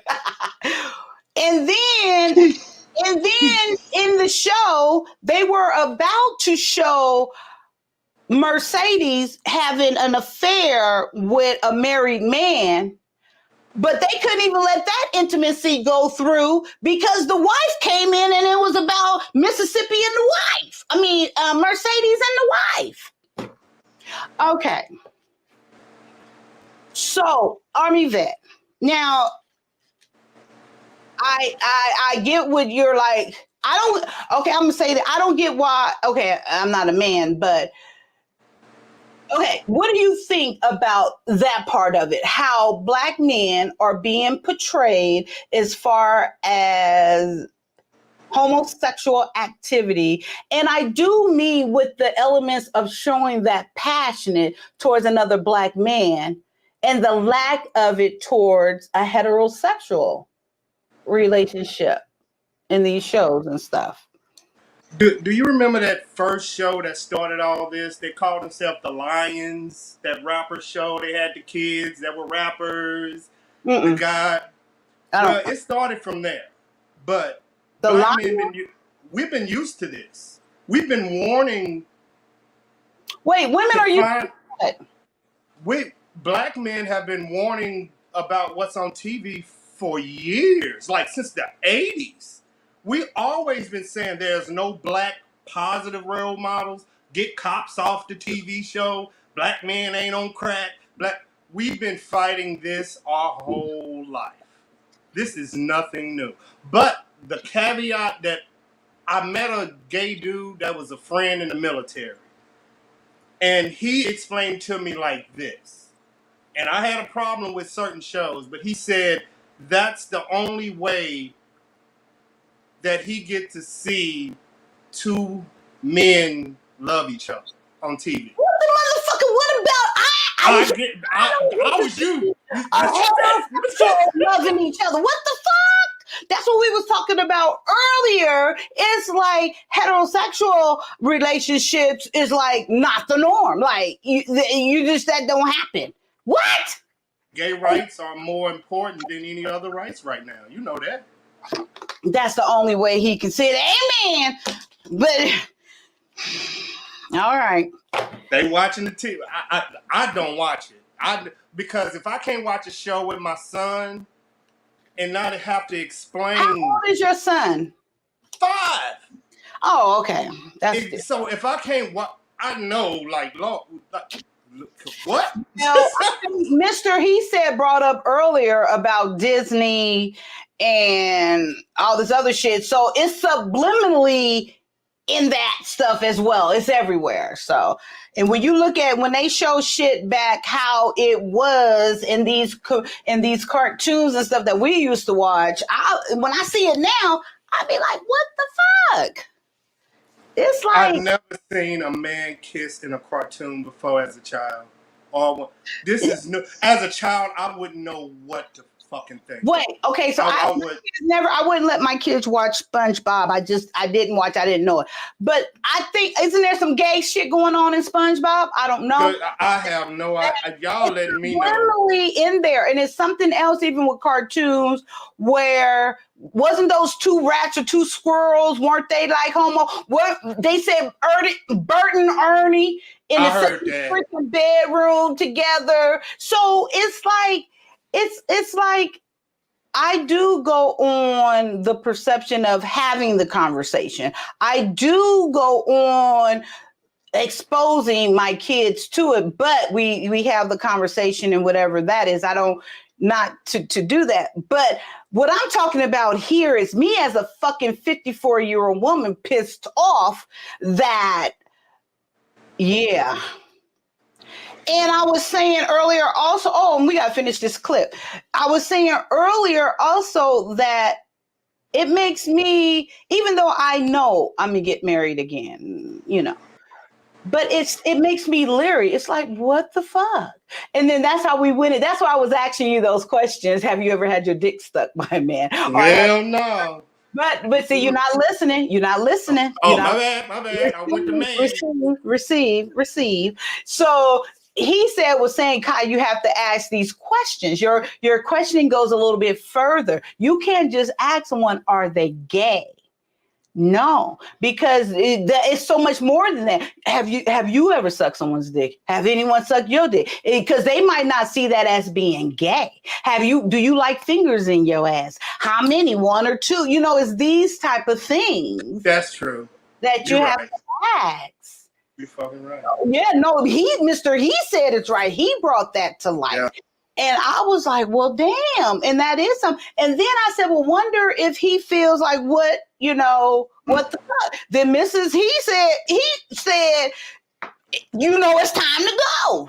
Because like the way you're responding, that is like, I don't get really why you're so uncomfortable with it, but I'm not a man, of course. But then it is suspect. Like, do you have a phobia, or is it something like men that's so aggressively don't want to address it? They don't want they doing that because they think that that's how they supposed to act when homosexual things are brought up.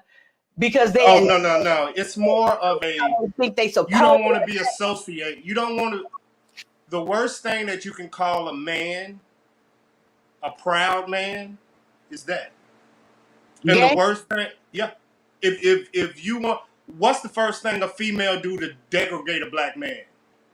What does she call him? Call his dick little. I don't know. No, she call him gay. I've never heard that. I mean, anytime you disagree with a black woman, they're like, "Oh, you got little dick energy. You gay. You." That's little the first thing. I get. But that means feminine. That means more of that. So women use that word as a derogatory term towards men all the time. What what we're talking about? You're changing it back on women. I'm turning it on women. I don't even know what this got to do with women.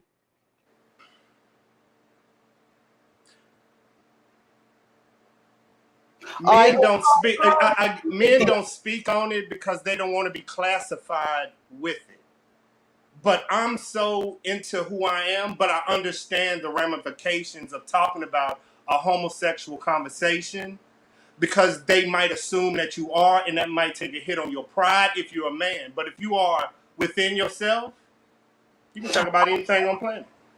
But see, okay, and this is okay, and I heard what you just said, but then this is where it's a hypocrite, because then why are you even up here? The whole show is P-Valley. The whole thing was knowing that was going to go to. So if you don't even really, and I'm just challenging you on what you just said, you don't even want to be associated with it, but you are, because that's what this whole show was set up to be about.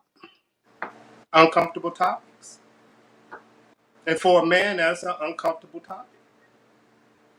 A man that's not that, it's It's an uncomfortable because that's every man's. Mr. He said, which I think is all men, he Yep. was fine with the conversation. Yeah. He's married. He good. Every time I look at my lips, I'm thinking I'm She's having so crazy. flashbacks. I'm having flashbacks. Who was uncomfortable with having the conversation? You just said it, motherfucker. Me? Most men are uncomfortable with having that homosexual conversation. Most men are. I'm okay with it because I'm okay with it. I've been having. Did I miss something? Did I miss something? Oh, I don't like hearing about it, but I talk about it. I don't want to talk about it. It's uncomfortable, but let's go. It isn't the top 10 things I want to speak about. Believe me. It ain't the top 10 things, but it's a conversation. It's a conversation. But is it uncomfortable? Yep. Miss Kaya, you gotta take some comfort that some topics are uncomfortable, but you will have the conversation, but it's still uncomfortable. Cool. Come on, Melissa. What she said? Is something wrong with you? Did I tell her that I had like 3-4 Hennessy and Cokes at the club?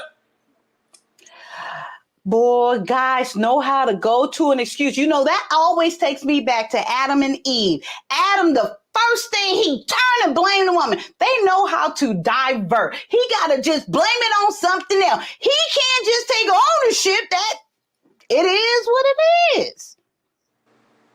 She said what? I'm trolling. I'm gonna stop. I don't want to make nobody mad this late at night. Keep them get their depression. I'm crank it up there. She said what?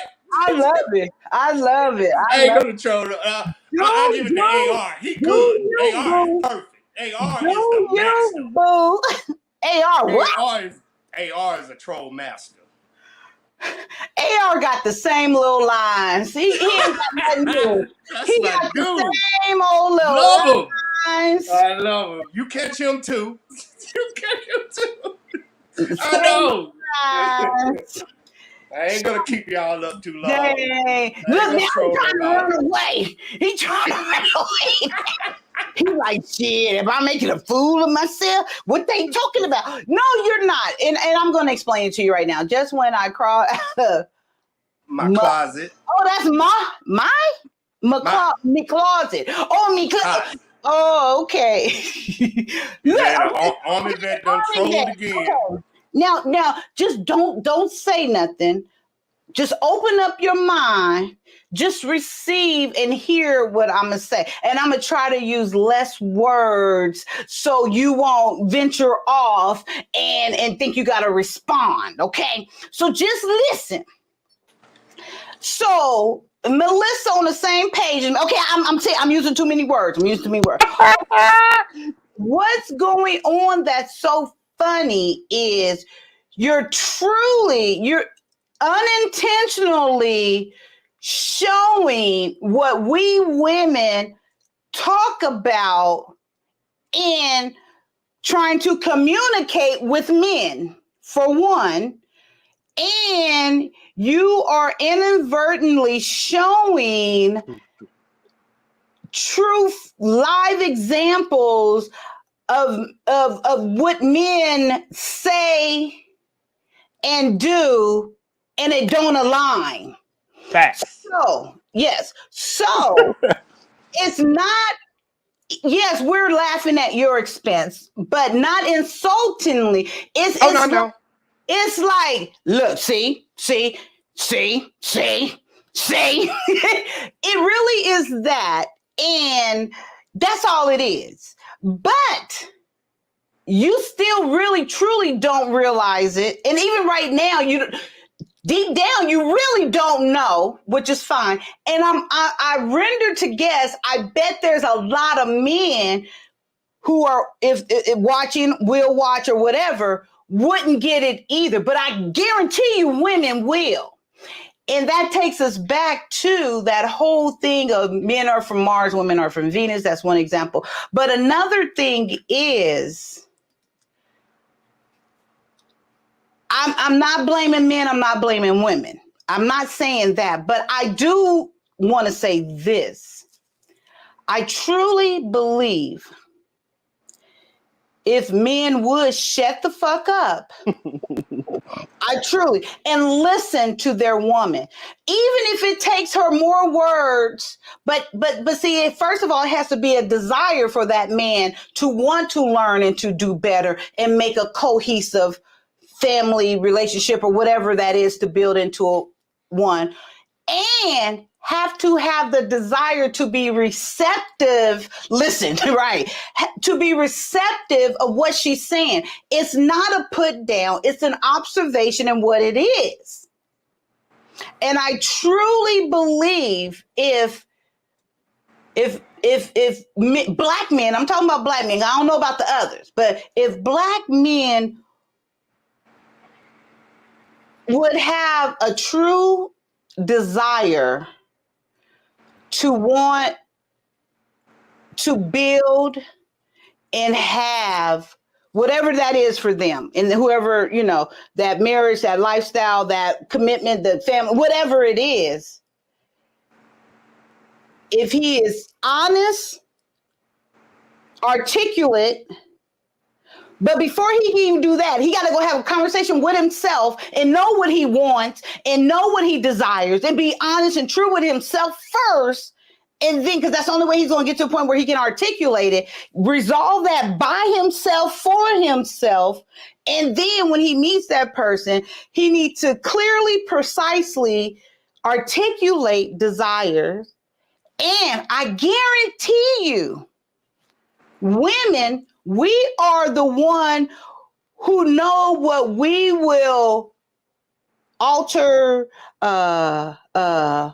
maneuver to fit into that, because we already know what we want, what we do with, what we blah blah blah, and we ain't even got to really articulate it. Really, men don't want us to talk. Okay, cool, but that men got to be clear, precise, direct, and that got to be really it, because that's what he's going to get from this woman, because she's going to maneuver to fit in that, because it works for her too. But then when you're getting it, your ass can't get bored with it. You can't start making changes. Well, no, this is what I meant. I know what I said, but this is what I meant.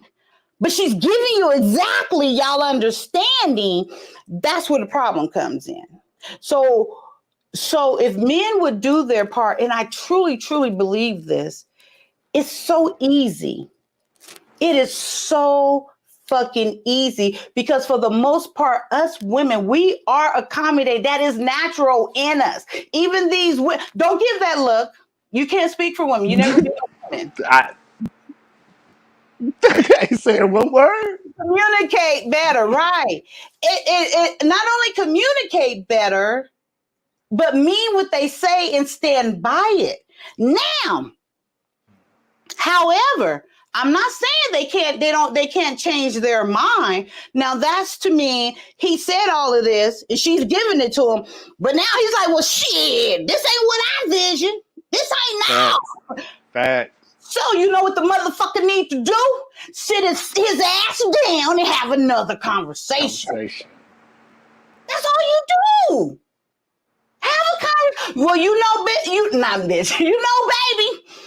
Yep, that's what I said. But it's been 3 years, and you, honey, you're doing what I said. But I feel this, and we need to evolve into this, and this is what it is now, and this is what I perceive, and blah blah blah blah blah. Have a motherfucking conversation. She gonna be like, okay, no problem. Shit, I wasn't liking it either. I was doing the shit because that's what you wanted. Or, okay, babe, shit, what works for you? You happy, I'm happy. Let's get it done. That's all you got. It's so motherfucking easy. And I'm so sick of hearing men say, Women can't handle the truth. Motherfucker, you can't tell the truth. That's the problem. Because how you gonna know she can't handle the truth? How are If you you don't ask her. for her yeah. Yep. That's I an agree. excuse. That's an excuse that don't even work for nowadays 5-year-olds. A 5-year-old gonna challenge that. What? You ain't told me the truth. How you a 5-year-old? So us, you black men, y'all, come on now, come on, love y'all, but this cannot continue. And all this talk that's happening, I'm not even going to go on that. But it cannot continue for the masses this way. It cannot continue this same old fucking dialogue. It cannot continue what you saying a woman can't handle the truth. Motherfucker, you can't tell the truth. But if you was to try it, I promise you, your life would be so much easier. And us black women, we are amazing. I don't give a fuck what y'all say. I don't even, the worst of us are amazing. I would, yes, the worst of us are amazing. You cannot tell me no differently. I think all of us as individuals, we bring something to the table. Regardless, because that work, just like I said earlier, I will apply 2 motherfucking crackheads together, married and thriving together on they shit. That's amazing. They together. Yo, college graduating ass ain't even got a man. So, and you, this Facts. here got a woman, they've been together 10 fucking years and ain't producing no kids because they being responsible. Ain't bringing no kids into this motherfucking shit. So that's what I mean by that. What I mean is what Kevin Samuel said. You get someone on your level. All right, if you want to be that hood ratchet girl, go get your hood ratchet nigga. And that's what it is. If you fine with what you are, then okay. It's nobody should be sitting up judging that. Do you know the definition of success? The definition of success is what you aim for, you accomplish. Success is your perception. So if that bitch that's in that project and she got her 3 baby daddies and she got her little checks coming, if that's what the bitch aimed for, she is successful in her own right. That she has succeeded. Who am I? Who are you to judge her for being there? She's successful. Now, you on the other hand, Army vet, would say not successful. I'm just saying for an example. Say you want to be a married man. Say you wanted to have your kids, your marriage, and your wife all in one. Well, there you go. You're unsuccessful motherfucker. You got 2 kids and no marriage. This woman in the project, she has succeeded. See, that's the problem. People don't know the definition of words. Oh, she unsuccessful. Nah, nigga, you unsuccessful. Use the word and learn the definitions first. You see what I'm saying? And everybody out here judging fucking everybody. What was you about to say, Army? I got the chance to see what you are speaking about in the military. We have a thing called a Gold Star wife. If you lose a soldier in the military, you become a Gold Star widow or wife. Being in the military showed me what a wife is and what they let their men go off and they might not come back. House, kids, they get them calls at 2:00 in the morning. House is straight, kids are happy, and then they come. I got to see so I know what it looks like. It's a beautiful thing. That's why he said, I see it in him. I see it in her. I see the leadership. So if I can't find that, I will play around with anything, but I'm not going to put my name on her name until I find that. Amen. So I will play with you all day, but my name, I said, you got a lot out of what I just said. Amen. Yes, hey, I took up.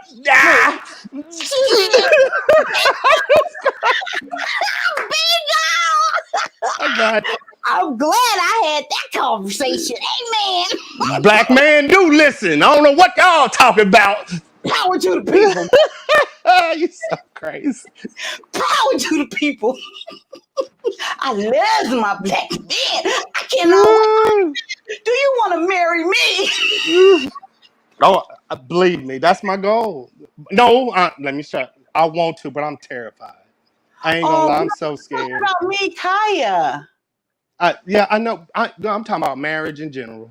Oh, but I'm, I'm talking about me. I think we'll be fighting. You'll be telling me, tell the truth, motherfucker. Stop saying. And I'll be running out there. What you just tell Tell the truth, motherfucker. You said that shit. And we'll be at it. I'll be like, who you talking to? I'm talking to you, motherfucker. That'll be us. But That'll be. I don't talk to my husband like that. But I hear you. I hear you. I do not talk to my husband like that. But I would try to provoke that out of you. I would try to. I can go there easily. You ain't got to I provoke. know. Just request it on I like it. I like it. I like when you are so fucking direct that you once you start thinking, I need to fucking think about how I'm going. Nope, don't do it. I know. Push. That's what I everyone's like. hate when you do it. Just say Spit it out. Whether they like it or not, spit it out. That's why I love it. That's when you are your best. Yeah, my daughter is so at one point, this is going back. I was sharing when they changed my PMS pill and they was twerking it. So and I felt like I wasn't balanced or whatever, right? So my daughter, I realized I'm like, this bitch is pushing my buttons on purpose. And so I was like, okay, remember I was off my pills a little bit. So I went in her room and I was like, wait, ho. I said, hold up. I said, I don't appreciate you doing all this, but whatever. I don't even remember what I was saying, but I was going in on her. So this is okay. She looks like me, right? So she looking at me like, and she's just doing that, just like that. So okay. So I said, I don't even remember what I said, but I was cussing her. I was being Kaya. So I finished. So the next morning, I remember, and blah blah blah. So I good morning, daughter, blah blah blah. And she said, you feeling okay? I said, no. She said, did you sleep good? That's what she said. You sleep good? I said, it was okay. It was okay. And then what did he say? Kaya is like a Venus flytrap, not gonna happen. Yes, I'm telling you. Flytrap. You know that green thing that when a fly it comes in and it traps the fly inside of it? It's a plant. That traps a fly when it comes. Whop. So probably he's saying, I flew right into your little bitty trap. That's gonna happen. Amen. So see. Okay. Anyway, I'm okay. I'm gonna look that up real quick, and then I'm gonna come back to that because I gotta see it. So did you sleep good?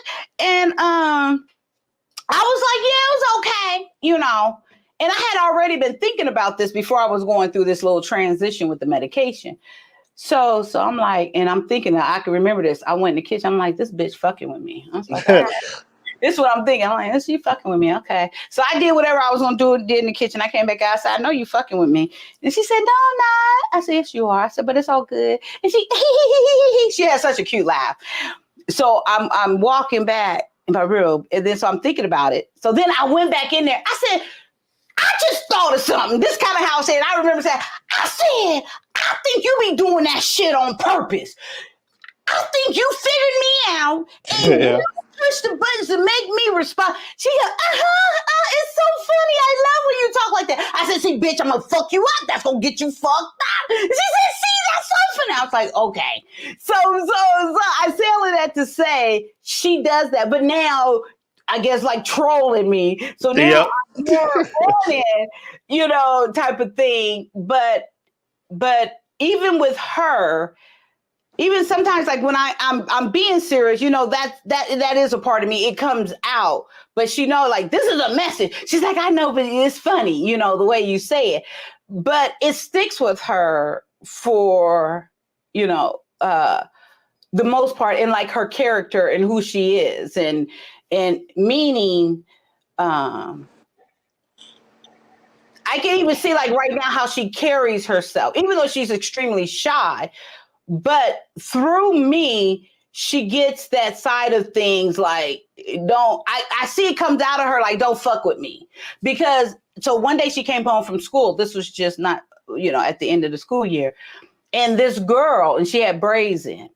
And I always tell her from when she's little girl, don't let no motherfucker touch your braids. Don't let these white motherfuckers, they don't need, they can be curious all they want, but they don't need to get educated from your hair. Don't let them touch your hair, right? Okay. So she was at school, so she get in the car this one day, and I'm asking her about her day, whatever. This is what she did. Yeah, they tried to touch it. I said, who, what? I said, what you mean? I didn't know what she had with him. Yeah, she tried to touch my band. I told her, step back.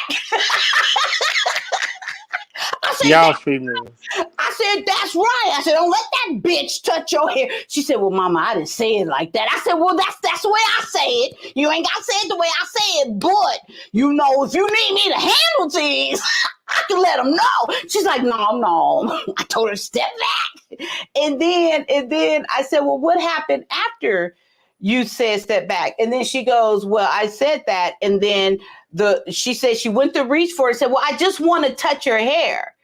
And Jordan said, no, I had to move her in. She's like, no, you cannot touch my hair. You know, and this is her so-called friend or whatever. And then, but the thing of it is, I had to explain to Jordan. She said, well, I really didn't care if she touched it. I said, you should.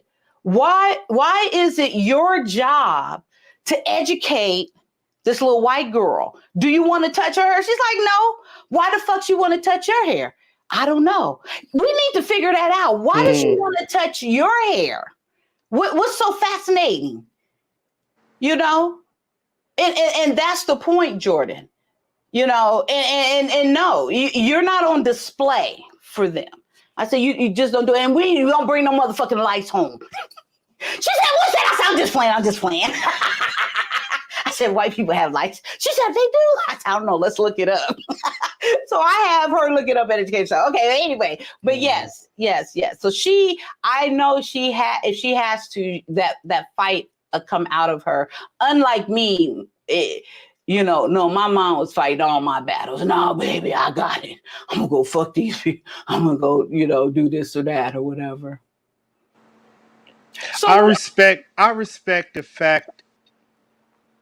I love that what you just said, coming from, I'm a parent and I have a daughter and I know what that means. Mm-hmm. Yeah, I know what that means. Mm-hmm. Don't let nobody touch my daughter's hair. Because I know where that comes. Listen, where this come from, them white girls back in the slavery times used to play with these black girls' hair back in the day. That's why your parents, your grandparents, don't let nobody play in your hair, because that was their job. Their job was to plait them little Negro babies' heads and play with them like dolls. Don't you let nobody touch your black. They want I have I tell you the truth where it come from. Come to the South. Don't let nobody touch your hair. Yeah, that's I'm yours. not for you to touch my hair, even like when it's in the effort. How do you get it to stick up like that and stuff like that? Why? Are you trying to do it? Why? You know, I'm not here for your amusement and stuff. I just and it's like, and then we tell the same thing to black men. Don't let no white boy rub your head. Same conversation. You know, I say if you playing football or you're on a basketball team and a dude will come by, black dude will swing on you quicker than, that's where, don't let nobody play with you. No, it's disrespectful. And men we tell our sons the same conversation. Y'all just don't hear it. That's why I'm saying I'm proud that you said it, but boys get the same conversation from their daddy. If they has the same, don't you let them boys play in your head. You crazy? Especially if they 5, 6 with braids. They get the same conversation Oh. at the barbershop. Same conversation. So it ain't. It's the Mm. same conversation. And why is it that, and I'm going back like in the 80s and stuff, and I'm sure whatever. Why was it like white people felt it was okay to just like, is that real? Like your braids. I'm going back to braids. So this is really before weaves and stuff. Is that real? Why? That's your people. What difference does it make? That's what I don't understand. Like even now, and tell me this, Army Vet. Okay, so guys, and I'm going back on our black guys. I don't want no woman with a weave in her hair. Motherfucker, then don't talk to one with a weave in her hair. Why do you have to say it? That part. But then why do you feel a need to say it? It's almost you say it to try to shame. That's the way it comes across. Okay, and then they say they want a natural woman. Okay, then why not just talk to and court and vet natural women then if that's your desire? Why do you have to point out and say these things? I don't think they're pointing it out because I have dated many of females that started natural, went braids, went natural, went back. They just do it. But men will tell a woman, hey, I like you. You don't have to spend all that money to do that. But I have dated a girl that was natural. Then she went to braids, then booty braids, then box braids, then back to natural, then cut it all off and went. I mean, all you can do is suggest to a black woman what they do with their hair. You ain't gonna tell a black woman No, shit. you shouldn't suggest because I think you're kind of missing my point. Okay, so let's say so you're single. And I don't know if it's a preference with you, but my point is when men have their talking point, it's almost really what Cars is saying here.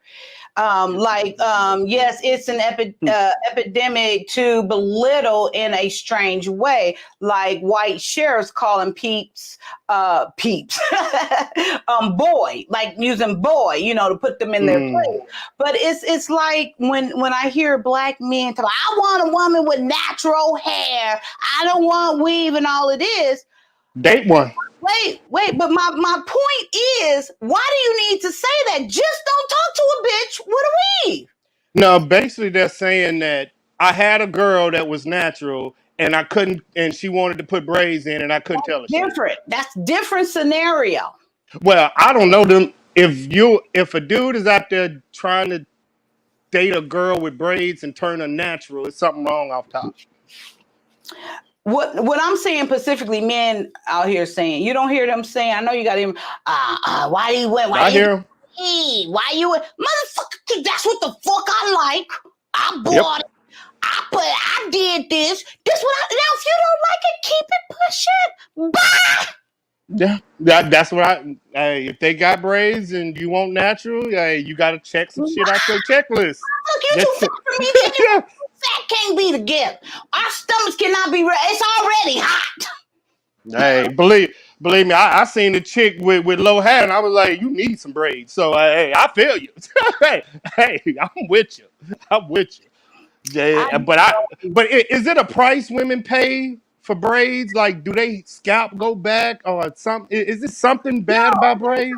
Back in the day, okay, so back when I was coming up, yes, we paid the price for the edges. That's what a lot of young girls will say nowadays. Let me see your edges. No, bitch, don't worry about it because wherever you got to right now is because of the trials and errors we went through to get to this point for us and you guys to learn how to prevent it. Yes, but there's good and bad with anything that you overdo.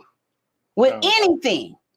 I don't got a problem with none of it. It's just a matter of taking care of and learning and whatever. But all of that is even beside the point.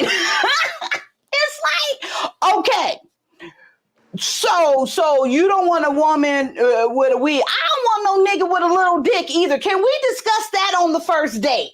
Can Exactly. you tell me what you working with so I don't need to waste my time? Because I don't want that either. But by chance, if I like your ass and you pull out a little dick, I might just have to deal with the motherfucker. Yeah, but a dude can't change his dick size. You can change your hair. You missing the You point. can change, You missing the point. I understand what you're saying. His preference is he want a natural woman. Well, naturally, I don't think I look my best, and that's not my choice. Naturally, I didn't get the hair that I want to rock, so I compensated. Okay.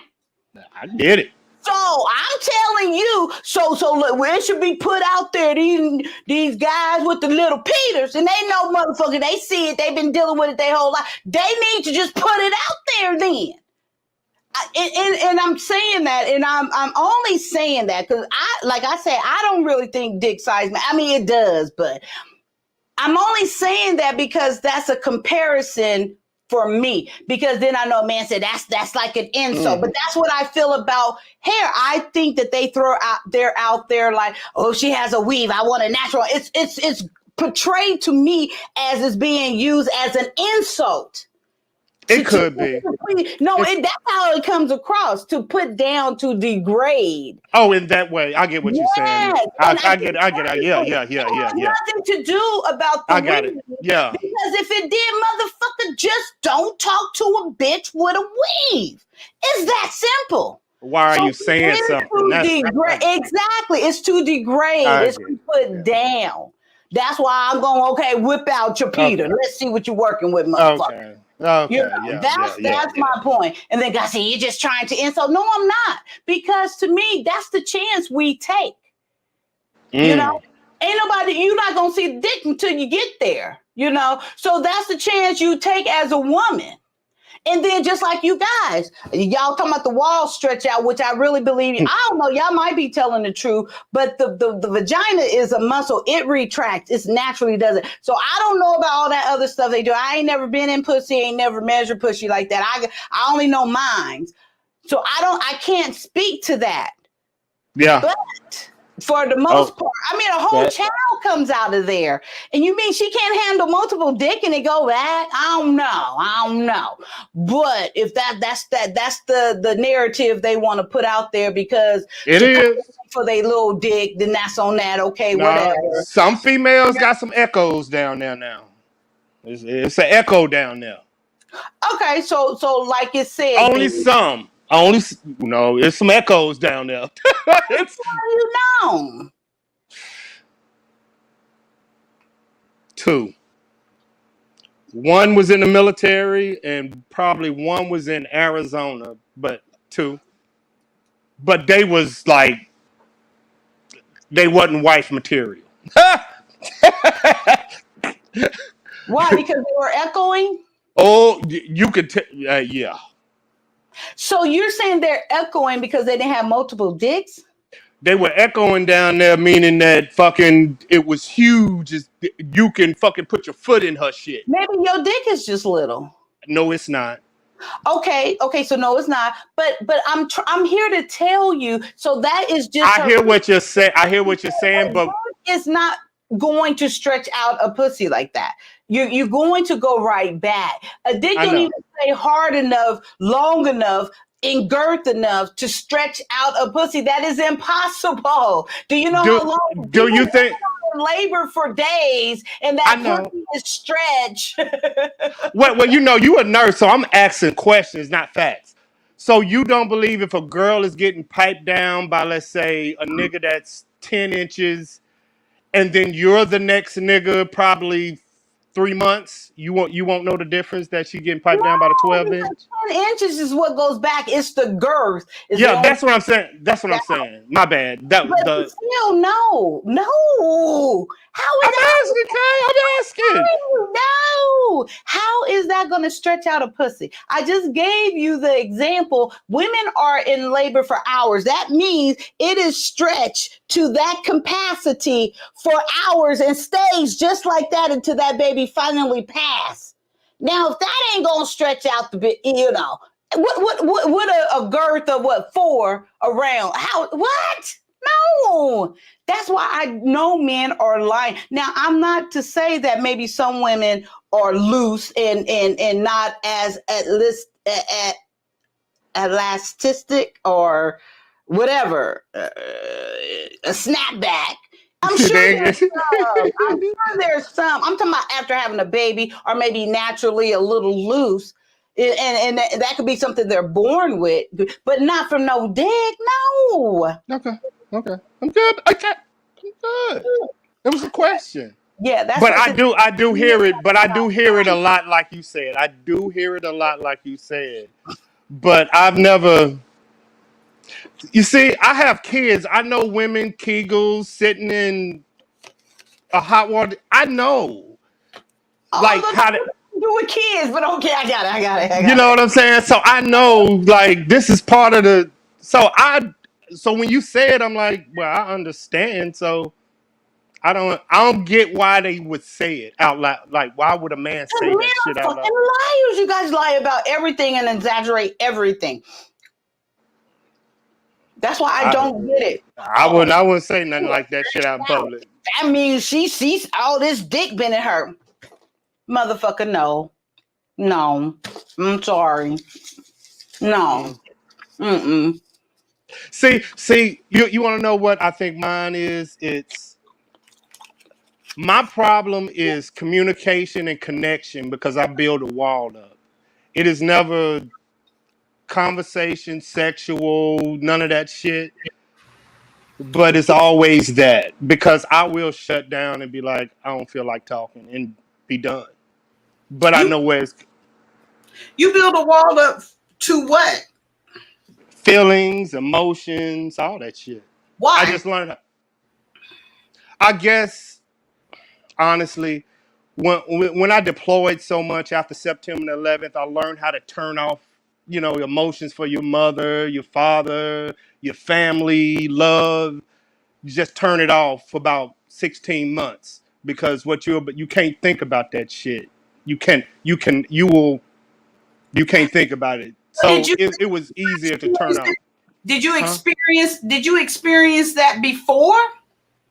What you mean? Meaning emotional, just what you say, you turn it off. Yeah. You experiencing it before, being emotional and towards women or whatever it is. Yeah. I was then all of a sudden when I just learned how I think it cut me off.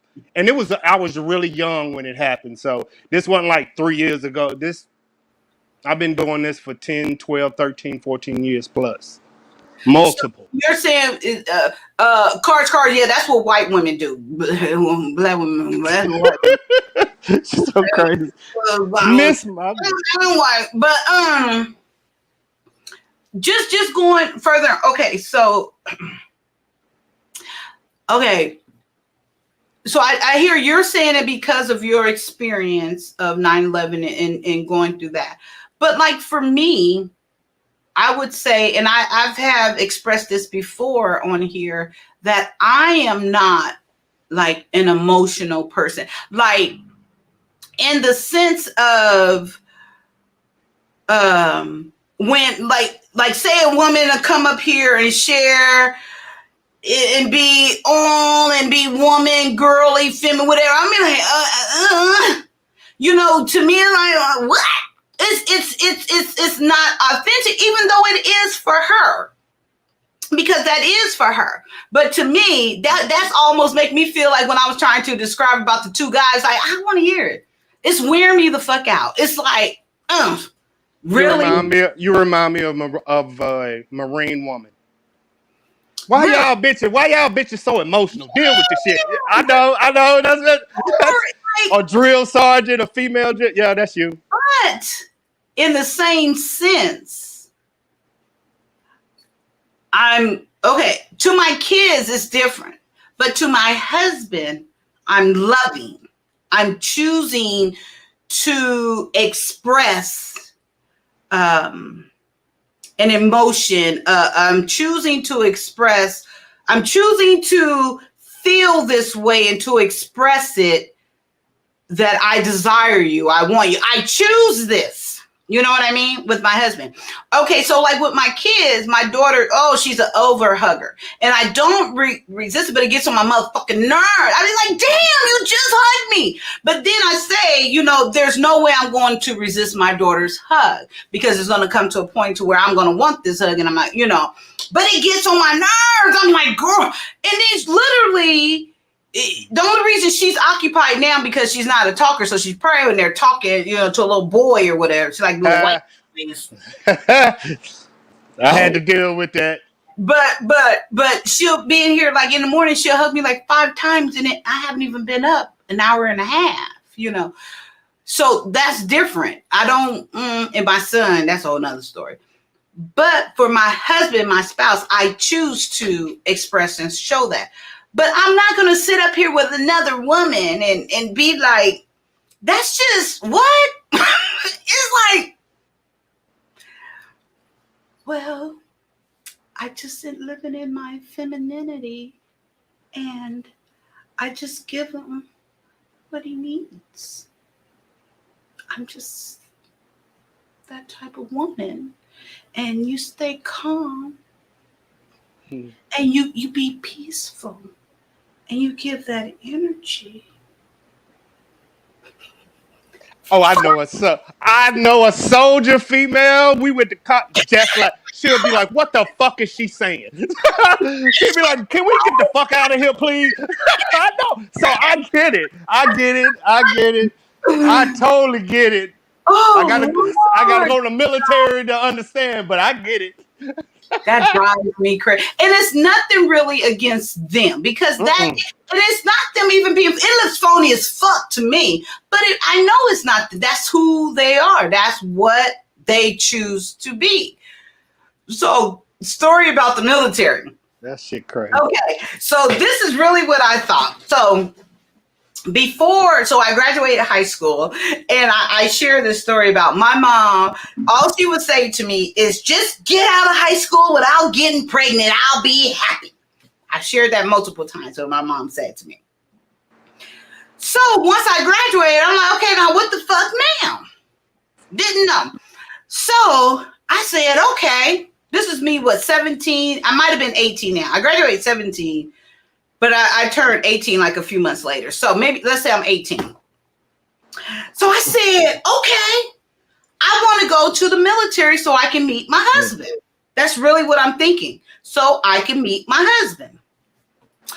So even then, I'm trying to research, how we did it back then, the archives and the library.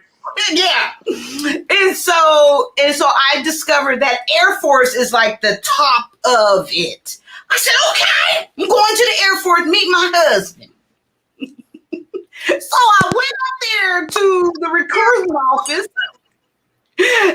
and so the guy, it was a black guy. I could see him tall, chocolate. Ooh, look good. And so he don't want to go to the military. So he's having this conversation. Well, why do you want to go to? I want to meet my husband. He's like, well, what do you want to do with your life? Meet my husband. That was my next step. So he's like, okay. And then he brought up to me, well, you can get a career. You could get, who are you talking to, me? Question mark. And then he goes, well, you can get your college education, you can get a career, blah, blah. So he was going over all of that.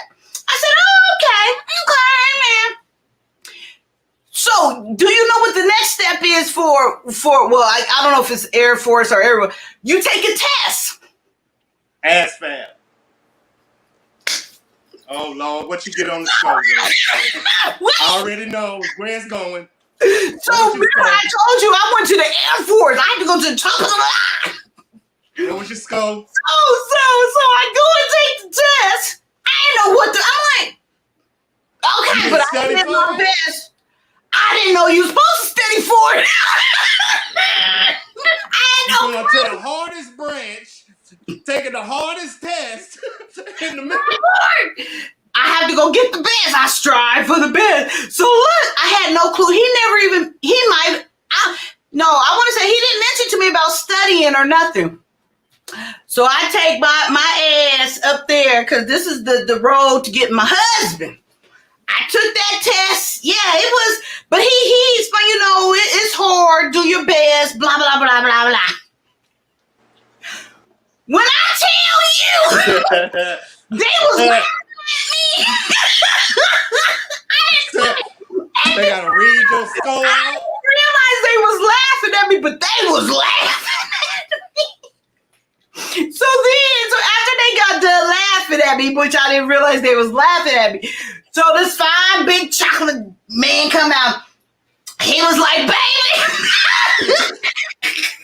we don't think this for you. You can try the army. That's what he said. He said, but this ain't for you. You're not going to make it here. He said, your mental or educational level is not up to, basically he told me you stupid as fuck. He said it eloquently, but I know that was his point. You stupid as fuck. I can't even believe you thought you could get in here. He said, I would suggest you can try the army, but he said, I don't even know if you will make it in there. Oh, Lord. I kid you not. I'll never forget that. So, you know me, I was like, okay, fine. Shit, another route. I'll go find my husband another way. But I'll never forget that. And it was so, and he was blunt, but he wasn't, but he was blunt. He basically told me, you're stupid. He didn't tell me you're not prepared for the test. I guess I did so bad. Well, I don't guess. I know I did so bad on it. I'm sure his thing was, I can't even believe she was even smart enough to even figure out that we're the best to come here to find us. That's how bad it was. Yeah. I was like, okay. So I end up going to Los Angeles City College, LACC. So of course, this is back in 1987. Wow. Computer boom. Right when it starts. So once again, a bitch strives high. So I didn't go see a counselor. I didn't do nothing. I said, okay, I'm going to college. So I go to LACC. And I'm hearing the talk, okay, the future is computer. And that's the whole big talk. I go take computer science. I enrolled in another computer class. I was in that class. I'm like, what the fuck are they talking English? I had no clue. So I hung in there a couple of weeks. I was like, I don't even know what they talking about. What do you do? But then when I was there, I met the captain of the football team, or the quarterback, and I started dating him. And at that point, I stopped going to class. I was just going to hang up. I wasn't understanding nothing anyway. So then I did a year there, of course, didn't pass, didn't earn not one credit. And then as time went on, okay, then I, went out, got married, blah, blah, blah, blah, blah. Then when I returned to college, I'm like, shit, actually had a plan. I'm like, dang, it was this easy. All I had to do go see was a counselor. They had set up the plan for you. I had no clue. But that was some fun times. I learned life. I'm telling you, I learned everything through experience. I hop in there and you can't tell me I strive for the best. I have the capability. I'm going to challenge myself. I'm going to do it. Just like, oh, did you see earlier I showed my website? I built and created and got my own. I did all by myself. I'm so proud of myself. My son didn't help me one lick. I hate to tell you this, but I was a dental tech in the Air Force till I cross-trained to the military. I took that test 2 days notice and aced it. Amen. Oh, you just had to make that point, huh? It was a blessing. It was a blessing. Did you study for it? No. They gave me the book, but that book was this thick. And I'm like, I ain't gonna read this whole thing. Because we had to go get it from the library because we were poor. Remember, we had to from the That library. part. I'm like, man, you going to get in the library and get that book, walking way up there. So yeah, Isn't food it? should have went in. I'm glad I didn't, because I would have been a hoe. I would have been a hoe. And let me tell you why. Because I would have been, and okay, for one, my personality, when I see how women are treated, and this was back in 1987, a ho, and I love to drink. And then this was in the time frame, because I got raped first, so I thought the way you relate and express affection for a guy, you just give up pussy, no nothing. So it wouldn't have been good for me at all. You're looking at it as a men's. I'm looking at it as I had female soldiers that were wives, that were they would have grabbed you and took you to counseling. They did it to many of women that Oh, went in there and lost. They grabbed them, or somebody like me to see them, I'd be like, hey. And no, but see, I thought that was like, you ain't gonna tell me. I can give because you were with that girl or that forever. Oh, okay. I see what you're saying. So you can be like, hey, get up. Oh, and they'd be like, baby, what you doing? They would have protected you. Oh, okay. Now, if you would have got to the right dudes and if you got to the right people. I'm going to get to the best. But see, okay, well, that would be amazing. That would have made me a whole different person, because I am that person of integrity, like structure and organized, and I like to know and what to expect and what I'm working for and what's the reward, that structure whole thing and stuff. But I just knew I was going to marry me a military man. But I married me a police officer. My first husband was a LAPD. Same thing. No, it ain't. They don't have integrity and structure. No, it's not. No, they portray that. But even my ex-husband, he said, this is some bunch of bullshit. He was like, shit, you get whatever you want. They more crooks up in here. He would tell me, LAPD. He was like, and he by chance just, was just acing and going through that. I told that story too. But no. We trained with a few of them from Cal. The sniper teams, y'all got up there. They trained at Fort Bragg with us a few times, so they hardcore. Who? Some of y'all LA cops on the sniper team, or they used to train with us up there how to knock down doors at Bragg. That's a certain mentality. It really is. And like my ex-husband, it wasn't his mentality. He was like a nice guy, But there is those mentalities for that. And if you keep your ego and whatever that is under wraps, I think it is a very respectful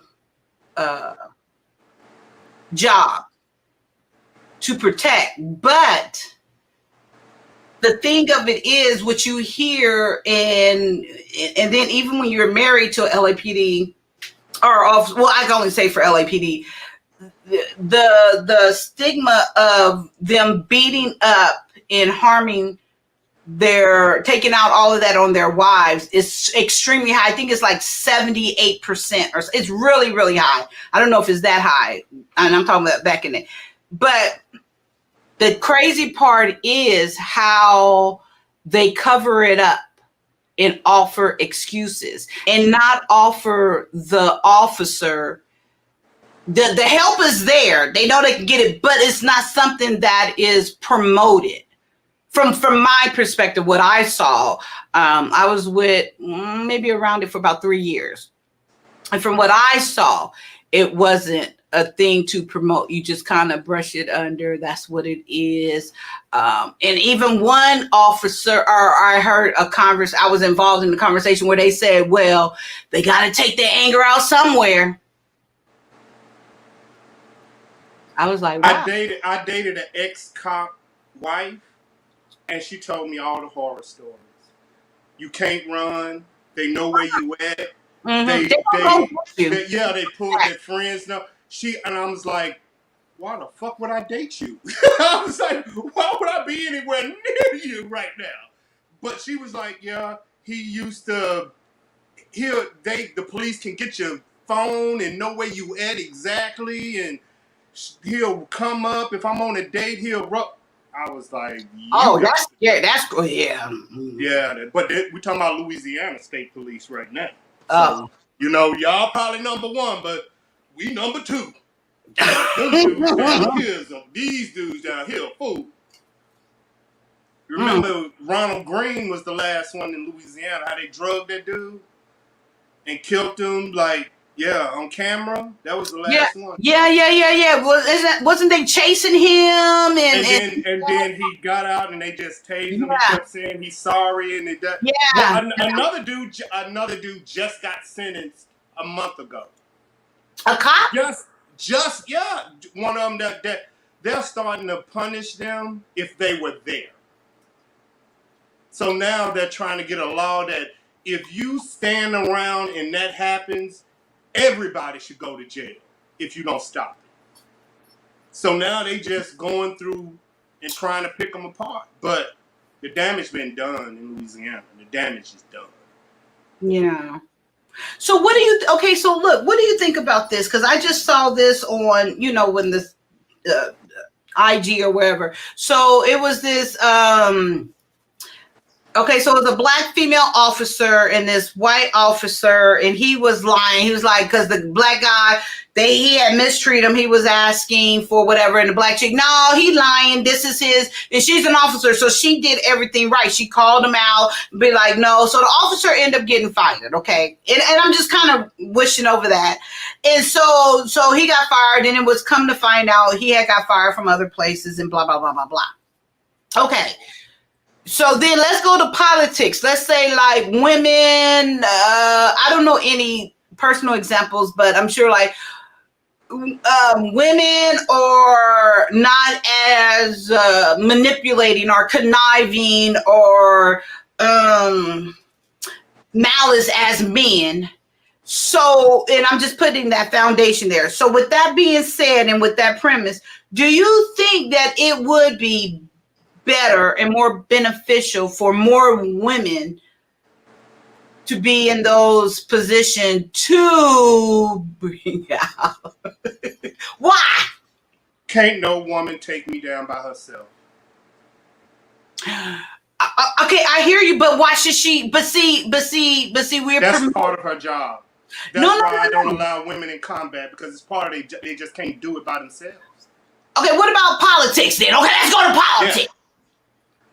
Do you think it should be more women in politics? And I mean more so for the morale side of things. Well, more for the integral side of things, not morale. For more of like the honesty, the being more of doing and working for the people, and not just to be backstabbing and all of this corrupt stuff. Do you think it would benefit from more women being infiltrating the Capitol or wherever, the Senate, whatever, is it the Senate where so many of them? So what do you think about that for more balance than all these white men? From what I know, there have been a mass of senators and mayors, and we're in the situation we are now. So get more of them.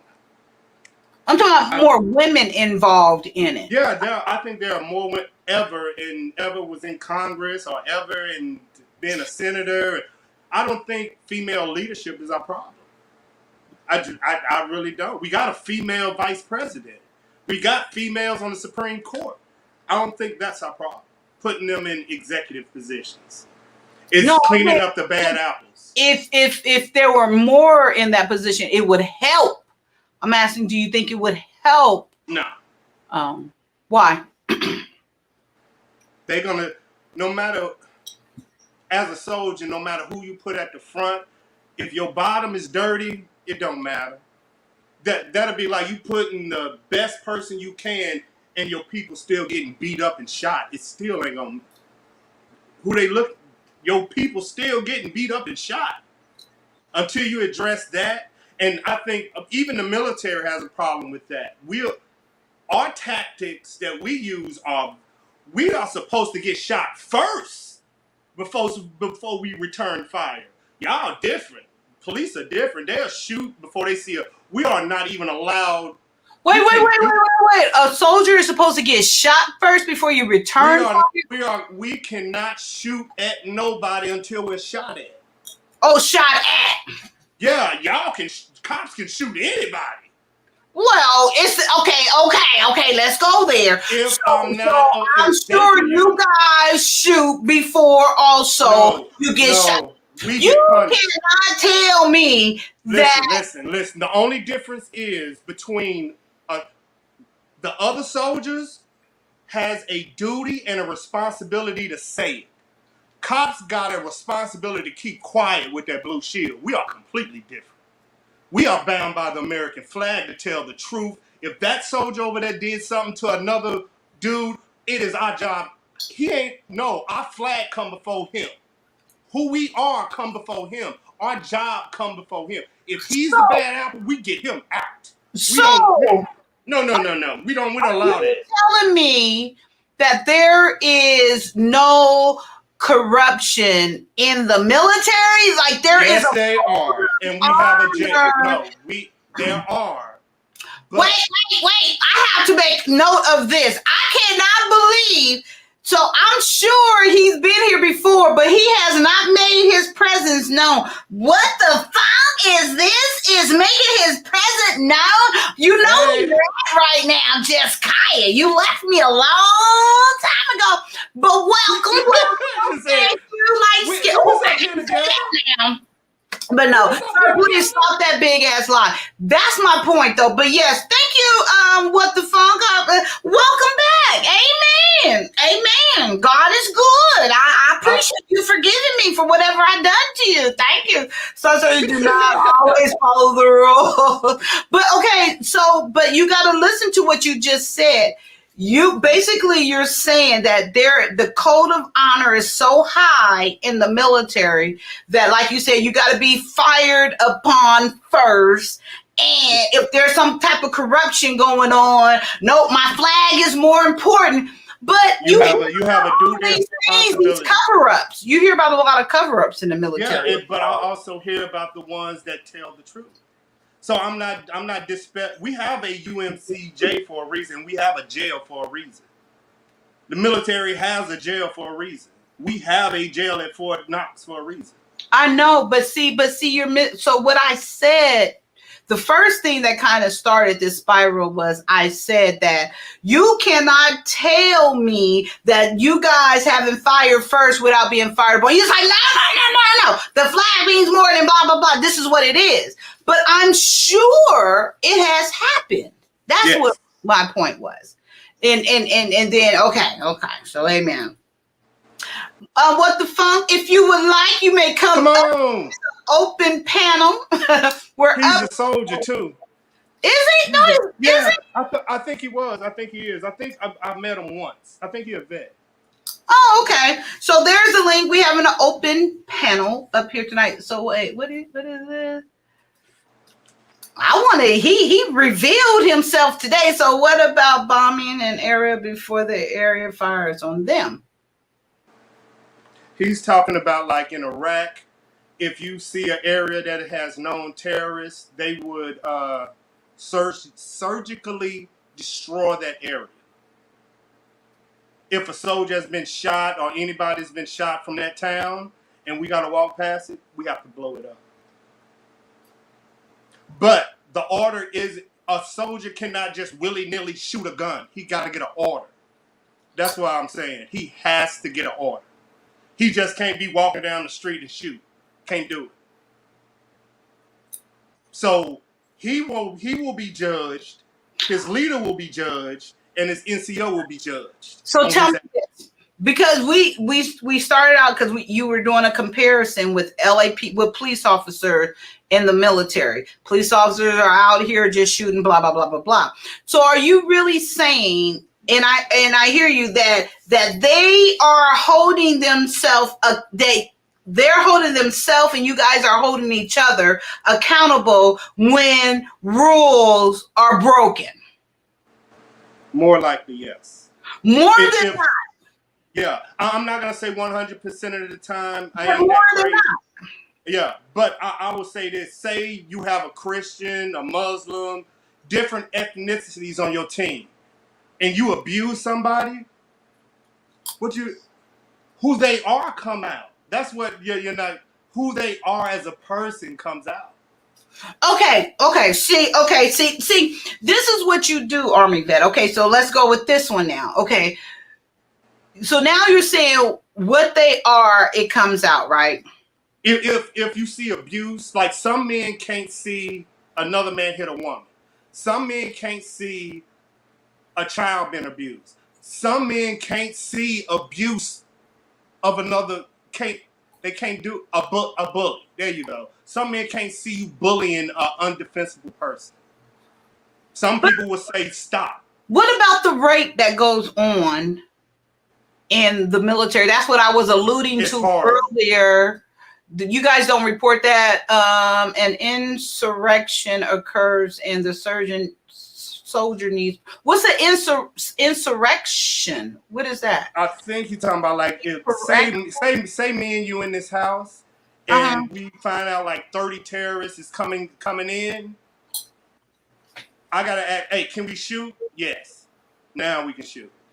But I just can't just start willy-nilly shoot. You know, everything Oh, in the you mean middle. you got to get permission from somewhere, whoever is the higher the lowest rank. then. You just can't just start welling off. An invasion or attack, especially a sudden or brief one. Okay. So what he said, if an insurrection occurs, the soldier still needs permission. Okay.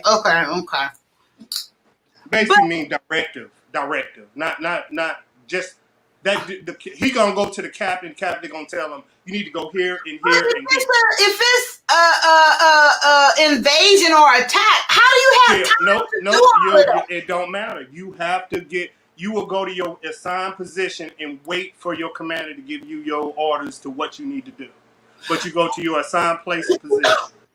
So then you are saying that if someone was to fire,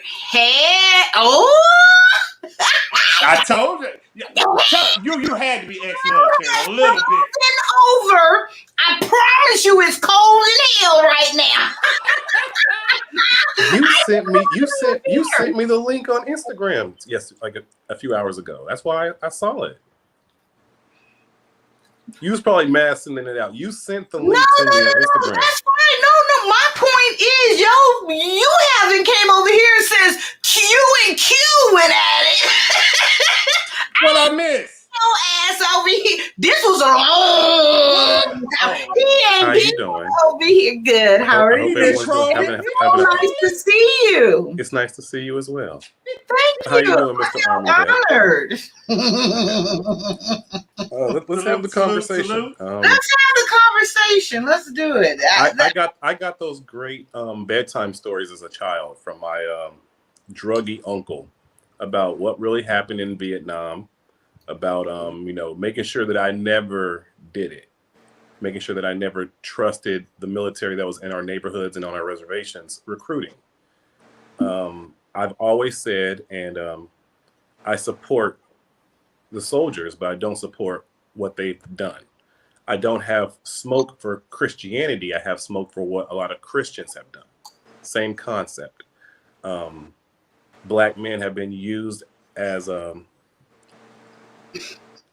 spear for white supremacy, meaning that black people were used to eradicate in every single war because we are geniuses. And as a collective, we have always been used and not valued on the way back in, meaning that when it comes time to come back home, many vets don't get what they have been promised, what they deserve, and they have to live with the alchemy of taking life. I understand the concept of what you're saying, and you're absolutely 100% correct. How it's supposed to be is that soldiers don't fire upon, until they are fired upon. But from soldiers, from generals, when war is happening, many times that rule is pushed to the wayside by more than we would like to admit. Okay. Now, some great generals will follow that code because they care about their alchemy. But many others, whether they have bloodlust, whether they're afraid for their own lives, they will push that aside and say, F that. Let's take them out first. I will surmise that it's the same thing that's with our police system. And if you've ever had to police in urban areas, or hell, even police black people when they are drunk and disorderly, I think that many of the police, once they've been in that environment for a long time, have a concept of, I have to make sure that I live because they don't care about me. And I have to make sure that I go home to my children. I have to make sure that I go home to my family. So they don't care. There's rules about the police, but they want to make sure that they live. And I think that if we hold police to that one standard, we can't be hypocrites and say that the military is higher. I think it's the exact same thing. I do believe that police are a lot more trigger happy at a higher volume, but I will absolutely say that in the military, once people are not watching, it's the exact same shit. And that's in Vietnam, that's in Iraq, that's in wherever there is military police with U.S. people and they are allowed to secretly do shit, they do it. And I think the military hides their shit way better than the police.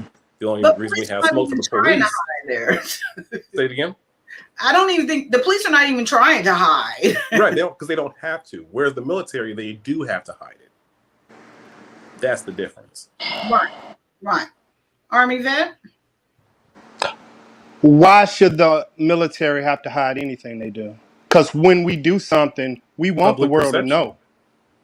No, public Exactly. perception. And That's public why perception they for the hide it. military. Oh, That's go why ahead. they hide it, because they have to keep the image up that they're not this evil. You know what? I'll say this. Here in Germany, I've been here for 8 years.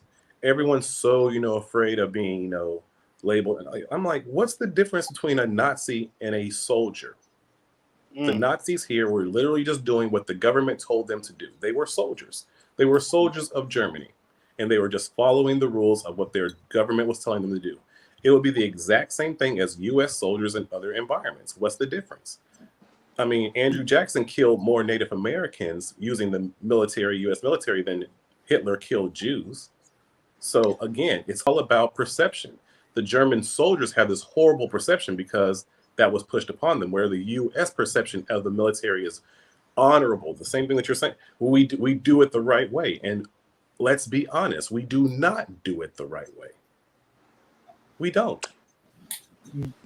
Don't the military got 3 bases in Germany, Mannheim? Have you experienced any military violence since you've been there? Because how old are you? I'm 40. 40 years in Germany. You got about 3 military bases over there in Germany. 8 years in Germany. Yes. Yeah. Any violence? Any violence from what? From the military people to people here?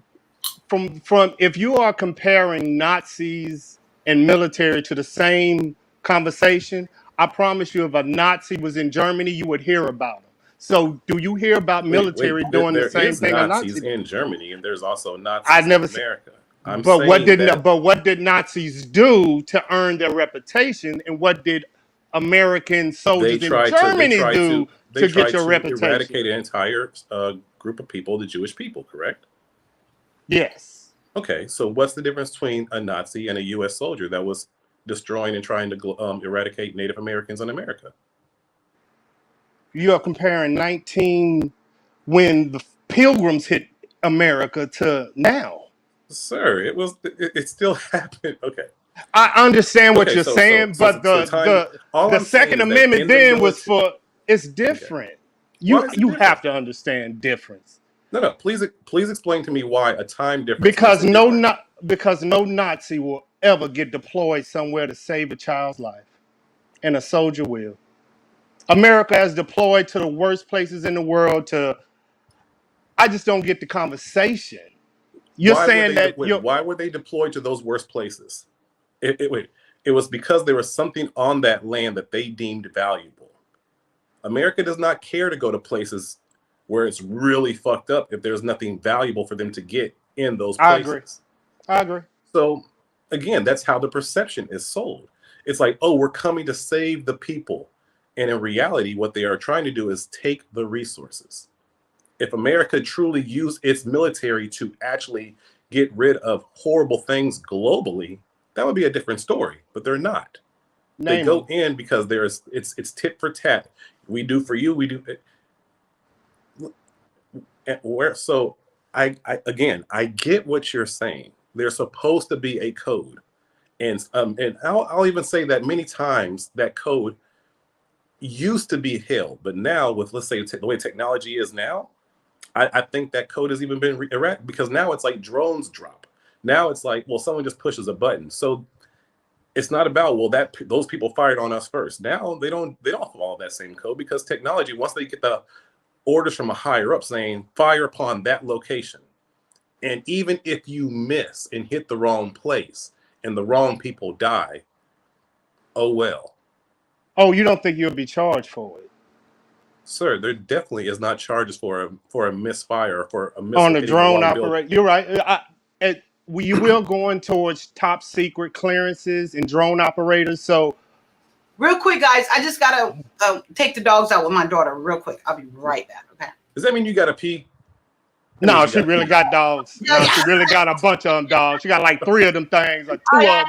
Okay. I told her, probably ain't seen them tails wagging around on the screen.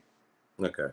But I understand what you're saying about the drones. We had an issue with them over in Iraq and Afghanistan also, that they were completely over here on the state side, and we call it not having skin in the game. Mm-hmm. I got it. But they do burn out. They usually last 6 months. The drone operation. I just got out, so I don't have to. They burn. So it ain't as bad as you think, because they get to see the people's eyes. You know what I'm saying? They get to see everybody. They don't get to see the explosion. They get to see what's left after, because they got to confirm parts. So they tend to go cuckoo for Cocoa Puffs and burn out about 6 months. That's why you probably don't hear about them, because they burn out.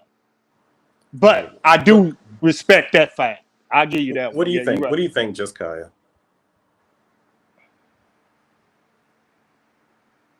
Is she on mute? Oh, I think she's trying to be mute, dog. Okay. Yeah, I wasn't even listening. I don't even know what y'all talking about, to be honest. We were men. About Nazi, I don't even know. I wasn't listening. Okay. Okay, do this. Give me a summary. What the phone, and then I'm gonna tell you my opinion. Give me both sides, and I'm gonna give my a quick 30-second summary. Okay. My point was saying that he was trying to say that the military, they don't do certain things the way the police do. I was saying that that's absolutely not true. I said once people are in war, those rules go out the bill. All is fair in love in war, and when people are trying to survive, they will shoot first. And even though the commanders a lot of times say they're not supposed to, when a war is actually happening or when feet are on the actual ground, it will even be the commander saying, hey, F that. We have to survive. And they will fire first. Oh, I heard that part. Yeah, I thought y'all talking about Nazi stuff. And yeah, and then but no, I totally agree. That was my point before you even came up. That's why the conversation was going that way, because he was saying, no, you don't fire till you fire upon. I'm like, you cannot tell me that that's 100%, because that's almost reflex. It's like, no, hell no. If you in danger, it's like you gonna protect your life. Army sergeant, whoever, be damned, I'm gonna be alive. You know that, and we'll discuss that paperwork later. But so that's why that came up. So no, I truly believe. And then another thing, when we were talking about the whole honor thing, I believe that Sarge, or who, I don't know the ranking, but whoever is the top person is, I truly believe, like, if that person's like, well, I felt like I had to do it, I think he's going to support that, because he has to trust his men to make wise decisions, and whatever it was, I mean, not being an idiot and just, outside of that, it's like, I think he's going to support it, because you have to trust each other. That man or woman is not there, and he don't trust them. He's trusting them with his life. So I think they're going to support each other. I do get, the flag and the honor. I don't think they're gonna follow up and support no bullshit, But for the most part, yeah, I think they're gonna cover each other. You by any means necessary, within a certain logical, realistic type decisions. And then what was y'all talking about with the Nazis? That's when I kind of tune out. He was trolling. The main thing I was saying is that America has better screenwriters than most people. Meaning that America's military is all about perception. Meaning that they always want to make sure that they have a we are just positioned with the things that they do. And I was saying that Nazis, again, are no different from soldiers, because had Nazis won, they would have been able to rewrite their story and done the exact same thing that America does, which is put their story into a positive light. But since they lost, they weren't able to do that. I'm saying that alchemy-wise, there is no difference from what Nazis have done versus what a lot of U.S. soldiers have done. They were simply just following the rules of their government and taking lives. Gotcha. Okay, that's what I thought you were saying, and I kind of tune out because I don't know much about that history. I only know what they portrayed and want, meet the popular stuff. But I have a question for you. And are y'all done with the soldier talk? Just because I am. Are you about to go back to P Valley conversation? I know, fuck, see, man. I haven't seen it. I'm with you, player. I'm with you. I ain't never seen the shit. I don't understand why sisters are trying to make me watch this with them. I ain't watching that shit. Oh, you haven't seen it? No, I have not seen it. I've had 3 women attempt to Netflix and chill with me with this watching series. That shit. I'm not doing it. Not me. And I want you to. Listen, isn't it okay? Hypothetically, let's say you got the right man with you that you already like. Oh no, I'm not with you in that aspect. No, not me. I said hypothetically. I said somebody else. No, I wouldn't want to watch it with no man that I'm interested in. So so why are women trying to watch it with their men? If you wouldn't watch it, I would not want to do that. I would be, because however he react is not going to be either whatever. I'm going to draw my own conclusion. I do not want to watch afterwards. Like you're gonna be like, wait a minute, what? He just watched that gay sex scene. Why is he making his move on me now? No. So why do you think so many sisters are trying to watch this show with their men? I didn't know that was going on. I would, like I said, I would want to. Absolutely going on. No, I think because you were talking with he said, she said, and he watches it with. They watch it, yeah. But see, they are exceptional, and he is very stable and secure in his manhood, in who he is, and he has displayed that time and time again, before, during, I'm sure, and after. So that's different. But for me, and probably the man that I would choose, I ain't watching it with him. I wouldn't want to. Okay, okay, let me use my ex-husband for example. Okay. He wouldn't watch it. He'd be, oh, look at those fudge packers. Look at those fucking hormones. What the fuck? He would talk. He using those 90s terms. Fudge packer? Oh, okay. Yes. He would talk through the whole thing, pissing me off because I'm just trying to watch the shows. But that's what that would be. So my first husband, let me use him. He would watch it, but he would be in tune. It would be like, what the fuck, whatever. Yeah, I'm here with you. I'm doing my part, But you guys nowadays, like me, I'm telling you, if I was dating and to watch that, I would be analyzing the fuck out of him. And no matter what he do, it would be no good outcome. Either way, I'm going to come up with an alternative. It honestly seems like it's a test. I think it's a test that I know Black women have their monthly meetings and, try to figure out how to make us feel like shit.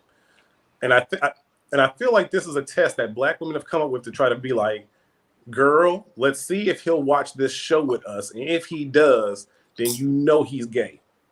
I don't know about none of that. I have no clue. I know you took the blood oath. You can tell us some of the sister code secrets. I didn't even know what the fuck a sister code was until a couple of months ago. Okay. Okay, sir, what would you do? We've been very peaceful and good over here. Okay. Don't start with this bullshit. Sir, a woman who's looking right, fine as hell, I don't know if you're single or not, but she's inviting you over and she wants to Netflix and chill and turn on P-Valley. What are you saying?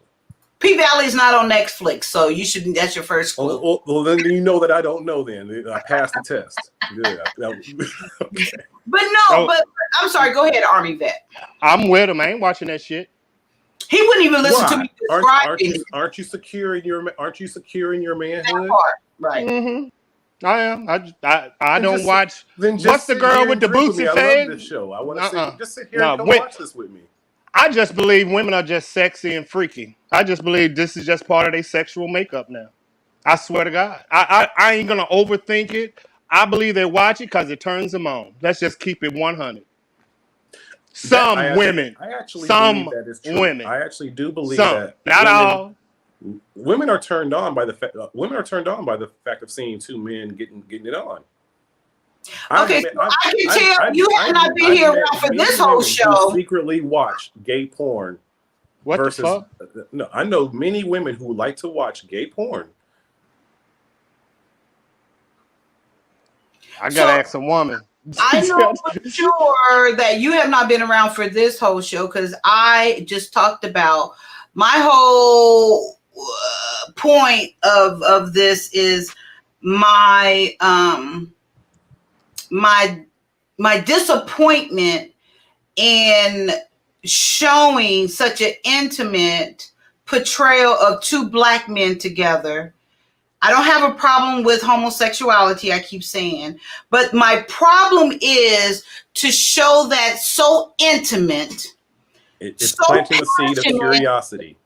No, let me finish. Mm-hmm.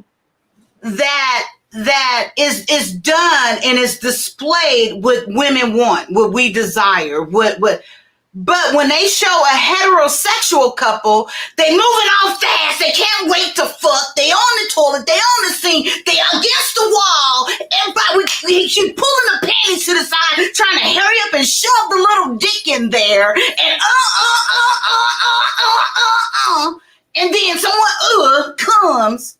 But no, when there's two black men, it's so passionate. It's so intimate. It's so to the point to where it's love making. What the fuck? So a black man can only do that with another black man? That's my problem.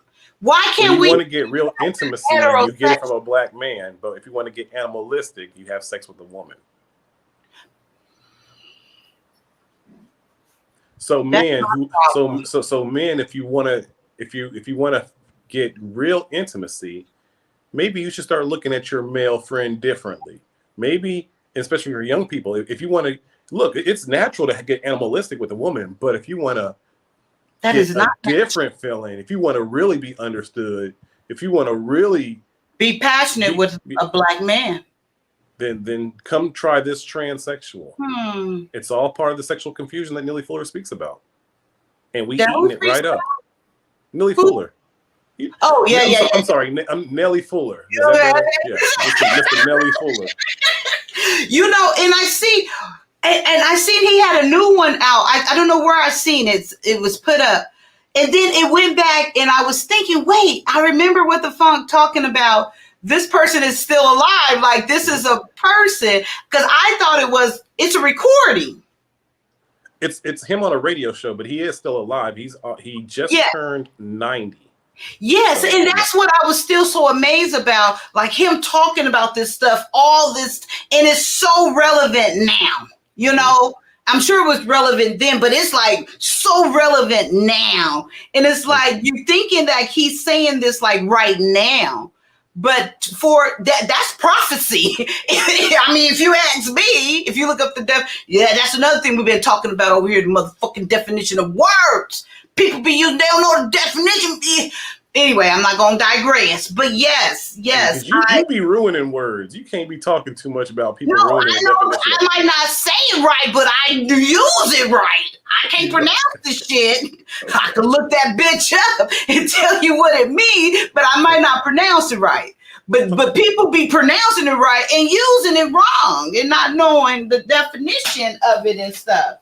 Well, let me say this, because P-Valley it's marketed towards women in your son's demographic, meaning that it's really kind of marketed for your son. And even though your son's not watching it, there are black boys his age who are watching P-Valley because again they're watching it with other girls their age. Can you hear me? Oh, she's asking her son. She's doing a live. She's like, "Hold up, son. You know about this show?" Yeah, it's like, you been watching this? With my daughter, so he didn't go with you, Jim. Oh, show. I'll ask while she's taking care of that. Yeah, go for it. Have you noticed some of the other shows that are kind of not maybe as blatant as P-Valley, but I have children, and I've noticed like I was showing my daughter and son Craig of the Creek, which is like a black cartoon on Cartoon Network, and they have a bunch of kind of homosexual kind of innuendos in the cartoons. So I started noticing that like there really is this agenda. I even saw for my son, there was one where it was 2 male dinosaurs who wanted to protect an egg, and they're like, well, they have a right to protect and I'm like, what the fuck is this shit with these male dinosaurs have? Like, so are there some things that you've noticed in cinema that am I bugging out? Am I tripping? No, it's. I got 2 also. I got a 5-year-old and a 2-year-old girl. So I'm going through the same thing. It's terrifying as a father that you know sooner or later you're going to have this conversation with your son or your daughter about 2 men or 2 women and as a single parent. And don't forget a man that looks like a woman but maybe still has a penis. Exactly. Atlanta, it's a real thing. Louisiana, New Orleans, it's a real thing. It's becoming globalized, and they want straight men. They don't want other trans men. They want straight men. They say this all the time, but they actually want to. They don't want gay men. They want to get a man that is straight and turn him. That is actually part. You said why? Yeah. I mean, that's always been the game. That's always been, I mean, even in the early 2000s in DC, there was a lot of transsexuals there, and they love to get straight men and be there first. Like, kind of like, it's all part of, like, I think in a way, taking their virginity. Good night, daughter. Wasn't it called like that down low culture, down something culture they used to have back in the cut? Oh yeah, it's still a thing. But I think psychologically, I don't know. I think it's a thing psychologically where a lot of trans men love to be a straight man's first, and turn him out and have him doing something that he never thought he should be doing. I think that a lot of trans people get a kick out of that. And I'm not even talking about the ones that are surprising men about. I'm talking about the men, like the trans men that will go to a party. It makes them feel like a woman. They get a man that's kind of drunk or high.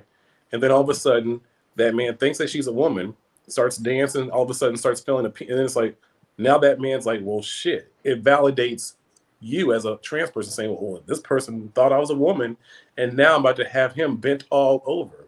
It's a power kick. But okay. But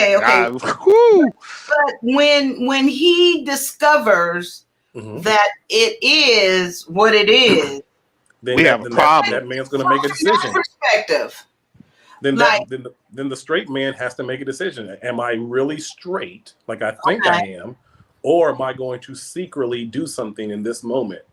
Okay, even not a question of him being straight. Could it just be curiosity then? Could it be? I mean, yeah. Okay, let's go from that angle. Yeah. I think that there's a lot of bi-curious Black women, and there always has been. And I think that this is now making men bi-curious. Whereas once it's normalized, then all of a sudden when you're in the right environment with the right drugs and then the right man that comes up on you makes that move on you while you're in your element, and she's rubbing you, and and then all of a sudden you realize, wait a minute, that man is more likely, since the seed has been planted in the curiosity. Well, let me see what this is all about. Oh, okay. Let's take it a little bit further. Okay, the curiosity. Okay, we getting deep. Okay. Yeah. Okay, you doing okay there, Army vet? You okay? No, stick with us. They call her the Venus flytrap. Look that up. I forgot. Okay. So okay. He ain't never. Let's say he ain't never had a gay thought in his life. Never. Okay. Mm-hmm. So he initially all woman, then oops, what? Yep. Okay, and we're going with the curiosity theory here. Okay.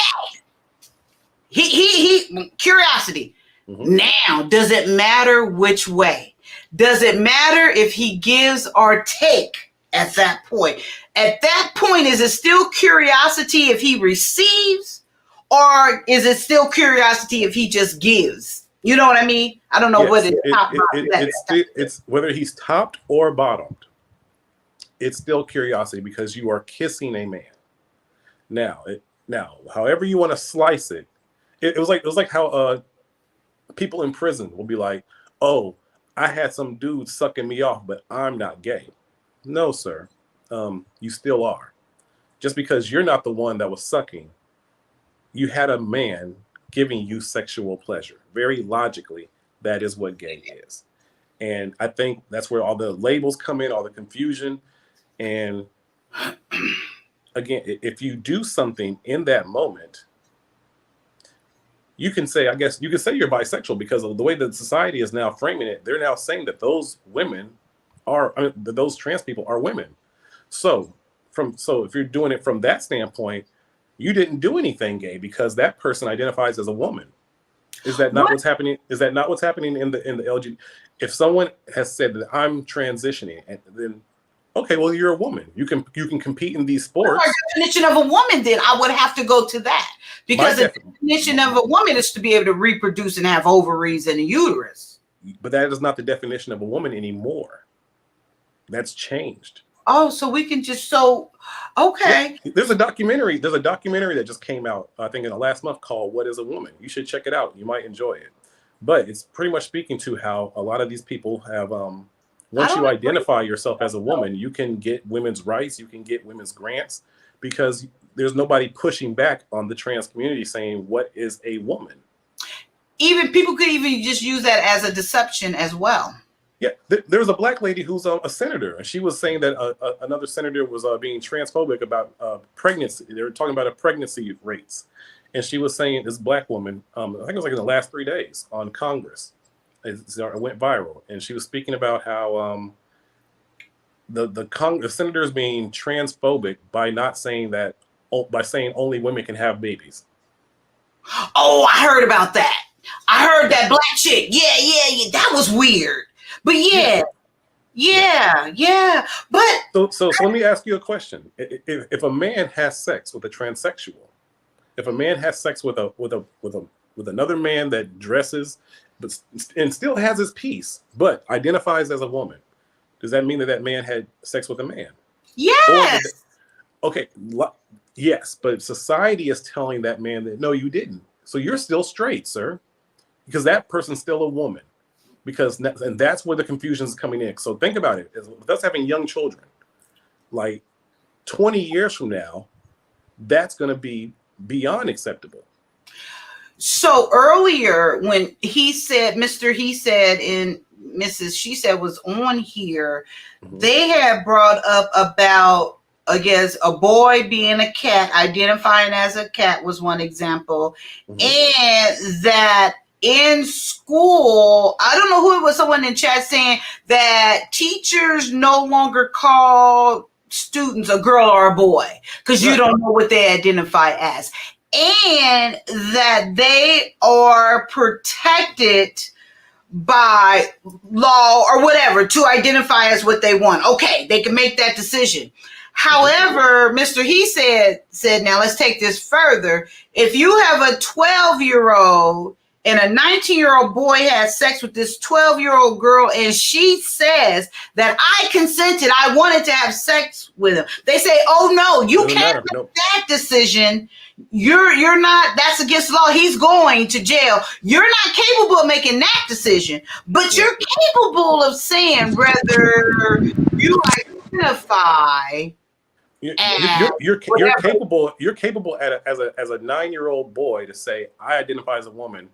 I don't want to go through puberty.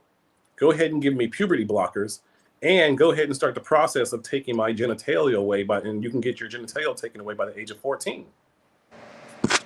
That is fucking crazy. But this same child cannot consent. So this 19-year-old boy gonna go to jail because they can consent about their shit, but they can't let you use their shit. But these doctors can alter and mutilate their shit. Yep. That's And crazy. be perfectly fine. That's just that. I got a conversation for you. What the funk? I'm gonna stay right where you at. Say that 10-year-old boy had sex with a 10-year-old transsexual that he thought was a girl. What is that? Wait. Go with that again. Wait. So a 10-year-old 10-year-old boy have sex with a transsexual that he thinks is a girl, or 12 or 13 or 14 or 15. Did he see a dick? I mean, he had to see a dick eventually. No. What if he was transitioning and they took it away and he found out that was a boy? It's still gay sex. Or this is where God. Okay, fine. It's not gay sex. It's trans sex. Yeah. But this idea of trans sex is a new level. Okay, look, in Brazil. I get it. In Brazil, I used to bartend. There's a ton of she-males, tons of good-looking she-males with big slanging dicks that you got to be careful about. Dicks bigger than yours. But see, I hear you. But there's a lot of ugly bitches that looks like niggas, but they still a bitch. You know what I mean? So it's Say that again. Okay, I'm saying it better. That's just get to the point. So there's a lot of ugly women. Not a lot. There is ugly women that look like a dude, but she all woman and she ain't even gay, but she just ugly as fuck. Okay. That's what it is. Exactly. So I'm going to your scenario of the guy with the long dong and he's all feminine and pretty, but he make himself look like that. That does not make him a woman. This is where the confusion comes in. Because you'll ask a man, would you rather sleep with this one woman who's ugly and maybe even looks like a man, but is all woman? Maybe she has mannish features. Or would you rather sleep with this person who looks feminine with the long curly hair, or with the wigs and the eyelashes and the tits and a dick? Would you rather sleep with that? Or even maybe they have the full surgery and they have the fake pussy. As a man, see, that's different. Then if you give her a pussy, a whole man's mentality is different. Then it's you give that they can rationalize that all day long. But it's still someone who was born a man, and that's where the confusion will come in. Because if you ask men, and they're being honest, and also you have to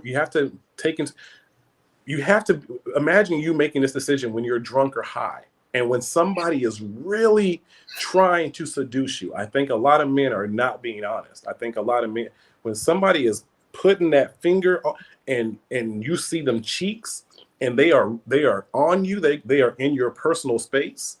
Would you rather sleep with that person versus this person who's a woman, who might even be out of shape, who might be, so burly? What are they choosing? You saying the men are choosing the women out of shape and stuff? I don't believe that. I'm saying the men will choose the transsexual.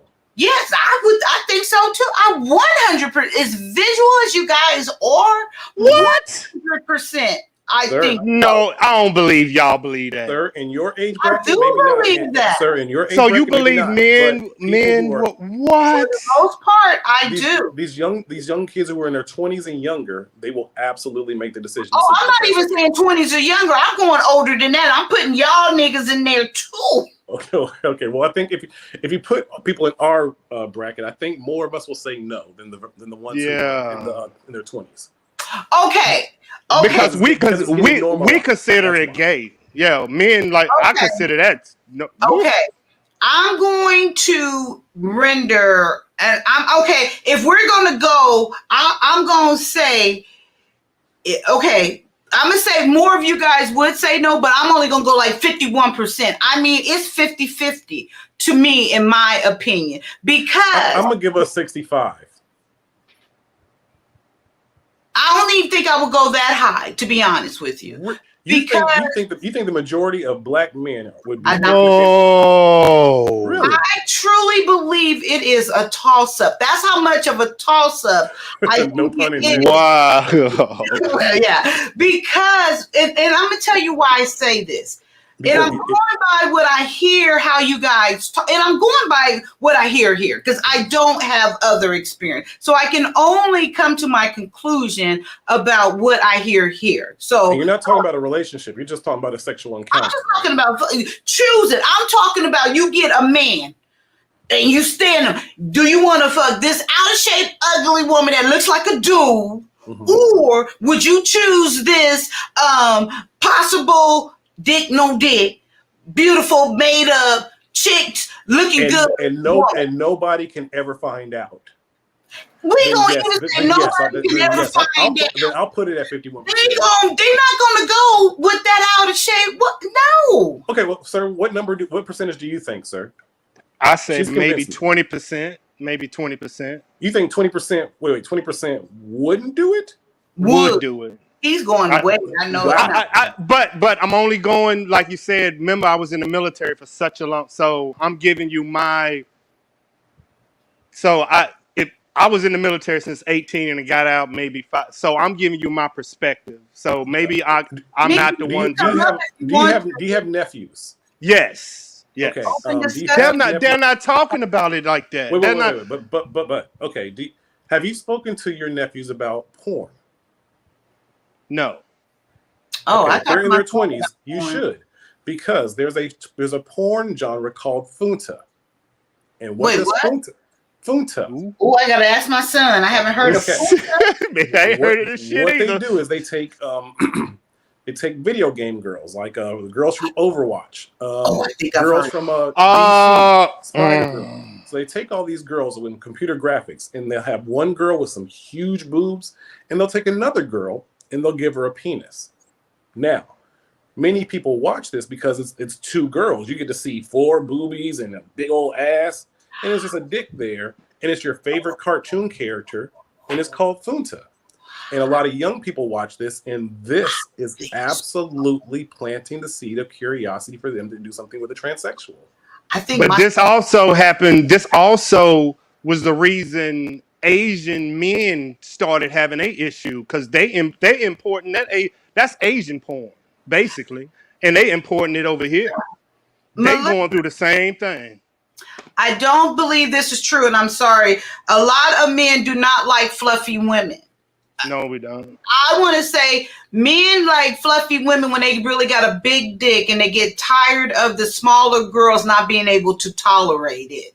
I'm being serious, and that's really for the most part what it is. I truly believe also over my evaluation, over me just like listening and taking things in. That's why, in my opinion, like white men and white women, they gotta be so skinny because they're not the most endowed. And no fit, but it's a fit. So the white woman. Think about it from Asian perspective. Exactly, they body has to adapt to what is coming to it.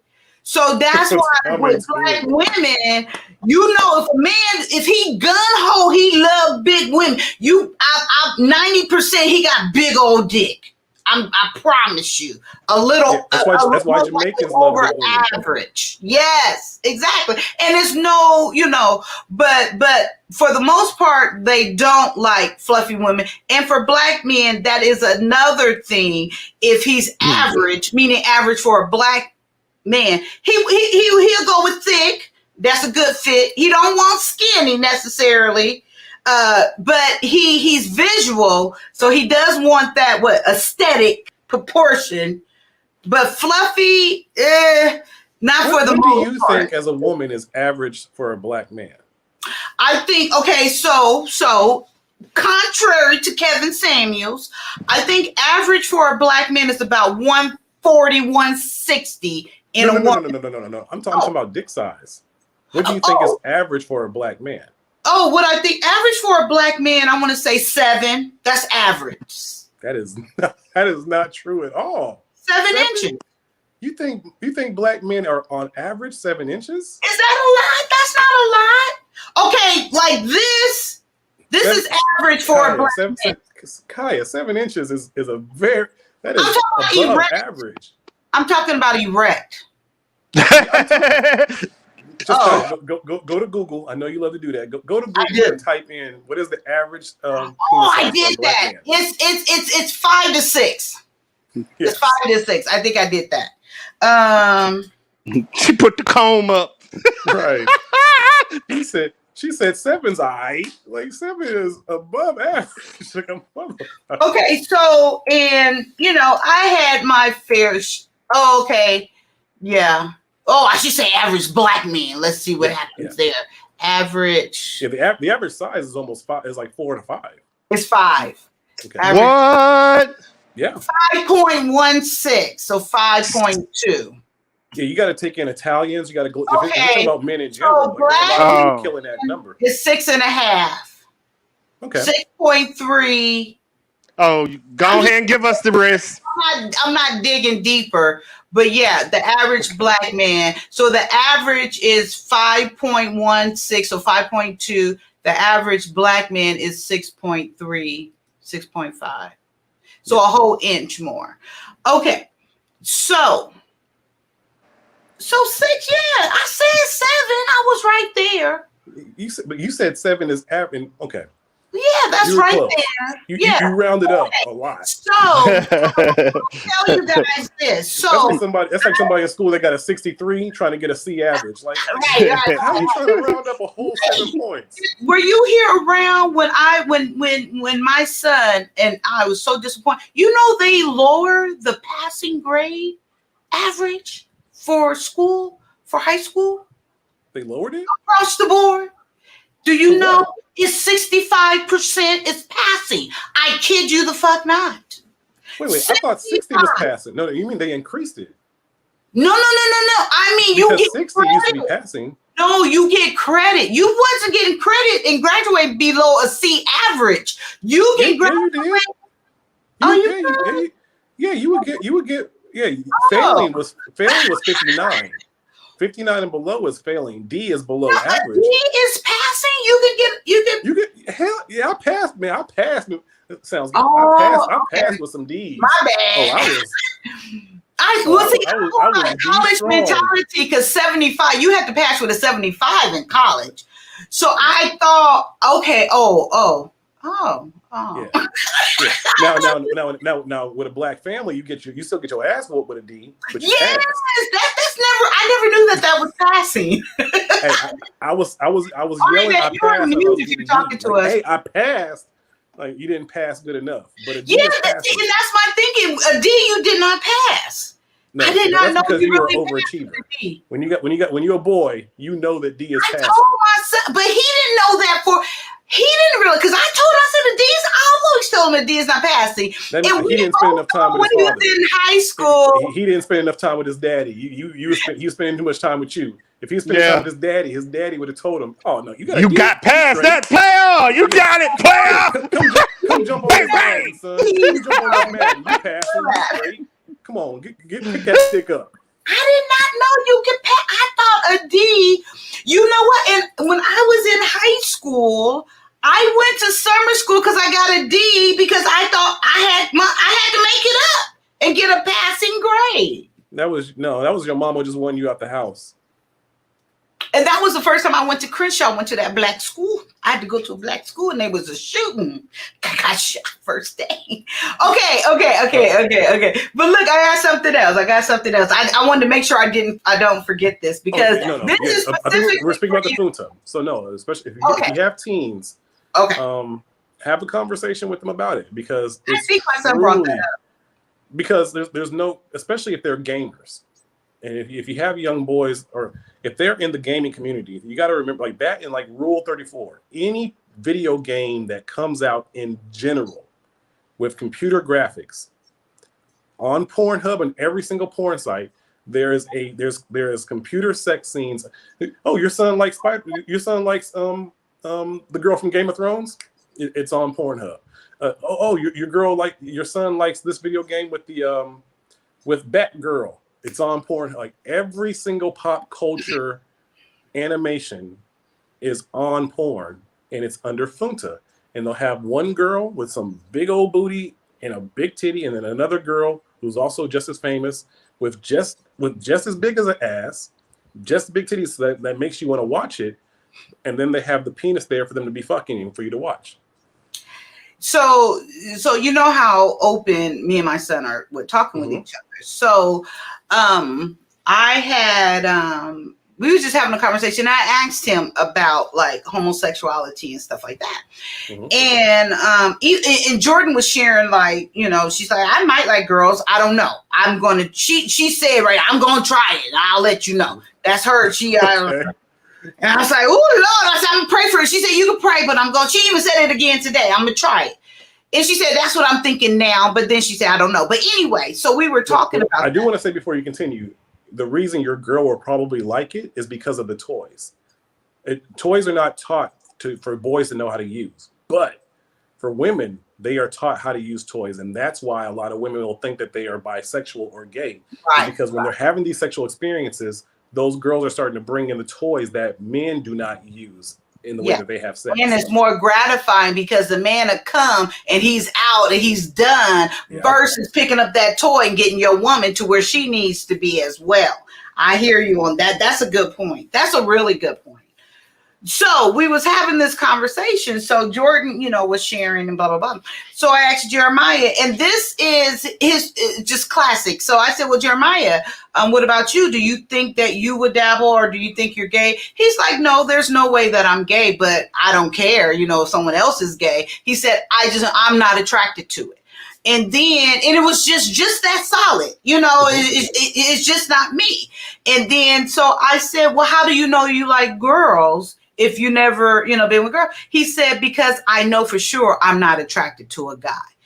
And then I said, so when I think that's how this cartoon thing, I think he brought this up before, because I can remember him saying something about when we was having a conversation, how they switch, or it could be a lady, a woman with this. And I don't remember the thing we was having that conversation, but he mentioned something like that. And then he was saying that doesn't do it for him. Okay. Because I was asking him about, like, remember we had the conversation where you said, have your son see if he can stop masturbating for 3 months. And he was like, sure, no problem, and blah, blah, blah, blah, blah. Mm-hmm. I think he went maybe a week or two. But but then, right. So he did better than most. He said he made an effort, but my thing is, I was and still do push that he tried to leave the porn alone. And I think that's how that come up. He said he knows that it's porn, but he said it's not porn. Then what is it? He said that's not porn because it's a part. What he said, it's part of the game. It's part of a. I'm telling you. So he trying to find a loophole. He good.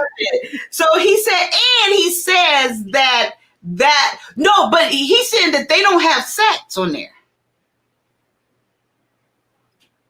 Wait, do they actually have sex on it? Okay, maybe that's not it. I don't know. But anyway, they have graphic bouncing why scenes. is that part of? Why is that in the game? It's not in the game. People look, that part is not in the game. Oh, it's people who make computer graphic. The people make this on porn, meaning that there's For not kids. the developers of the game. They take the image of the girl from the game and then they just make computerized versions of them having sex with other girls. okay. So and no, other what men. you're describing So- to me, so- these so are it's not- characters in his game Yeah. that they're switching and presenting this. But I want to say he's saying that they're not having sex in the, but you do. They're not having sex in the game. Right. In the game, they might have the lead up to sex. They're not showing sex in the games. But what happens is they have the chemistry, they have the lead up, and then if you're someone, you can be like, okay, well, shit, let me go on Pornhub and type in that character's name and see if there's anything there. And there's always something there. Okay. Like you can That's why think he of was saying it was not porn. any video game you can think of, you can literally find porn of it. Pretty much. Any cartoon that you like, you can find porn of it. Anything that is already planting the seed of like a person having a crush on anything animated, there is porn of it. Oh, you know what? I pulled up this site that was talking about dick size. Okay, so I have a question. They have questions. Oh, okay. Okay, so and this is this black. Oh, I did put black dick size. Oh, okay. And by the way, we got to remember because we're all parents of youth. Think of the future. All that stuff that we're speaking about with the Funta, it's also in virtual reality. So people can put on their virtual reality goggles and just be in a whole orgy of video games, dicks and girls and. Well, yeah, because that whole what was that movie, Black Mirror or something? Yeah. Did you ever see that? Yes. That was very good, though. But that goes to the point that I was making about P Valley, how intimate and how it was so inviting and luring. Mm-hmm. But they don't show heterosexual relationships like that. Yeah, heterosexual sex. No, let me show you this cybernetic robot sex. Let me show you this in the virtual reality where you can have this orgy on a roller coaster. Let me show you how you can go on this spacesuit and be in the stars and having sex with a cosmic with like no, the metaverse is as crazy as it sounds. It's what's intriguing our youth, and that's making more and more confusion and making them have more of a reason not to have a simple interaction with somebody from the opposite sex. It's harder to have an interaction with somebody from the opposite sex when they can just go ahead and go to their virtual reality world, stay at home, eat their pizza, don't have to work out. They don't have to develop the chemistry. They don't have to develop the body language of somebody in real time. They don't have to put their heart on the line of getting their feelings hurt. They can just go into this metaverse world and get. What about psychologically, us human needs touch. We need physical touch. So is that why people stay home with their mom and they get to every once in a while hug? I mean, but even beyond that, physical touch is needed to thrive. Yes. Well, yeah, to thrive as a human being, yes, but you don't need physical touch to thrive as a zombie. And what society actually wants is they want people to be working. And as soon as they go to work, they go right back to their bubble and just plug in and spending money on what, like they want people to be consumers, to be in their home and to be doing their work. Other than that, they really don't care if you're actually having meaningful fulfillment and meeting people. They want only a certain amount of people procreating. And this is part of the reason how they're doing population control. Because they don't have to get a bunch of people to get vasectomies. They're just going to give so many other options that people aren't really even going out there making babies like that anymore.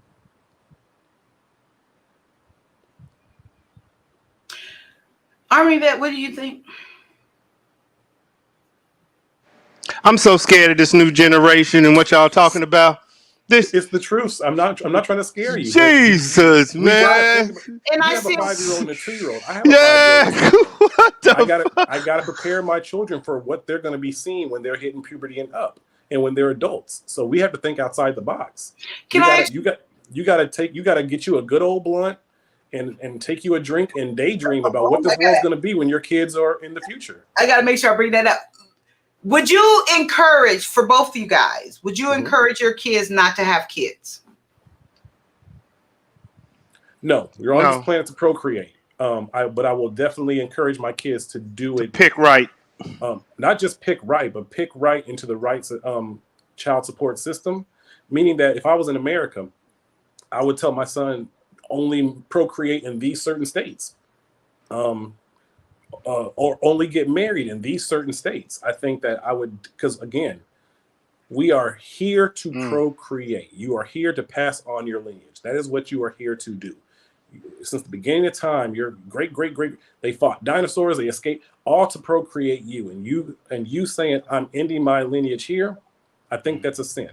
I think that you have to figure out a way to procreate. So I would tell my children to do it, and then also equally make sure that you're not just procreating, but you are in that child's life and making sure that you are raising that child. For everyone to procreate, and the whole thing of that was to populate the earth. The earth is populated. So and it's crazy that as bad as I wanted kids, and I have my kids, I am so fine with them, neither one of them having kids. And I have you said you're fine with you said you're fine with neither one of them having kids? Yes. Because you don't like the state of the world where it is. It's not really the state of the world what it is.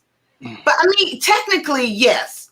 But for one, to be a parent, it's fucking hard. And it's only getting harder. So for one thing, I don't even think I'm a good parent, because it's impossible, in my opinion, to truly do everything and really rear these kids to be a productive member of society. Okay, so with that just being said, and that's just the average, okay? Yes. And you always want to exceed and do better. So with that being said, so if I'm saying that I don't think I'm a good parent for the most part to help my kid, I don't think my son is going to be a very great productive member of society. I think he's going right into what they want him to be. He's fine just being locked up. He's fine in his own world. He's not influenced by everything, but he is. He's not going as far as maybe wanting a man, but what the fuck? He doesn't, my son's 17, he has no interest in girls right now at all. He's not seeking out and smelling for no pussy at all. Yeah. He's fine with masturbating and watching whatever he's watching and doing in his room. Okay, so that's accomplished. My daughter telling me clear, she just turned 15. I'm a trying woman. Okay. She's telling me this. So ask your children to do this, and just as an experiment, and see.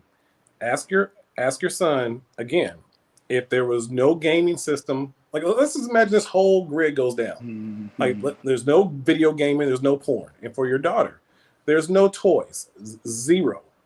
I think if you take those things away, and which are clearly distractions, and if being a parent wasn't so expensive like it is in America, because essentially what you're saying is to be a parent, you're taking on all this stress to go into the system, which you're absolutely correct. But in other places in the world, they don't have that stress. They can simply just be a parent, and it literally is what it is. And I think that when you look at it from that perspective, you do want to procreate because it's not so life-altering to have a child.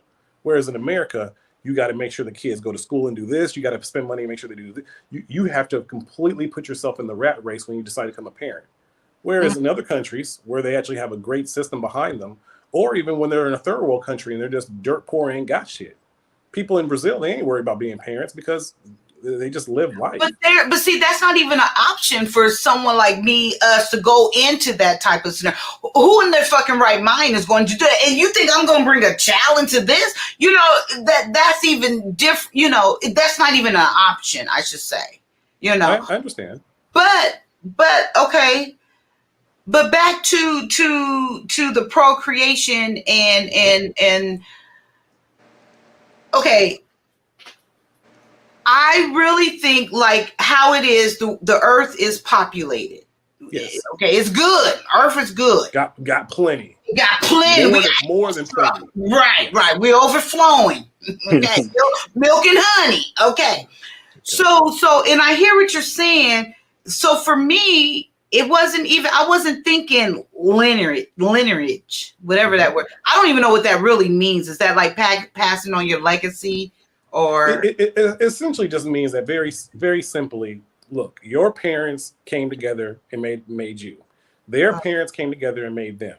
Their parents behind it, like that's all it is. See, all of that, that's whatever, you know. Right. So if your children don't do that and procreate, then that entire lineage of thousands of people before them dies. But ain't nobody gonna know anyway. They not gonna know. I mean, like your elders know. When what else? You said nobody will know. When No. your children pass away, they have to answer to that. Okay, I don't know about all of that. I don't know about all of that. If you end your lineage, either you come back or you have to answer for that. Maybe you. I don't subscribe. I don't know. I can't elaborate on that conversation. I'm just saying. I'm not privy to that. I'm not. I'm. You know me. I don't push religion. I just push. Yeah. No, I know. I hear. Okay, so if you pass away, would you surmise that maybe there's a place where you see all your elders who were there before you? I'm debating that. I don't know because I know they say you go and you would know. I would know my mother. You're gonna go and wonder if you've been married multiple times. Wonder, and they said those kids that you miscarried and all these things, and I hear that. Mm-hmm. I have not.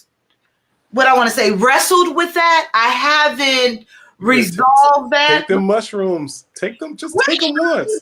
See, look at God. That's exactly what I kept wanting to tell you, that I wanted to go to this conversation. So I seen this program on Netflix. It's called I Can Change Your Thinking or something. It does the whole history of LSD and all that. That I want to try it so bad. I don't think I would. I still think I'm too scared to, but I do. I think the way I think I don't want to say I would trip out, but it would be okay. Trip out. Yes, but no, I do that program because there's the white. Did you see it? The white guy going through. He never tried it, and he's going and sharing his experience, and he's going to all these different like he starts off very mildly with smoking straight tobacco. No. Is it? I think whatever, however, now, but it takes you somewhere, but it goes quick. So he does, and he elevates, and he keeps going, and then he talks to the doctor that discovered and broke down LSD and how they was using it, how they was giving it away freely. They talk about the 60s and how great of a drug not even drug, how great of what was they calling it? A component of breaking it down, what it does to your mind, and it helps with cancer and all. It helps people get off of alcohol and all this stuff. I was like, this is amazing. And then, so they showed this one cancer lady that was battling cancer, and they went, and it was another country, Switzerland. It's legal in Switzerland. And they gave it to her, and she'd been dealing with pain and in her mind and depression and anxiety and blah, blah, blah, blah, blah. Gave it to her. And so now it's prescribed to her. You don't even need to take it every day. She only takes it twice a week, if that much, because the effect of it lasts that long and keeps you in. And the only reason why you do it again, because we're talking about LSD, is because it's whatever it does to the mind. They was breaking it down, but I was kind of tuning in and out. I'm gonna watch it again because it was very interesting how it works on your receptors and your neurons, and it was just amazing.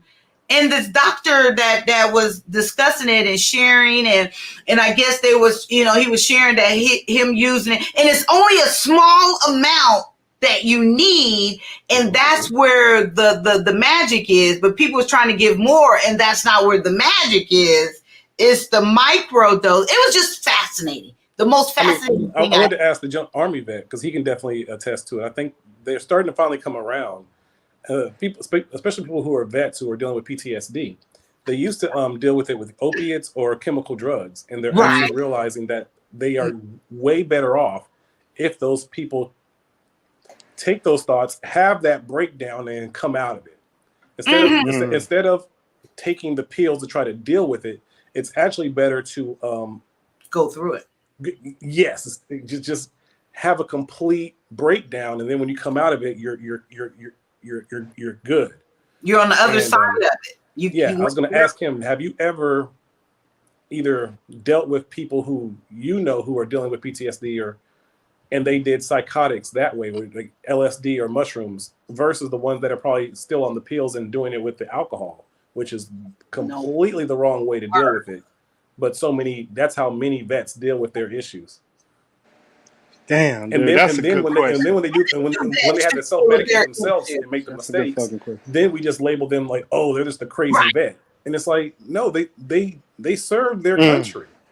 And now all of a sudden, when they come back home and don't get the help that they need, then we just cast them off like, oh, well, that's just, look at that homeless person on the streets. I think if every vet who actually has PTSD was actually taken care of with mushrooms or LSD, would have been 10 times better off than having to self-medicate themselves with marijuana and alcohol.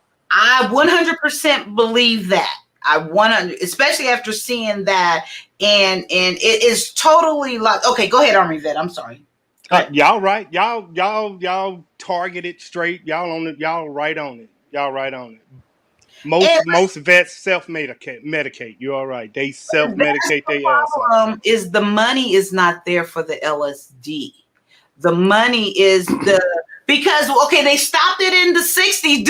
So did you see it? The reason why they stopped it in the 60s is because you want to go? I No, you cooking. Go ahead. Okay, you excited? No. You're excited to speak about this, and it's something new. So go ahead. I know this was really fascinating to me, and I thought of you right away. So they were mad, and this was, who was it? I'm going too far trying to think of that president's name. Who was the president in the city? Was it Nixon? No. It's you're thinking of Johnson, probably. Okay, I don't know. Okay, anyway, so the one after Kennedy. Yes, yep. Okay, so the reason why they signed it passed. And when was the war? In 60? Was it 1960 or 1962?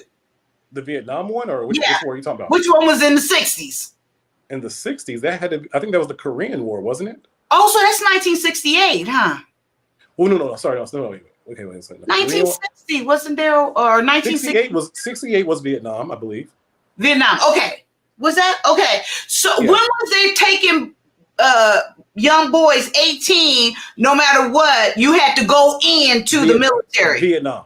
Okay, that one. So this is why LSD, they passed the law that it was illegal, because men started thinking for themselves because of this drug, and was speaking up for themselves, saying it does not make sense to go. Why do I have to go over there and do it?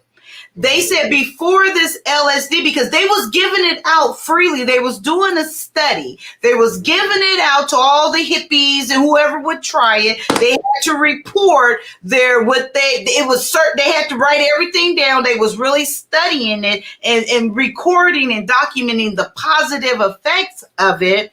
And this was all out in the open. It was a big old study at, I want to say Stanford, but I'm not sure. Big old study being done. They noticed that the men started 18-year-old. No, I'm not going. I'm not enlisting because it's not right. I don't want to take a life. I don't want to do it right. And so they said, y'all motherfuckers thinking for yourself. Wait, hold up. And then they took it away. And then to get things back to normal, to have that control of the mind, you're going in. And it was showing too much freedom an expression of freedom and thinking for yourself. The response was too positive, and they made it think about this. In that time, after that, when the men came back from war, what did they have to come back home to? They came back home to alcohol, marijuana, crack cocaine, and heroin. Heroin. I don't think crack cocaine was then. It was heroin, right? It was heroin, but it was also crack cocaine at that time too. Yeah. So again, like that's what destroyed the neighborhoods, because they took the ones who had a good trade, who were valuable young black men, and they sent them to war. And the ones who were left were the ones who were kind of the riffraff. And they brought those drugs, put them in, gave those men power. Those men now run the neighborhoods. And then as these men who are the good men come back with their issues from war, they have to go to these bad men to get help. And the women in that time did not open their arms and say, we want to ignore the bad men who had the money and all this status. They ignored the men who came back with the issues, who needed their women so badly, who needed therapy, who needed the voice of sisters. And instead they were told, no, we want these men who got the money and got the clout. And that's where the destruction of the black community started, right then and there. True. And also not knowing how to deal with all that they saw and dealt with, and then all right, go do you, boo, and with no resources. And the women not knowing how to deal with the man waking up from those nightmares. And the men, it was all changed. It was all changed. And then so they're going out, like you say, to the alcohol, because that's what they were doing over there. It was now, if I'm not mistaken, heroin was introduced overseas, right? Wasn't, and then heroin was a big thing overseas. Remember? Yeah. Dead Presidents movie, because they made a point to make that very clear in that movie, that's how it got over here in the black community for the most part, people coming back. Okay, so with all of that being said, and in the thing, I'm gonna watch it again. It's so fascinating. You guys should really watch it. It's really good. Not, you guys, whatever. It is believed that whatever it does, and it's a plant, and they just break down the components of it. And that's how the study began. That's how they knew it was such a small amount, because the doctor, he started out very small, minute, and he went high and noticed that it wasn't good.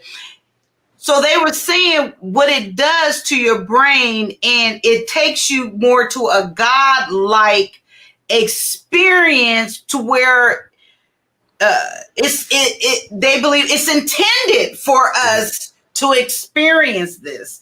So then, okay, so and I could rock with that, because like even with marijuana, why is that plant even created here? Because you got poisonous ones, you got good one. If it's such a bad thing, it could have been just as easy a poisonous one. But this is actually it's a plant, right?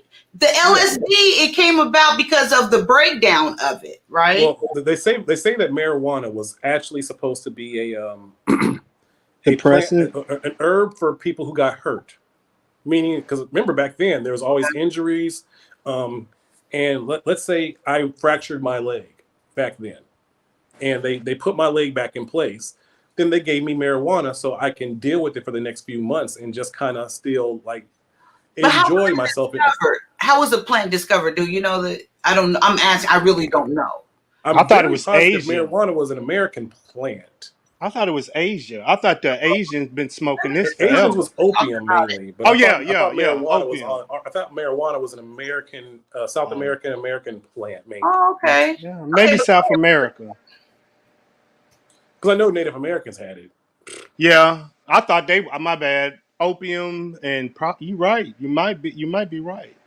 Yeah, Native Americans had marijuana before they had tobacco. Oh no, we should have. Asia. Oh, okay. Yeah, I thought so. Originally in Central Asia. Or Western China. So that's the origin of it. Oh, okay. Okay. Oh, I'm sorry, but go ahead. What the funk? If you remember what you were saying. No, you this is all good. No, I'm on. But okay, so But you also got to remember that even though it was discovered there, Alaska and Russia used to be connected, and who knows how many times like they actually brought that over to, you know what I mean? Like people used to really migrate and bring new shit over. So even though it was probably discovered in Asia, it wouldn't surprise me if there was marijuana in America in the, you know, in the 100th century.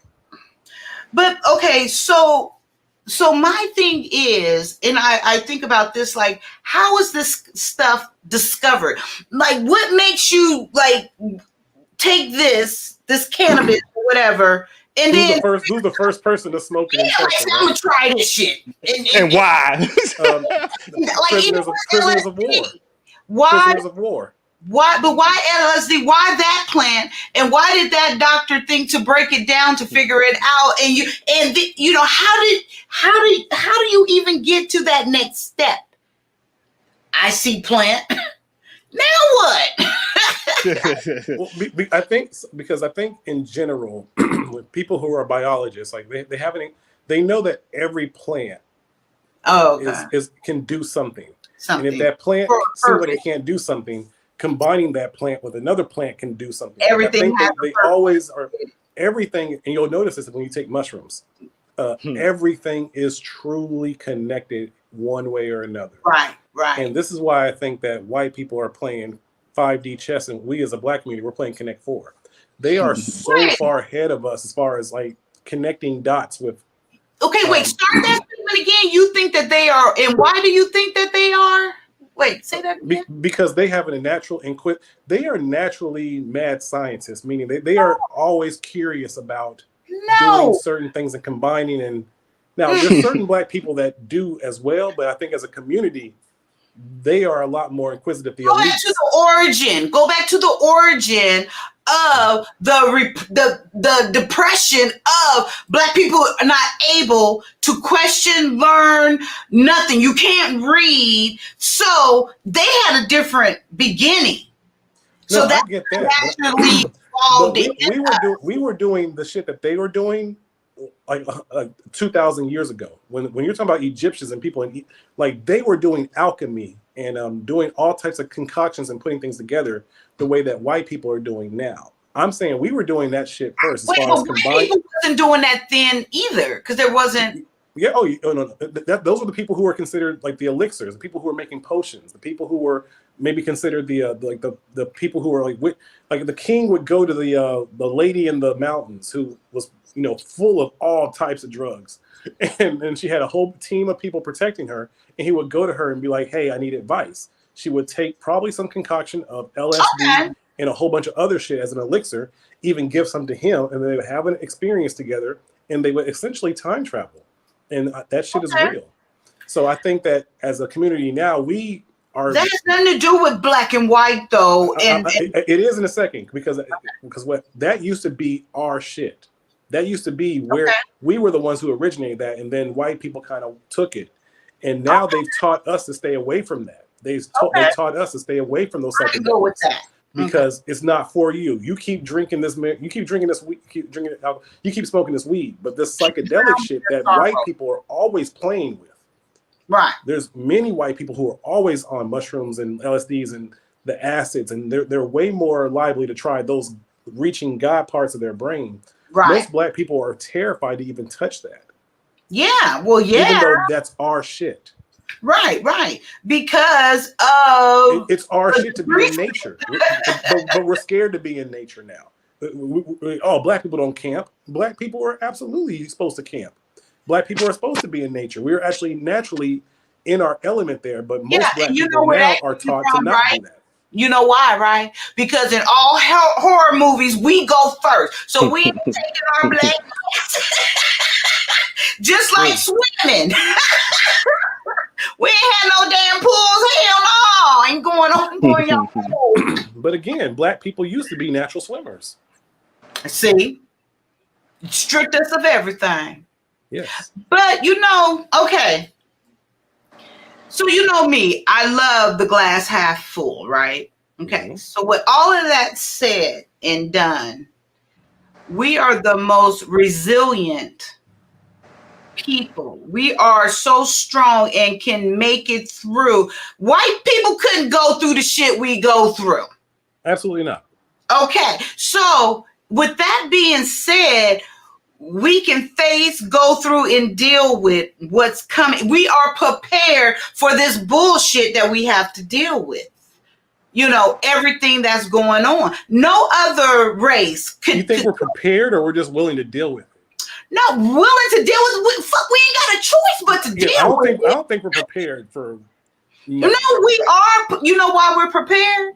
Why? Because we have the faith, you know, in general, whatever that is for you, that foundation to endure and keep going. We ain't killing ourselves. We ain't hanging ourselves. We are not giving. We absolutely are killing ourselves. Okay, but I mean, to the point, because of the mental issues of all of this isolation and instant gratification.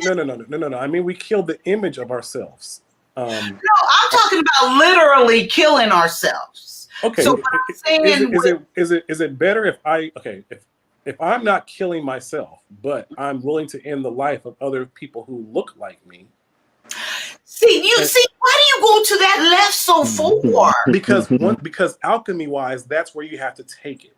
And once you take some mushrooms, you'll see that, again, as a people, we are all connected. And this is the thing that also happens when you start taking LSDs. You will be so against ending somebody's life. I'm already against ending someone's life. But in our culture, especially with the brain waves and the music that we put in, the vibrations. With him being military, he understands how brainwashing kind of works. And there's something in the vibrations, in the music that we have pumped into our ears, because those vibrations we are listening to way more than any religion. We're listening to more than our parents. We're listening to more than anything is the music. And those it tricks something in your brain to justify killing and ending the life of somebody who looks like you. And all I'm saying is that when that occurs, but our community is. Say it again. Isn't that the choice of the music that's going in? The choice of those vibrations that is going. You mean it's the choice of the person picking the? What do you mean? It's the. So you're saying the brainwashing is that someone else picking what's going in, the vibration and the music? Absolutely.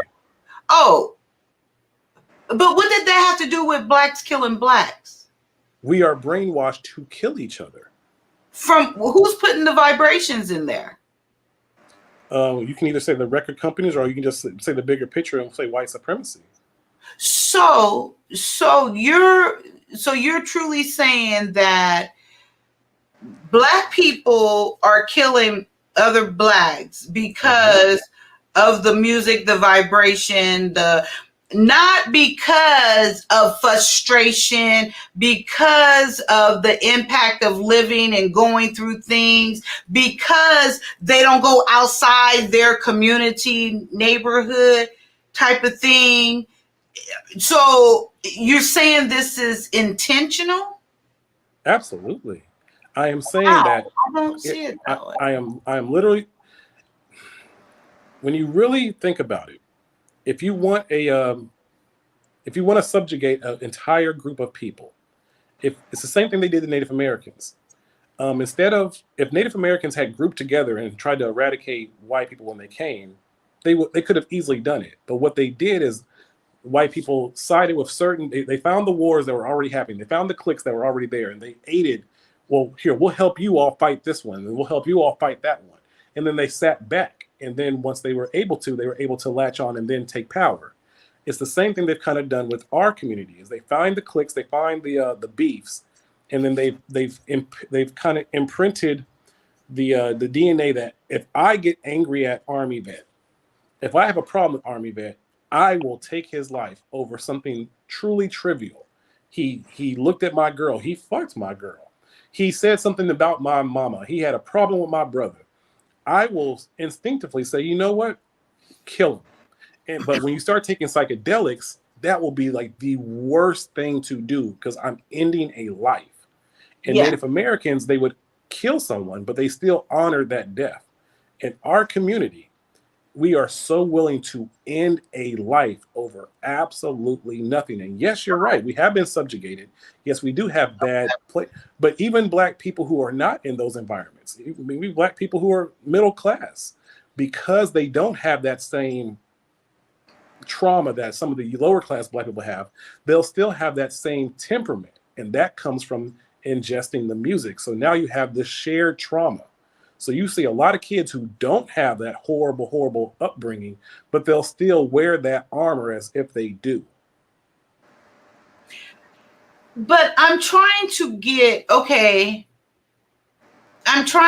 the music aspect of it, because when you the music entertainment, when you gave the latter part of your example with saying if they didn't grow up in that environment of lower class, you go up to the middle, they're not necessarily indulging in that type of music, I guess you want to say, to a high level.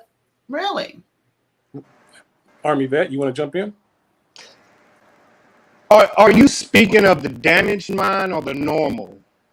Because I get what you're saying about the damaged mind. It will take that anger and that hatred. Exactly, Army vet. Okay. A normal. My bad. I feel what you're saying, but I'm more worried about it takes something to delete another man. So I get what you're saying, but to cross that threshold but it's happening in Chicago, so I get what you're saying. But it takes a specific type of person. It's happening not even in the worst places. It happens it happens wherever there is a large community of Black people. And that's unfortunate. Now there are some pockets where there's a large number of, let me not say large. There's a few pockets where there's suburban style Black people and they don't have those issues. But in general, when there is a large amount of us and there's poverty also involved, and you have a huge hip hop culture, which is our USA culture in general. It's not like it's full of Talib Kweli's and Mos Defs. It's mainly full of a bunch of messages saying, delete somebody who wrongs you. Kill a nigga for this reason. And if you took out, imagine if there was no Black people. Imagine those same messages if they were coming from white people and saying, but still the same words, saying, hey, Black people, do this, do this, do this. If it wasn't Black people rapping these lyrics, what if it was white people rapping these exact same lyrics? We would be like, oh my God, they want us to kill each other. They're racist. They're horrible. Well, these are some horrible white people. But if it's a Black person saying the exact same thing, it's our entertainment. Wait, so I thought most rap and hip hop, they talking about pussy and dick. I mean, I'm trying to It's still talking about killing somebody who hates on you. No, but it's still talking about killing somebody who tries to take your pussy away from you. It's still talking about But the whole thing of it is what you choose to listen to. Okay, yes. Okay, yeah, you're still thinking about Drake. Ask your son about drill music. My son, he's not into music. Like, I'm not either. But he still knows of it. And you have to remember that there's a huge subsection of Black youth who are listening to drill music, which is literally. I don't even think my son, they don't even know what drill music is. I'll make a $5 bet that your son at least knows what it is. I don't even think he would know what drill music is. I will make a $5 bet that your son would at least know what it is. I don't think so, but I'm gonna ask him. I'm gonna go ask him right now. I'm gonna wake him up and ask him. I would be surprised if he didn't know. Most teenagers know about that drill music. Yeah. Especially if he's from Cali. He should have a. Or he gonna lie to his mom, be like, no, I don't know about that, mama. But yeah, that drill music is kicking. But we had the same thing. It was called NWA, but yeah, man, our youth got it, dog. You right. I'm sitting here thinking and listening. You see, I ain't saying that. I'm taking all this in, and I'm like, my kids. That's the only thing I'm thinking about. Like, damn. Like I said, I don't play with the psychedelics like crazy, but I have enough to see kind of the DNA of how our community has been brainwashed. And listening to Neely Fuller and a few other people, once you kind of figure it out, you truly see how the dots are connected and how everything is kind of built into us to destroy our own shit. They You don't have to sound do. just like that veteran. He took that shit to get over the PTSD. Mm-hmm. Next time I seen him, he was crying, talking about how he was sorry for everybody. He did this. He was a totally different person, but Let's see. Did it I win affected $5? him You just got it. big I time. won $5. He had no clue what drill music. Okay, look, I'm gonna go even further. He don't even know what a mixtape is. How does your son not know what a We're mixtape? not. I'm telling you, I'm not lying. We don't. See, that's how you know he's not trying to get laid. Any man, any young boy knows. Well, maybe these kids don't do it now, but we used to have to do a mixtape for a woman to get laid. You could not get laid back in my day without making a girl a mixtape. It was like a wedding ring. At first, he was trying to say, because I said drill, and he's like, drill? He's like, drill music? He's like, no. And I said, what about mixtape? I think. I said, what's the mixtape? He said, I don't know. He said, it's something. I don't know. It's a box full of like different tapes. You got duct tape, you got scotch tape. And then I said, okay, son, you know who Drake is? Oh yeah, I've heard of Drake. And I said, well, do you listen to that type of music? I said, what type of music do you listen to? What? I said, do you listen to hip hop? No, he doesn't. He listens to Drake is popish stripper music. No, but he listened to like music with no word. He listened to gaming music, like lo-fi and whatever that is. That's the beats, a lot of beats and that. No words. Your son is much better off listening to that. Much better off. Yeah, I'm sure. but yeah, so no. Ain't no twerking the lo-fi. So just $ just Kaya, JUSSKYIA. Yeah, I'll be expecting my $5. You can put a 0 or 2 zeros at the end of that. Will be greatly appreciated. But I know because now, two zeros to the left, right? No, yeah, 2 zeros to the right. What is drill music? I know someone told me before, but I don't. What is it? It's essentially music that truly glorifies death, killing, robbing, crime, and some people might say that. Hey, you know what? Let's do a reaction to a drill music song. No, because then they be giving me that copyright shit. I'm trying to get copyright. No, you can put it. Okay. Well, look it up one day. Like I don't even know any like famous names to give you, but pretty much when you see the video, it's nothing but images of little young black boys with their guns, with all their like. It ain't even like girls. I wouldn't even want to. Yeah, that's like. Well, but I understand that you don't want to see it, but you'll see that it has millions of views, so somebody wants to see it. Yeah, just like how they put now how glorifying black men being with another black man. You know, I'm so and like I keep saying, if someone's gay, okay, fine. But why can't they ever? Why don't I see my daughter? Earlier, I had shared when we went to pick up groceries, I was talking to her about what I was coming on here to talk about. Mm-hmm. I asked her, I said, do you know what heterosexual is? Heterosexual? I never heard of that. Oh, a cis man. Can you believe they put that term on us, cis? I know. And then, she knows what that is. I said, what about gay, homosexual? Oh, yeah, I know what that is. I said, heterosexual. Like, what is heterosexual? I was like, see, I said, what the fuck? You want some cis sex? What's a cis? Like you don't. Cis is straight.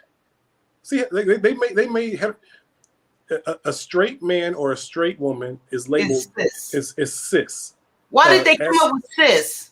Because it sounds horrible. That's why. Because they want us to sound like fucking sissies. But why? I wonder why. Just like non-binary? Non-binary? Yes. Non-binary. Non-binary. You don't want to have sex with women who wear bonnets. Yes. Shut up. Get on my fucking.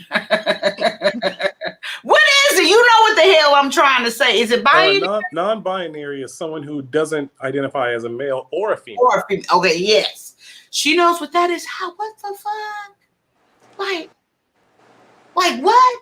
What? Or Why? or Why? or, or, a, How is it okay? a sociosexual. You know that one? I've never heard of that. A Okay, sociable. no, not a sociable sexual. No, a SAP, sopiosexual. Pretty much what they're turned on by the thought of someone. So it could be a man or a female, but what they really like is the thought of it. They don't really. I've heard of that. They don't connect off the physical. They connect off the mental of either male or female. This is the most fucked up shit. Like there's no concrete anything. You can just float in this nothingness, and it's nothingness, but it's everything. I'm gonna need you not to say nothingness no more. That sounds absolutely disgusting. But again, crazy. This is all just the start of it. Again, 20 years from now, let's say 40 years from now. Think of what the metaverse and what the internet's going to be 40 years from now. So as we're grandparents, we're going to be completely out the loop. And then our children having children. Out the loop. It's going to be looking crazy as fuck. But it's going to look normal to them. Well, it is going to be normal. I think 25 years from now, gay sex is not even going to be like a thing. Yeah, but I think it's all going to be. It's not a thing.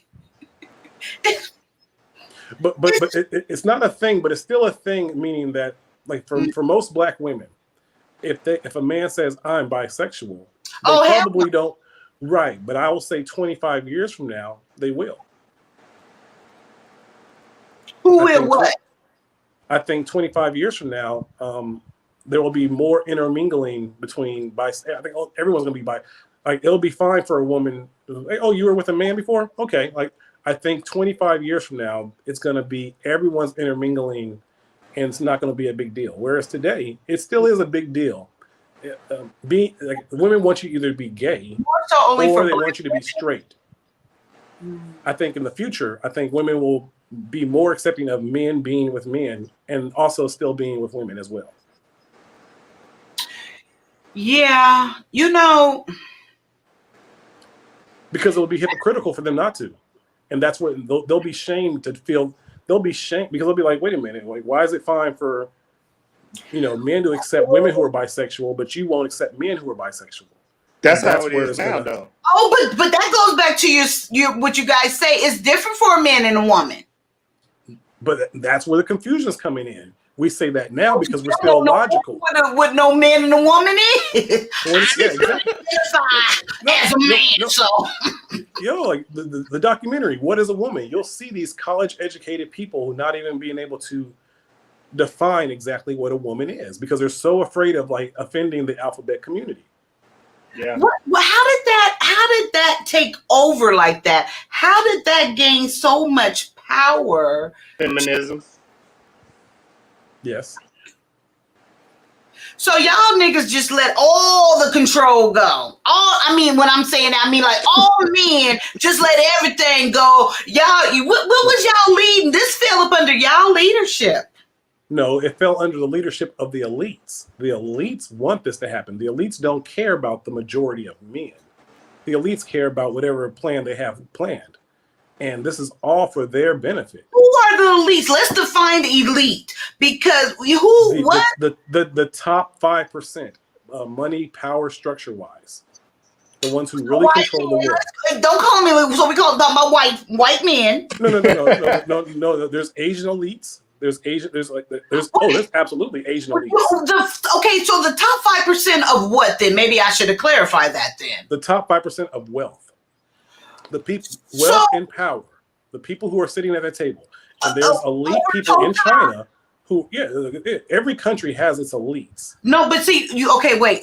I need the definition. Are you breaking it down to each continent, or are you saying all together the top 5%? Altogether, the top 5%. Those ain't all white men.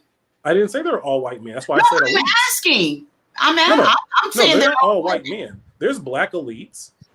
They're in the top 5% in the world. Yeah, in Africa, yes.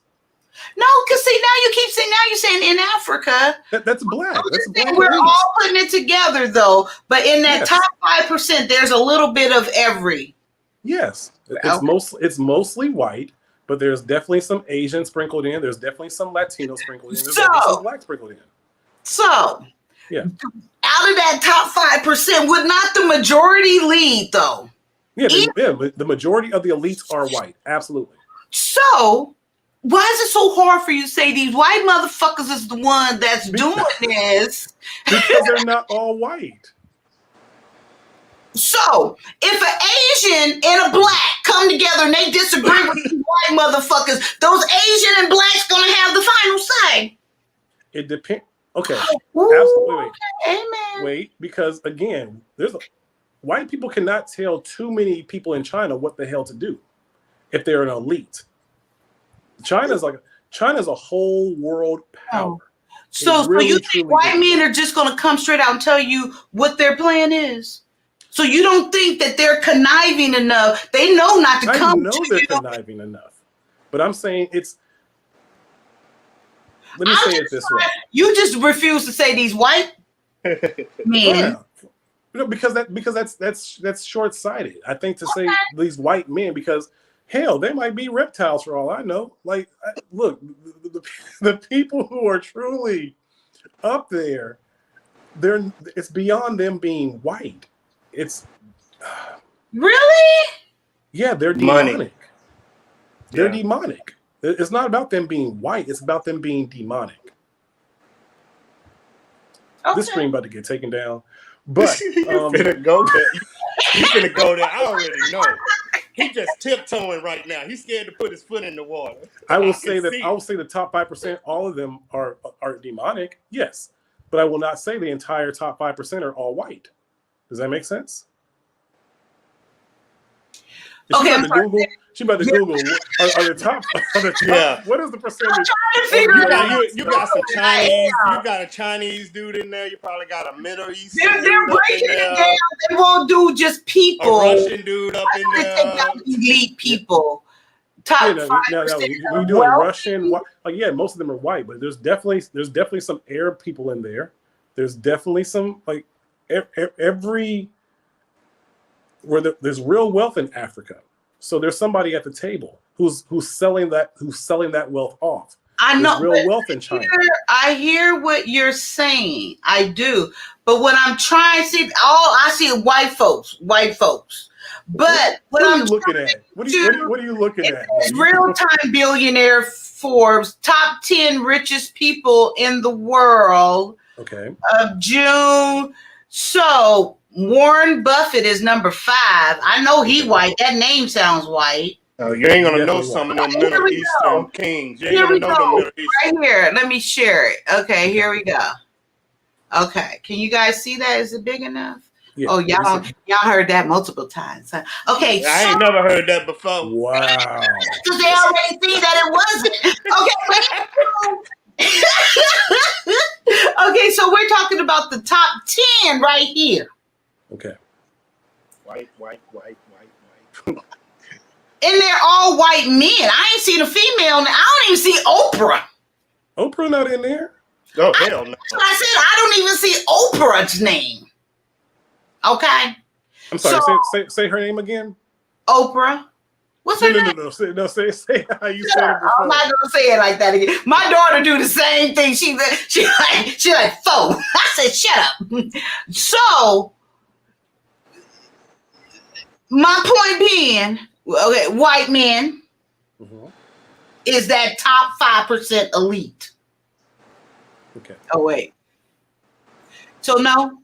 Do you know these people? Who's Larry Page? He's number 6. I don't know none of these cats. Larry can be black. Let's see if he's black. Let's see. He is Lawrence. Larry, what was his name? Larry Page. Larry Page. Oh, white man. There you go. Oh, yep. He young is white. He super white? Let's see. He's super duper nerdy white. There he is. Oh yeah. Ooh. Wait, no, he might be Arabish. Arabish Jewish. He's something. He white. Okay. He ain't black or Asian or Mexican. Wait, he look kind of brown. Wait. Go right. Stop. Right. Go up. Stop. A little bit more. A little. There. Click that one. This one right here. Yeah. That's just the lighting. That's the lighting, my brother, man. You got colorism going on. That's the lighting, 100%. Look at those teeth too. Nah. Okay. He got all that money. Why his teeth are so yellow and okay, amen. It's not about that. There go his wife, tall, skinny, white blonde. Okay, let's see. Okay. Elon Musk. Is he married? He's not married. No, he's not married, but he's definitely white. No, yeah, I think. And then Jeff Bezos. He's the Amazon guy. Yes, I know him. Okay, Bernard Arson Falk. Who is this? Something Russian, but go ahead and yeah, but no. Oh, there go Bernard. Oh, he said, "Oh, we can click him." Oh, okay. Oh Lord. So he's in France. France. So he's a white man.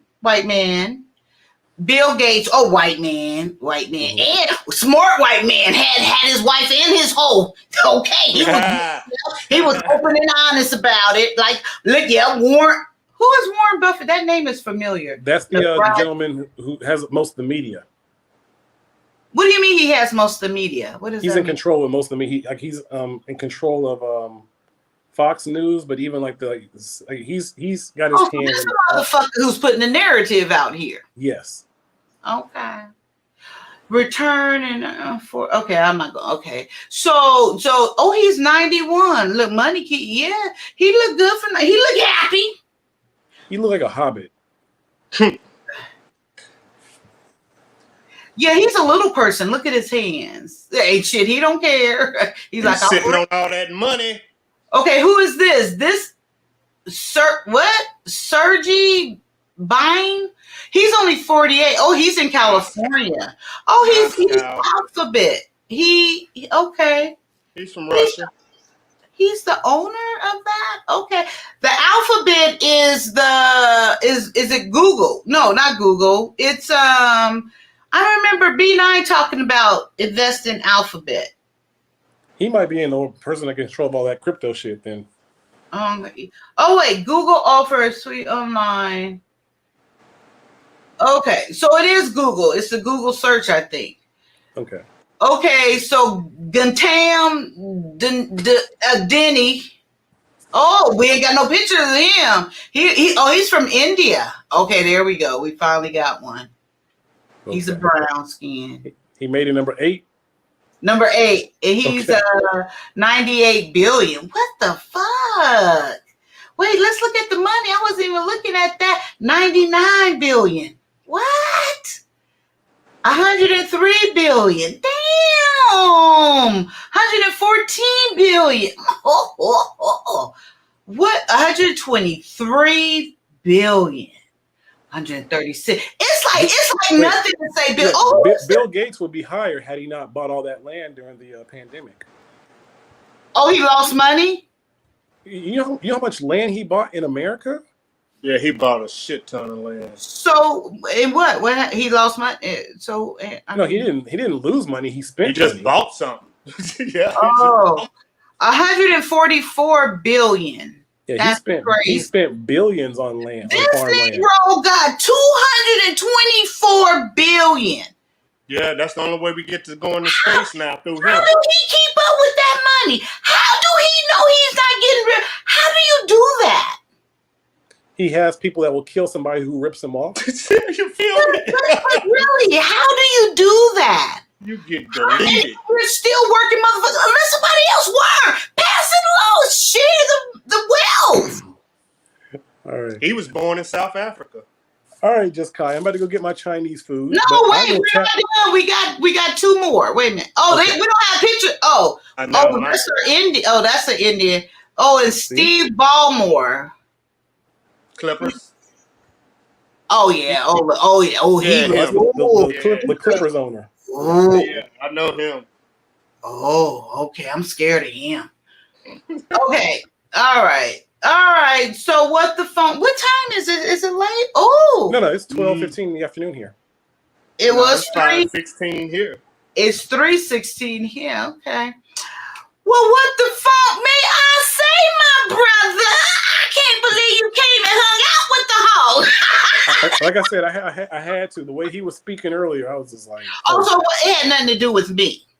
No, it did, because you sent me this link on Instagram. I don't know why you acting like you didn't. You ain't been here before this. You had no. Wait, have I been here? Like what? Like, You haven't seen any of my shows since you left until today. no, but. Wait, you know what? I didn't understand that answer. You too quick. I did always make sure that I clicked and hit the like and then just went away. I did. I promise you I did. But no, I really didn't tap in and watch like I used to. No. Why? I felt like maybe I had worn out my welcome. That's all. Why? Did I make you feel that way? If somebody who you truly align with and are really good friends with is feeling a certain wait, let me finish. When have I ever said I had a friend? When have I ever said I aligned with? Don't let me not say friend. Do that. Associate. No, don't do that either. Don't do that either. Don't put. I just let people talk freely for themselves. Okay. Don't do that to me. Okay. You tied me in with that, and that was not fair. I speak for myself. Just because someone's choosing to speak up to me, that's not fair to me. I didn't choose that. I don't want to come to your platform and have an argument. And the people who you were seeming to start to build a rapport with, to start maybe doing something outside your own channel, I was like, okay, let me just go ahead and not have arguments, because every single time that I came and the other two ladies were there, it seemed like I was out of place. So I just said, it's okay. And I get that.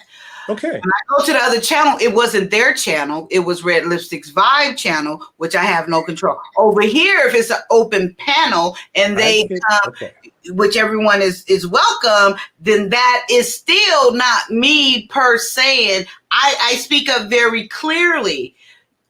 When I felt you was wrong about something, I said that. But when you're not, and when I don't feel that you are, I say that. So that's the only thing that I felt that was unfair to me, that you left on account of that. And then you still was poking the bear in the chat. So that's what the part was where I'm like, well, shit, he's still poking the bear. It's like, so I felt like and I really thought, I know it was going too serious, but when you start poking the bear from the chat, I said, okay, now he's just fucking with her. So he's cool. I really thought you was cool until I didn't see you anymore. You see what I'm saying? So I hear you. And again, I thought maybe I only came because you specifically sent me the link on Instagram, and you hadn't sent me anything in that entire time. Oh, because over here I'm learning how to promote. That's the first time I've ever done that. I was just sending it out. I'm glad to be back, and it's good to see you. Amen. Okay, thank you. So I can respect that you digress.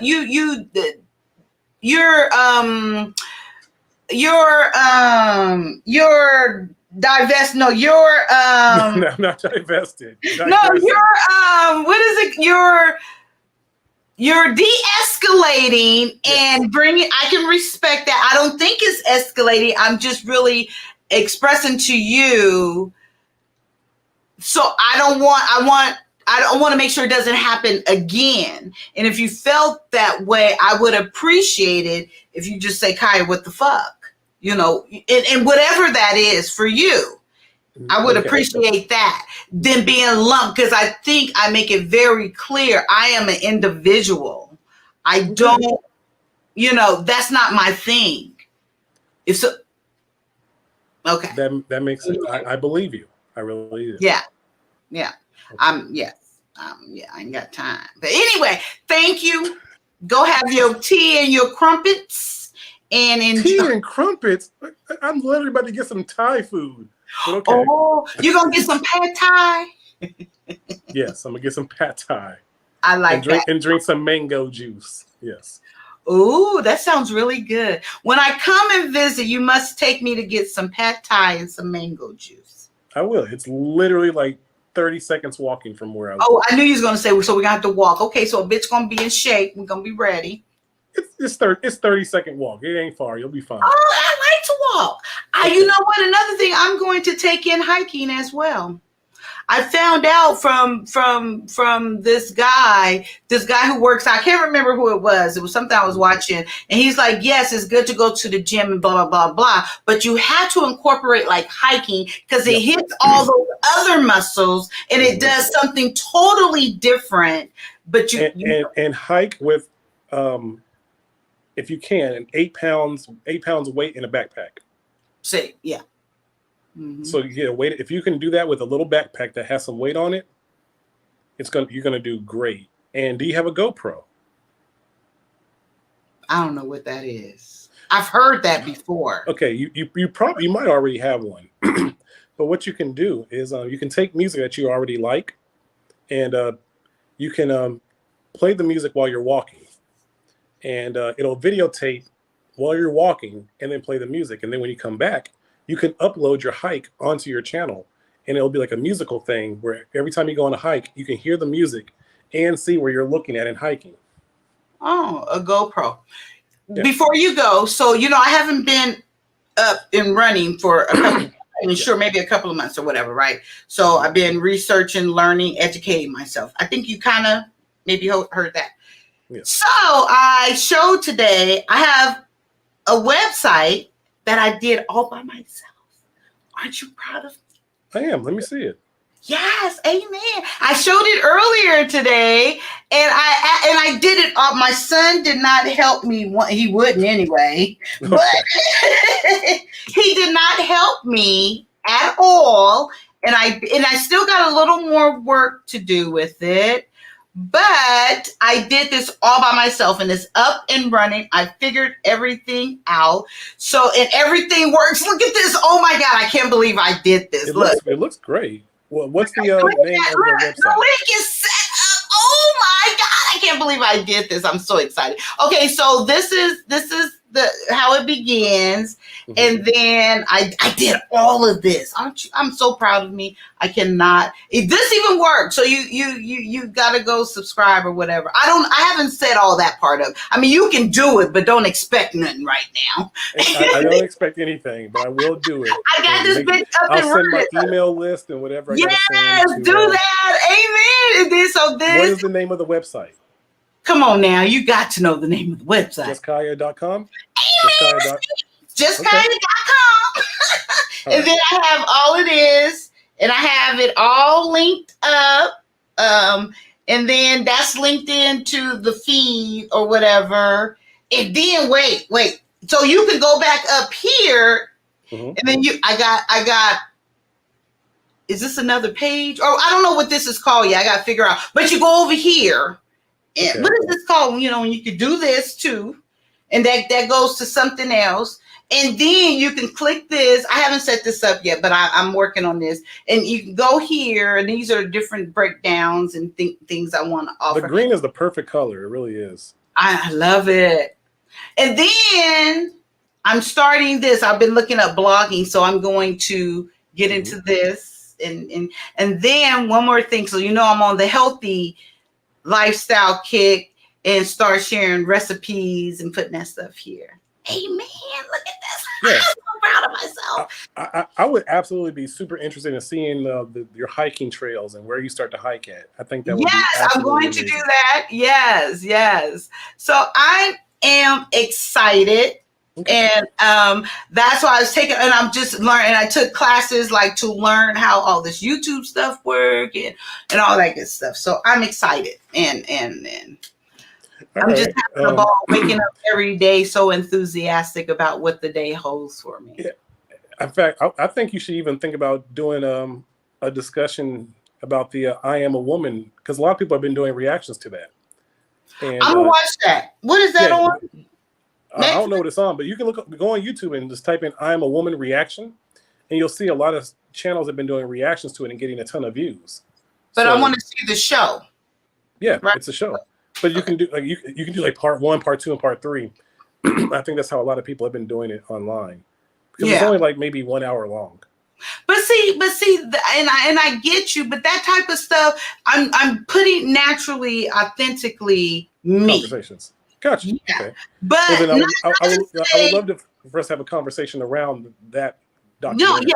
Just like with P Valley, I'm going to, and it's not just to see what everyone's doing and trying to get because like, even if you see, I'm very consistent, like with my views, I'm up to 280 subscribers, but I'm consistently like my numbers, like the people are here the same. I would, you know what I mean? The consistency of it. So I wanted to grow with that. Now that I got my Wi-Fi fixed, I'll be tapping back in more.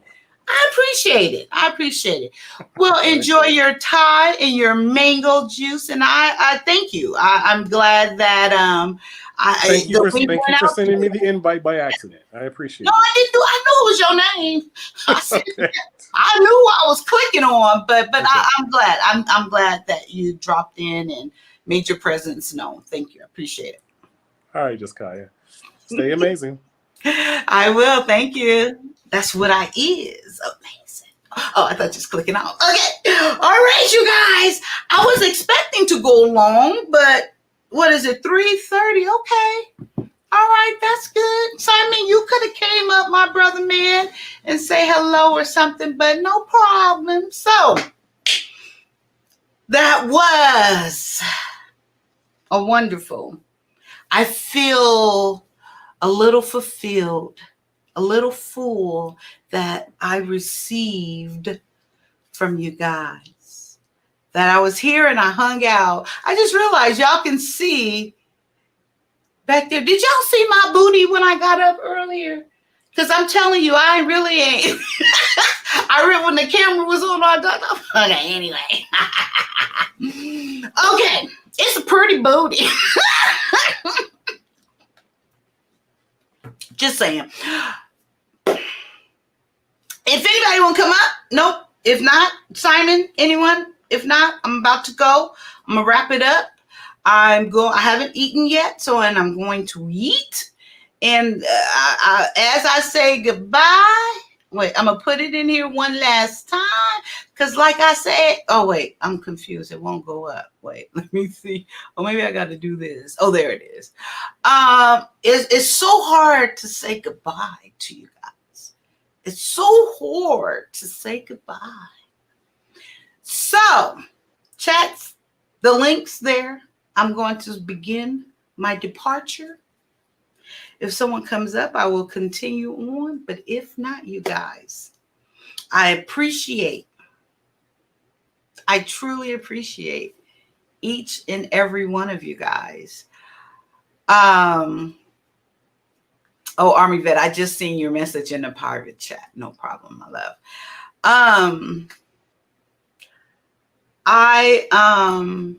I look forward to being consistent with Saturday. I still am doing some tweaking and working some things out. How I want to present myself and what I want to put out here as far as being a productive member to my people, to us, and being an example. And when I say that, meaning in the aspect of sharing my faith, the truth about, and encouraging for us to look up things for our self. Stop listening to other motherfuckers telling you what it is. Look it up for yourself. Even if they're telling you, still verify the information for yourself. And not even just verifying, educate yourself. Know for yourself. Know because you know. I really think that is a hang up for us. And yeah. But even with that being said, y'all can trust a bitch because I'm going to tell you the truth. So if you want my truth, you come on over here and I'm going to give it to you. But yeah. So with that being said, This shirt is so old. Look at that, but it's comfortable. It hugs all the right row. With that being said, I'm going to say good night and goodbye. I appreciate you guys. It is Sunday. Oh, I forgot. I got a podcast to do today at 11. I got to set my alarm. Okay, so let's start it. No one's coming up. Okay, you guys. Wait. I appreciate you guys. I thank you. Our time is very valuable. I appreciate you taking the time, your precious time, and spending it here with me. I feel the good vibes and the energy. Thank you. Until next time, please go and subscribe to my website. It ain't shit right now, but you already be there when shit comes available. And that's just Kaya.com. Don't forget, you guys, to share, like this video, to comment in the comment section if you want, and subscribe and hit the notification. And until next time, I thank you. I appreciate you. Ding to the motherfucking ding, ding, dong. Don't you love it? Oh, y'all like my hair? I redid it. Oh, I got to fix the color, as you can see. Mimi. I'm going to get you. I'm going to get you.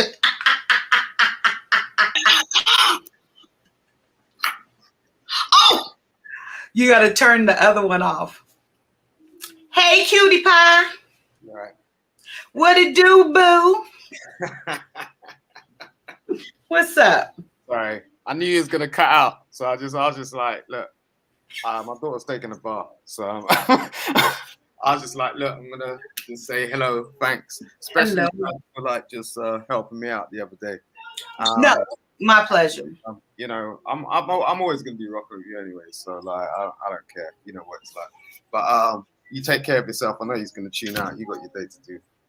No, I appreciate you. I appreciate you coming up, and I'm always here. Yeah, you know, and I enjoyed our conversation and the time that us talking and yeah. I think this is only the beginning for you, so like that's how it's gonna be. You know, we're just ironing things out. That's all we're doing. All right, so peace. That's what I like to say, man. I'm watching. I've been checking out your show. Yeah. When I got notified, but yeah, I just hate all of you guys have the avatar up. That bit, it's like I just don't like that. It's so impersonal, and but amen, do you? But I mean, we're discussing it. I mean, it's getting like a thing now. So you know, we're just sort of discussing it, and seeing how we can move forward and do things. You know. Right.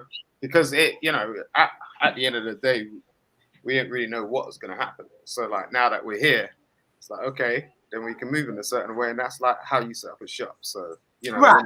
when people start walking through the door and you're giving them what they want, then it's fine. Do you get what I'm saying? Yeah. Until that point, it's almost like, well, let's see what goes. You know, let's see what goes. But you're beautiful, man. We appreciate you. You beautiful face on the screen every day. You continue to do that. I appreciate that. And you're looking quite well and healthy and nice. And yeah, you know. Well, I just had a break. And I've got to get back to work very soon. So, but in the meantime, I'll be on these streets. I look forward to it, and and so that's all you wanted to come up. How's Kaya doing? I know she's in the back. As I said, like you know, I'm sort of like faithful that I'm gonna have another opportunity to have another talk with you. So yes, absolutely. I stand in that faith. So it's like okay, cool. Like so, as I said, you're about to close out, and I got on a bit late, so okay. Interfere too tough, but I'm just saying there might be another opportunity. Yes, come in and it's a whole different thing. So like that's anytime. You take care of yourself. Thank you. Peace. You do the same. Thank you very much. Appreciate it. Thank you. All right, you guys. So I'm thinking I'm hungry now, so go eat. So anyway, thank you. Appreciate you. Subscribe. Really go check out my website. I think you guys will like it. It's going to come together, and just so you guys see what I offer there, even somewhat of what Simon was just saying about the conversation and just someone to talk to, and whatever that looks like for whoever, and yeah. But anyway, all right, you guys, ding to the motherfucking ding dong. Yeah, I gotta be dramatic. I'm so glad we had this time together. Mwah! Thank you. You rejuvenate me. You fill me with great energy. I appreciate you guys. I hope and I pray that you guys receive and learn something from me. Because when I tell you, I get so much more from you guys than you can ever get from me. I appreciate you. I look forward to this. And I for sure miss coming here and hanging out with you guys. So until next time, make sure you live intentionally and be a productive member of society. Tell everybody, go fuck yourself. I'm going to do me. And be the best you can be. Bye, Ocean. Appreciate you. Until next time, guys. And if you guys have any suggestion on a topic, I would appreciate that. But yeah. Bye. Take care. Until next time. Next time I'm coming up on eCam. No, I'm not. Bye.